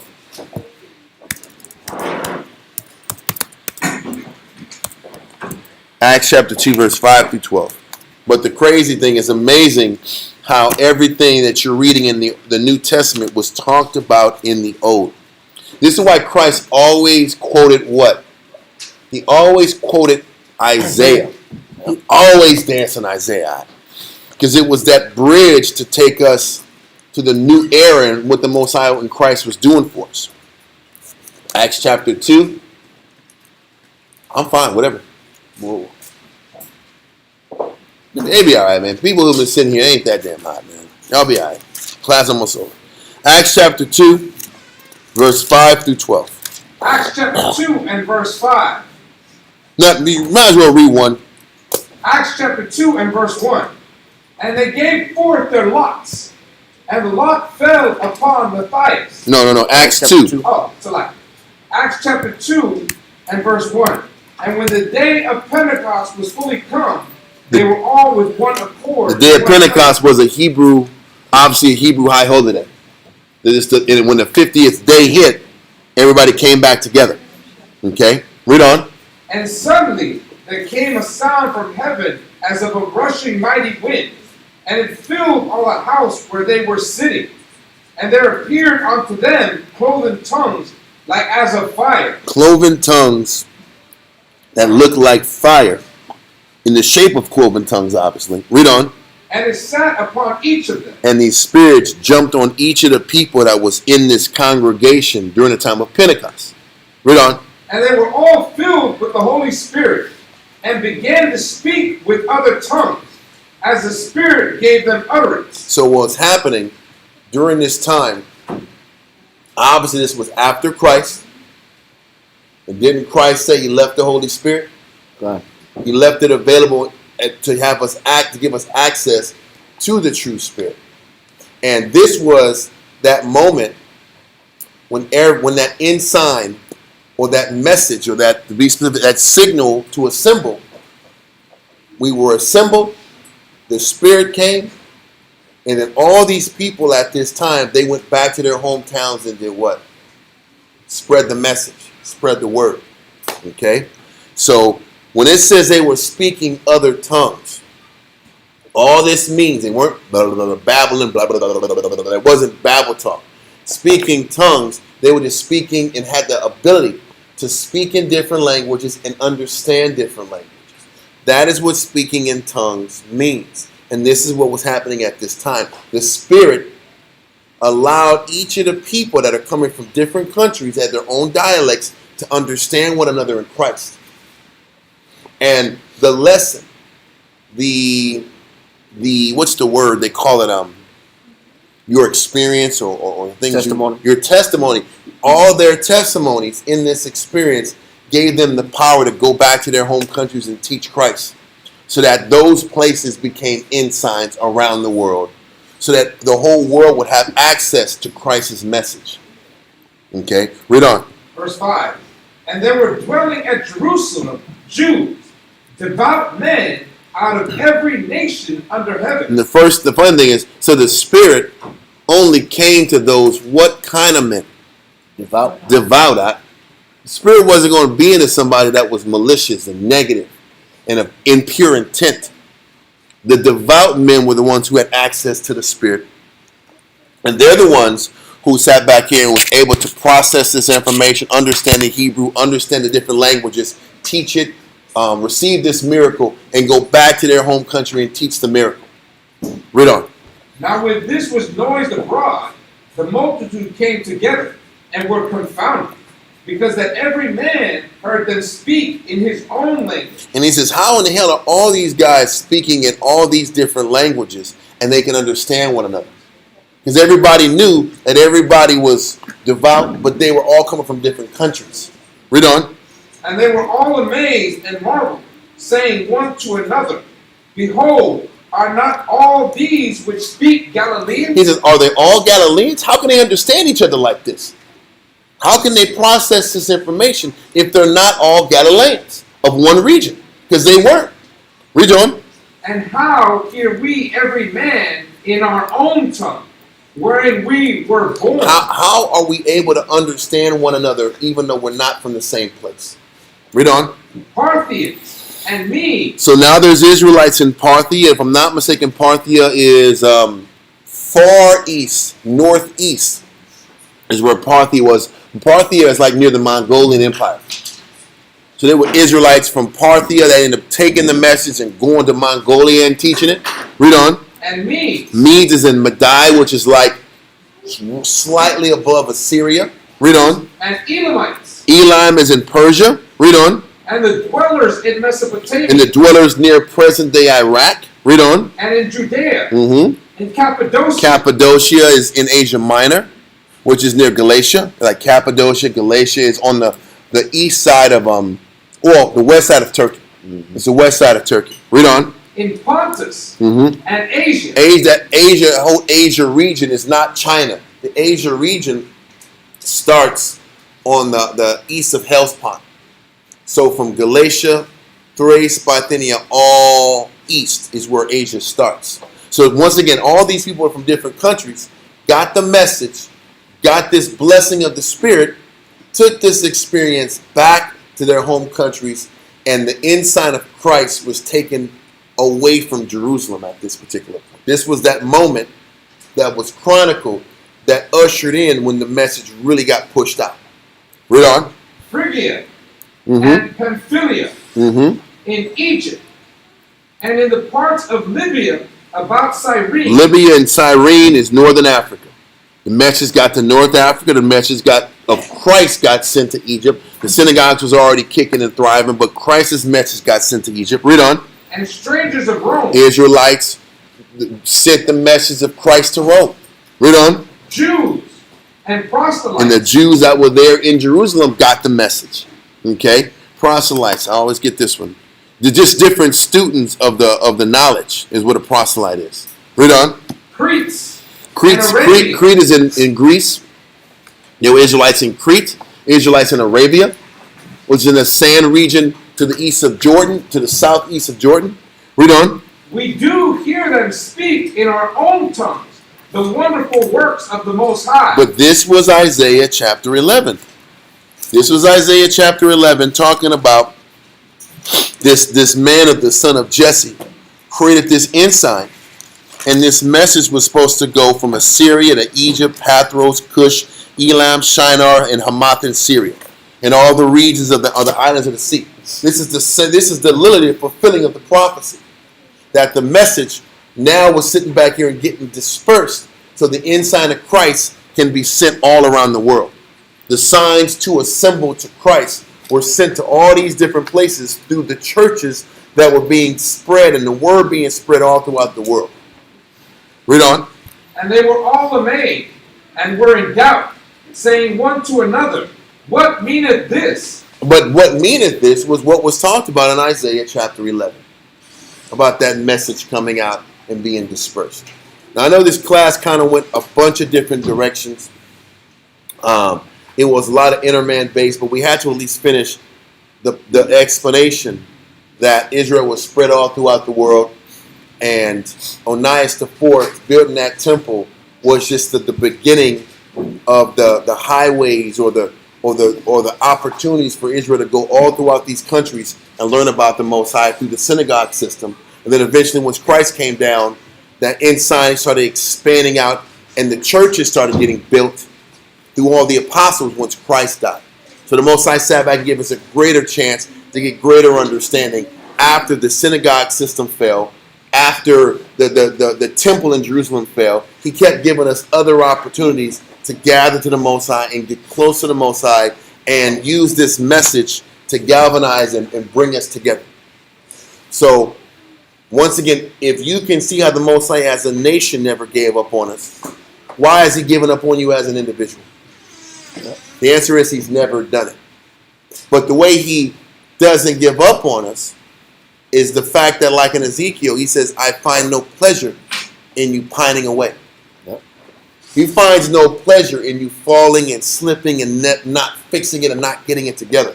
So if that's what he doesn't like to see, think about this. He says he takes no pleasure in us pining away.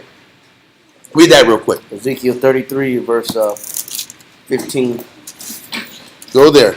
This is important. Ezekiel chapter 33. See the between 11 and 15. Or why will you pine away? 33 and 11, I'm sorry. 33 and 11. So read that. 33 and 11.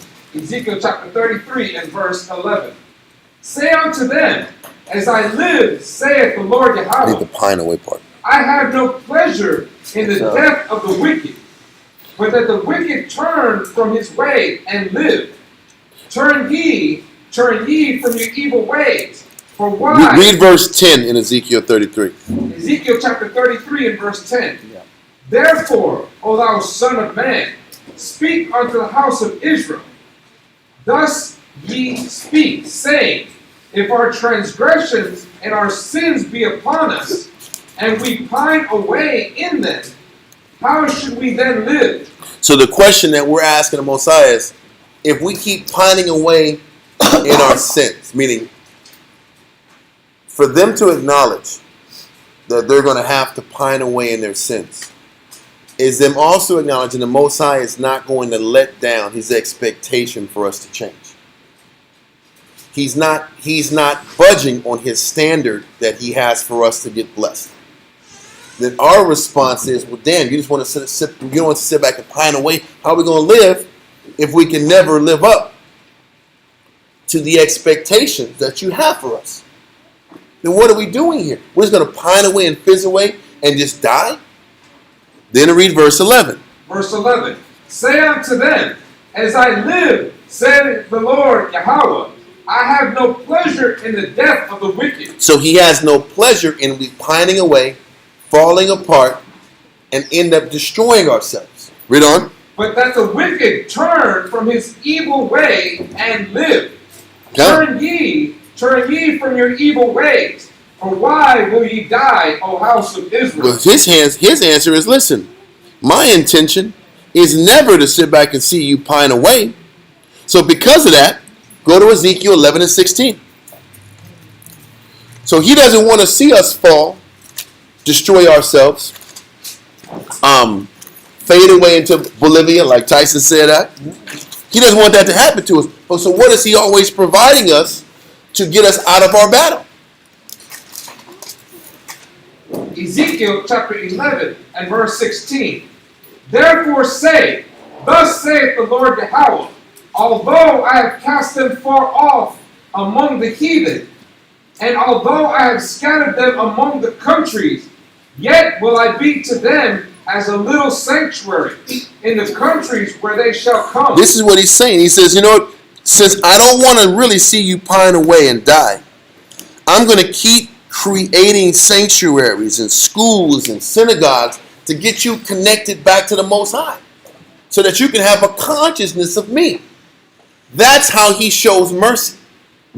The Most High is not going to sit back and placate lazy conduct.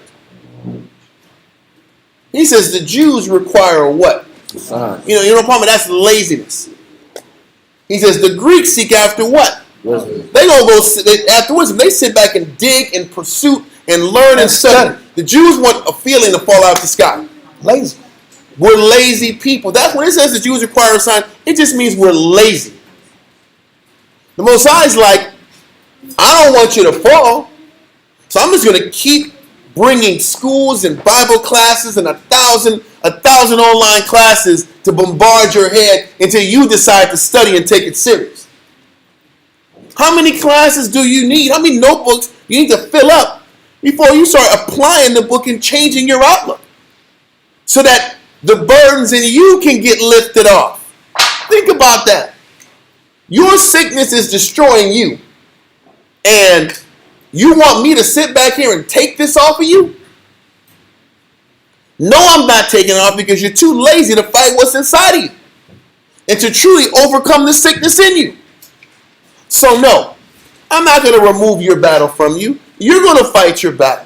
But what I'm going to do for you is keep teachers and prophets around you to keep you fighting you, to keep you looking at what's inside of you, to give you a fair chance. You can't say, I didn't help you. And like we read in Isaiah 19, once he gives you those teachers, are you going to sit back here and accept the fact that he had smitten you multiple times and still entreat the Father after that so you can get healed? Go back in the topic. Go back in the reading so it can stick. There was a lot of information here today in class. Are there any questions? With that, we're gonna call it a Majim Waponya Yerushalayim. Stand and face Jerusalem.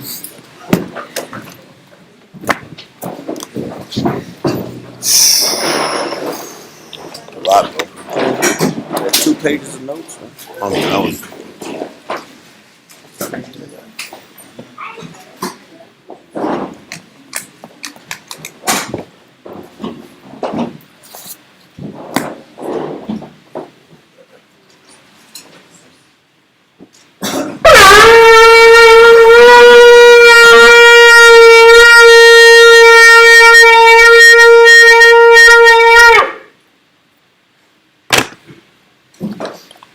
Birthday, how about Shem Yahshai? Birthday, how about Shem Yahshai?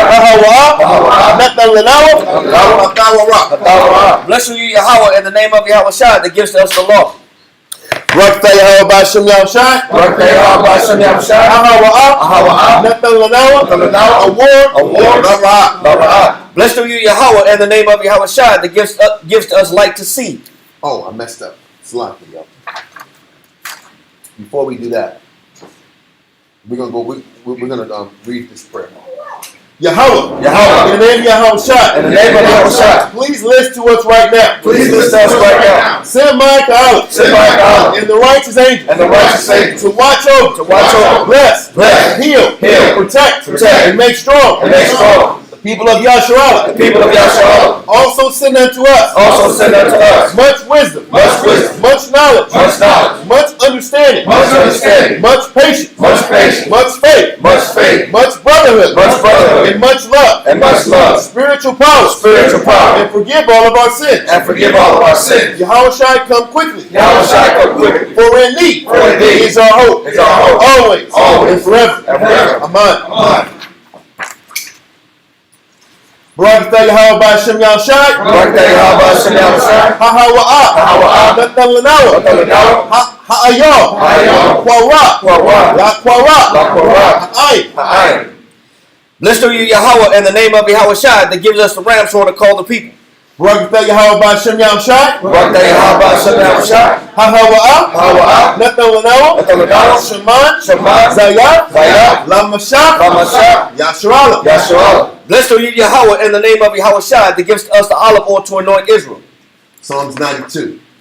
It is a good thing to give thanks unto the Lord. It is a good thing to give thanks unto the Lord, And to sing praise unto thy name. and to sing praise unto thy name. O Yahweh. O Yahweh, To show forth thy loving kindness in the morning. to show forth thy loving kindness in the morning, And thy faithfulness every night. and thy faithfulness every night. Upon an instrument of 10 strings. Upon an instrument of 10 strings, And upon the psaltery. and upon the psaltery, Upon the harp. upon the harp, With the solemn sound. with the solemn For sound. thou Yahweh. For thou, Yahweh, Hast made me glad through thy work. hast made me glad through thy work, I will triumph. I will triumph in the works of thy hand. and the works of thy hands. O Yahweh. O Yahweh, How great are thy works. how great are thy works, And thy thoughts are very deep. and thy thoughts are very deep. A brutish man knoweth not. A brutish man knoweth not, Neither doth the fool understand it. neither doth the fool understand it. When the wicked spring is the grass. When the wicked spring is the grass, And when all the workers of iniquity do flourish. and when all the works of iniquity do flourish, It is that they shall be destroyed forever. it is that they shall be destroyed forever. But thou Yahweh. But thou, Yahweh, Art most high forevermore. are most high forevermore. For lo, For lo, thy enemies. thine enemies. O Yahweh. O Yahweh. For lo, thy enemies. For lo, thy enemies. Shall perish. Shall perish. All the works of iniquity. All the works of iniquity Shall be scattered. shall be scattered. But my horn shalt thou exalt. But my horn shall not exalt, Like the horn of the unicorn. like the horn of a unicorn. I shall be anointed with fresh oil. I shall be anointed with fresh oil. Mine eye also shall see. My eye also shall see. My desire. My desire. And my enemies. On mine enemies. And my ears shall hear. And my ears shall hear. My desire. My desire. Of the wicked. Of the wicked. That rise up against me. That rise up against me. The righteous shall flourish like the palm tree. The righteous shall flourish like the palm tree. He shall grow like a cedar in Lebanon. He shall grow like a cedar in Lebanon. Those that be planted in the house of the Lord Those that be planted in the house of the Lord shall flourish in the courts of our power. shall flourish in the courts of our power. They shall still bring forth fruit in old age. They shall still bring forth fruit in old age. They shall be fat and flourishing. They shall be fat and flourishing. To show that the Lord is upright. To show that the Lord is upright. He is my rock. He is my rock. There is no one righteous in him. And there is no righteousness in him. Ba'ashem Yahushai. Ba'ashem Yahushai. Psalms 133. Shayar. Shayar. Hama'ayawa. Hama'ayawa. Laduwa. Laduwa. Hanah. Hanah. Ma. Ma. Tawa. Tawa. Wama. Wama. Na'ayam. Na'ayam. Shabbat. Shabbat. Akim. Akim. Gum. Gum. Yachad. Yachad. Hasheman. Hasheman. Hatawa. Hatawa. Ayo. Ayo. Hara'as. Hara'as. Yerad. Yerad. Ayo. Ayo. Hazakwan. Hazakwan. Zakwan. Zakwan. Aharon. Aharon. Shayarad. Shayarad. Ayo. Ayo. Payah. Payah. Manawakiwa. Manawakiwa. Katal. Katal. Haranwan. Haranwan. Shayarad. Shayarad. Ayo. Ayo. Awaria. Awaria. Tazayawan. Tazayawan. Kayah. Kayah. Sham. Sham. Tazawa. Tazawa. Yahweh. Yahweh. Habaraka. Habaraka. Kayayim. Kayayim. Ai. Ha'olam. Ha'olam. Ba'ashem Yahushai. Ba'ashem Yahushai. Psalms 133 in English. Behold, how good and how pleasant it is for brethren to dwell together in unity. It is like the precious ointment upon the head that ran down upon the beard, even Aaron's beard, that went down to the skirts of his garments, as the dew of Hermon, and as the dew that descended upon the mountains of Zion. For there the Lord commanded the blessing, even life forevermore. Amen. Amen. Yahweh Ba'ashem Yahushai. Yahweh Ba'ashem Yahushai. Yahweh. Yahweh. Ba'ashem. Ba'ashem. Yahushai. Yahushai. Raknel. Raknel. Ba'ashiralim. Ba'ashiralim. Rabiyat. Rabiyat. Boy. Yahweh. Yahweh. Ba'ashem. Ba'ashem. Yahushai. Yahushai. Raknel. Raknel. Ba'ashiralim. Ba'ashiralim. Rabiyat. Rabiyat. Boy. Turn. Yahweh. Yahweh. Ba'ashem. Ba'ashem. Yahushai. Yahushai. Raknel. Raknel. Ba'ashiralim. Ba'ashiralim. Rabiyat. Rabiyat. Boy. Yahweh. Yahweh. Ba'ashem. Ba'ashem. Yahushai. Yahushai. Raknel. Raknel. Ba'ashiralim. Ba'ashiralim. Rabiyat. Rabiyat. Boy. Barakatah Yahweh. Barakatah Yahweh. Barakatah Yahushai. Barakatah Yahushai. Barakatah Yahweh. Barakatah Yahweh. Barakatah Yahushai. Barakatah Yahushai. All knowledge. All knowledge. All wisdom. All wisdom. All understanding. All understanding. All mercy. All mercy. All grace. All grace. All love. All love. All power. All power. From your house. It's from your house. All power. All power. From your house. It's from your house. All power. All power. From your house. It's from your house. Ba'ashem. Ba'ashem. Yahushai. Yahushai. Water. The water. Yeah. Yeah. Amen. Amen. Say well.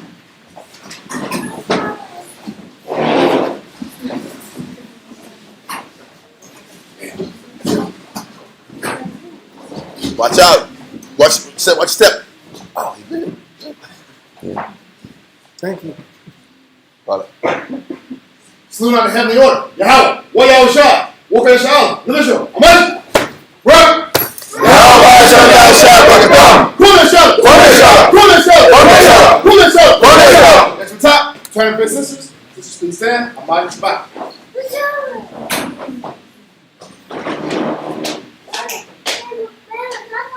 Salute and daughter Zion. Militia. Amen. Run.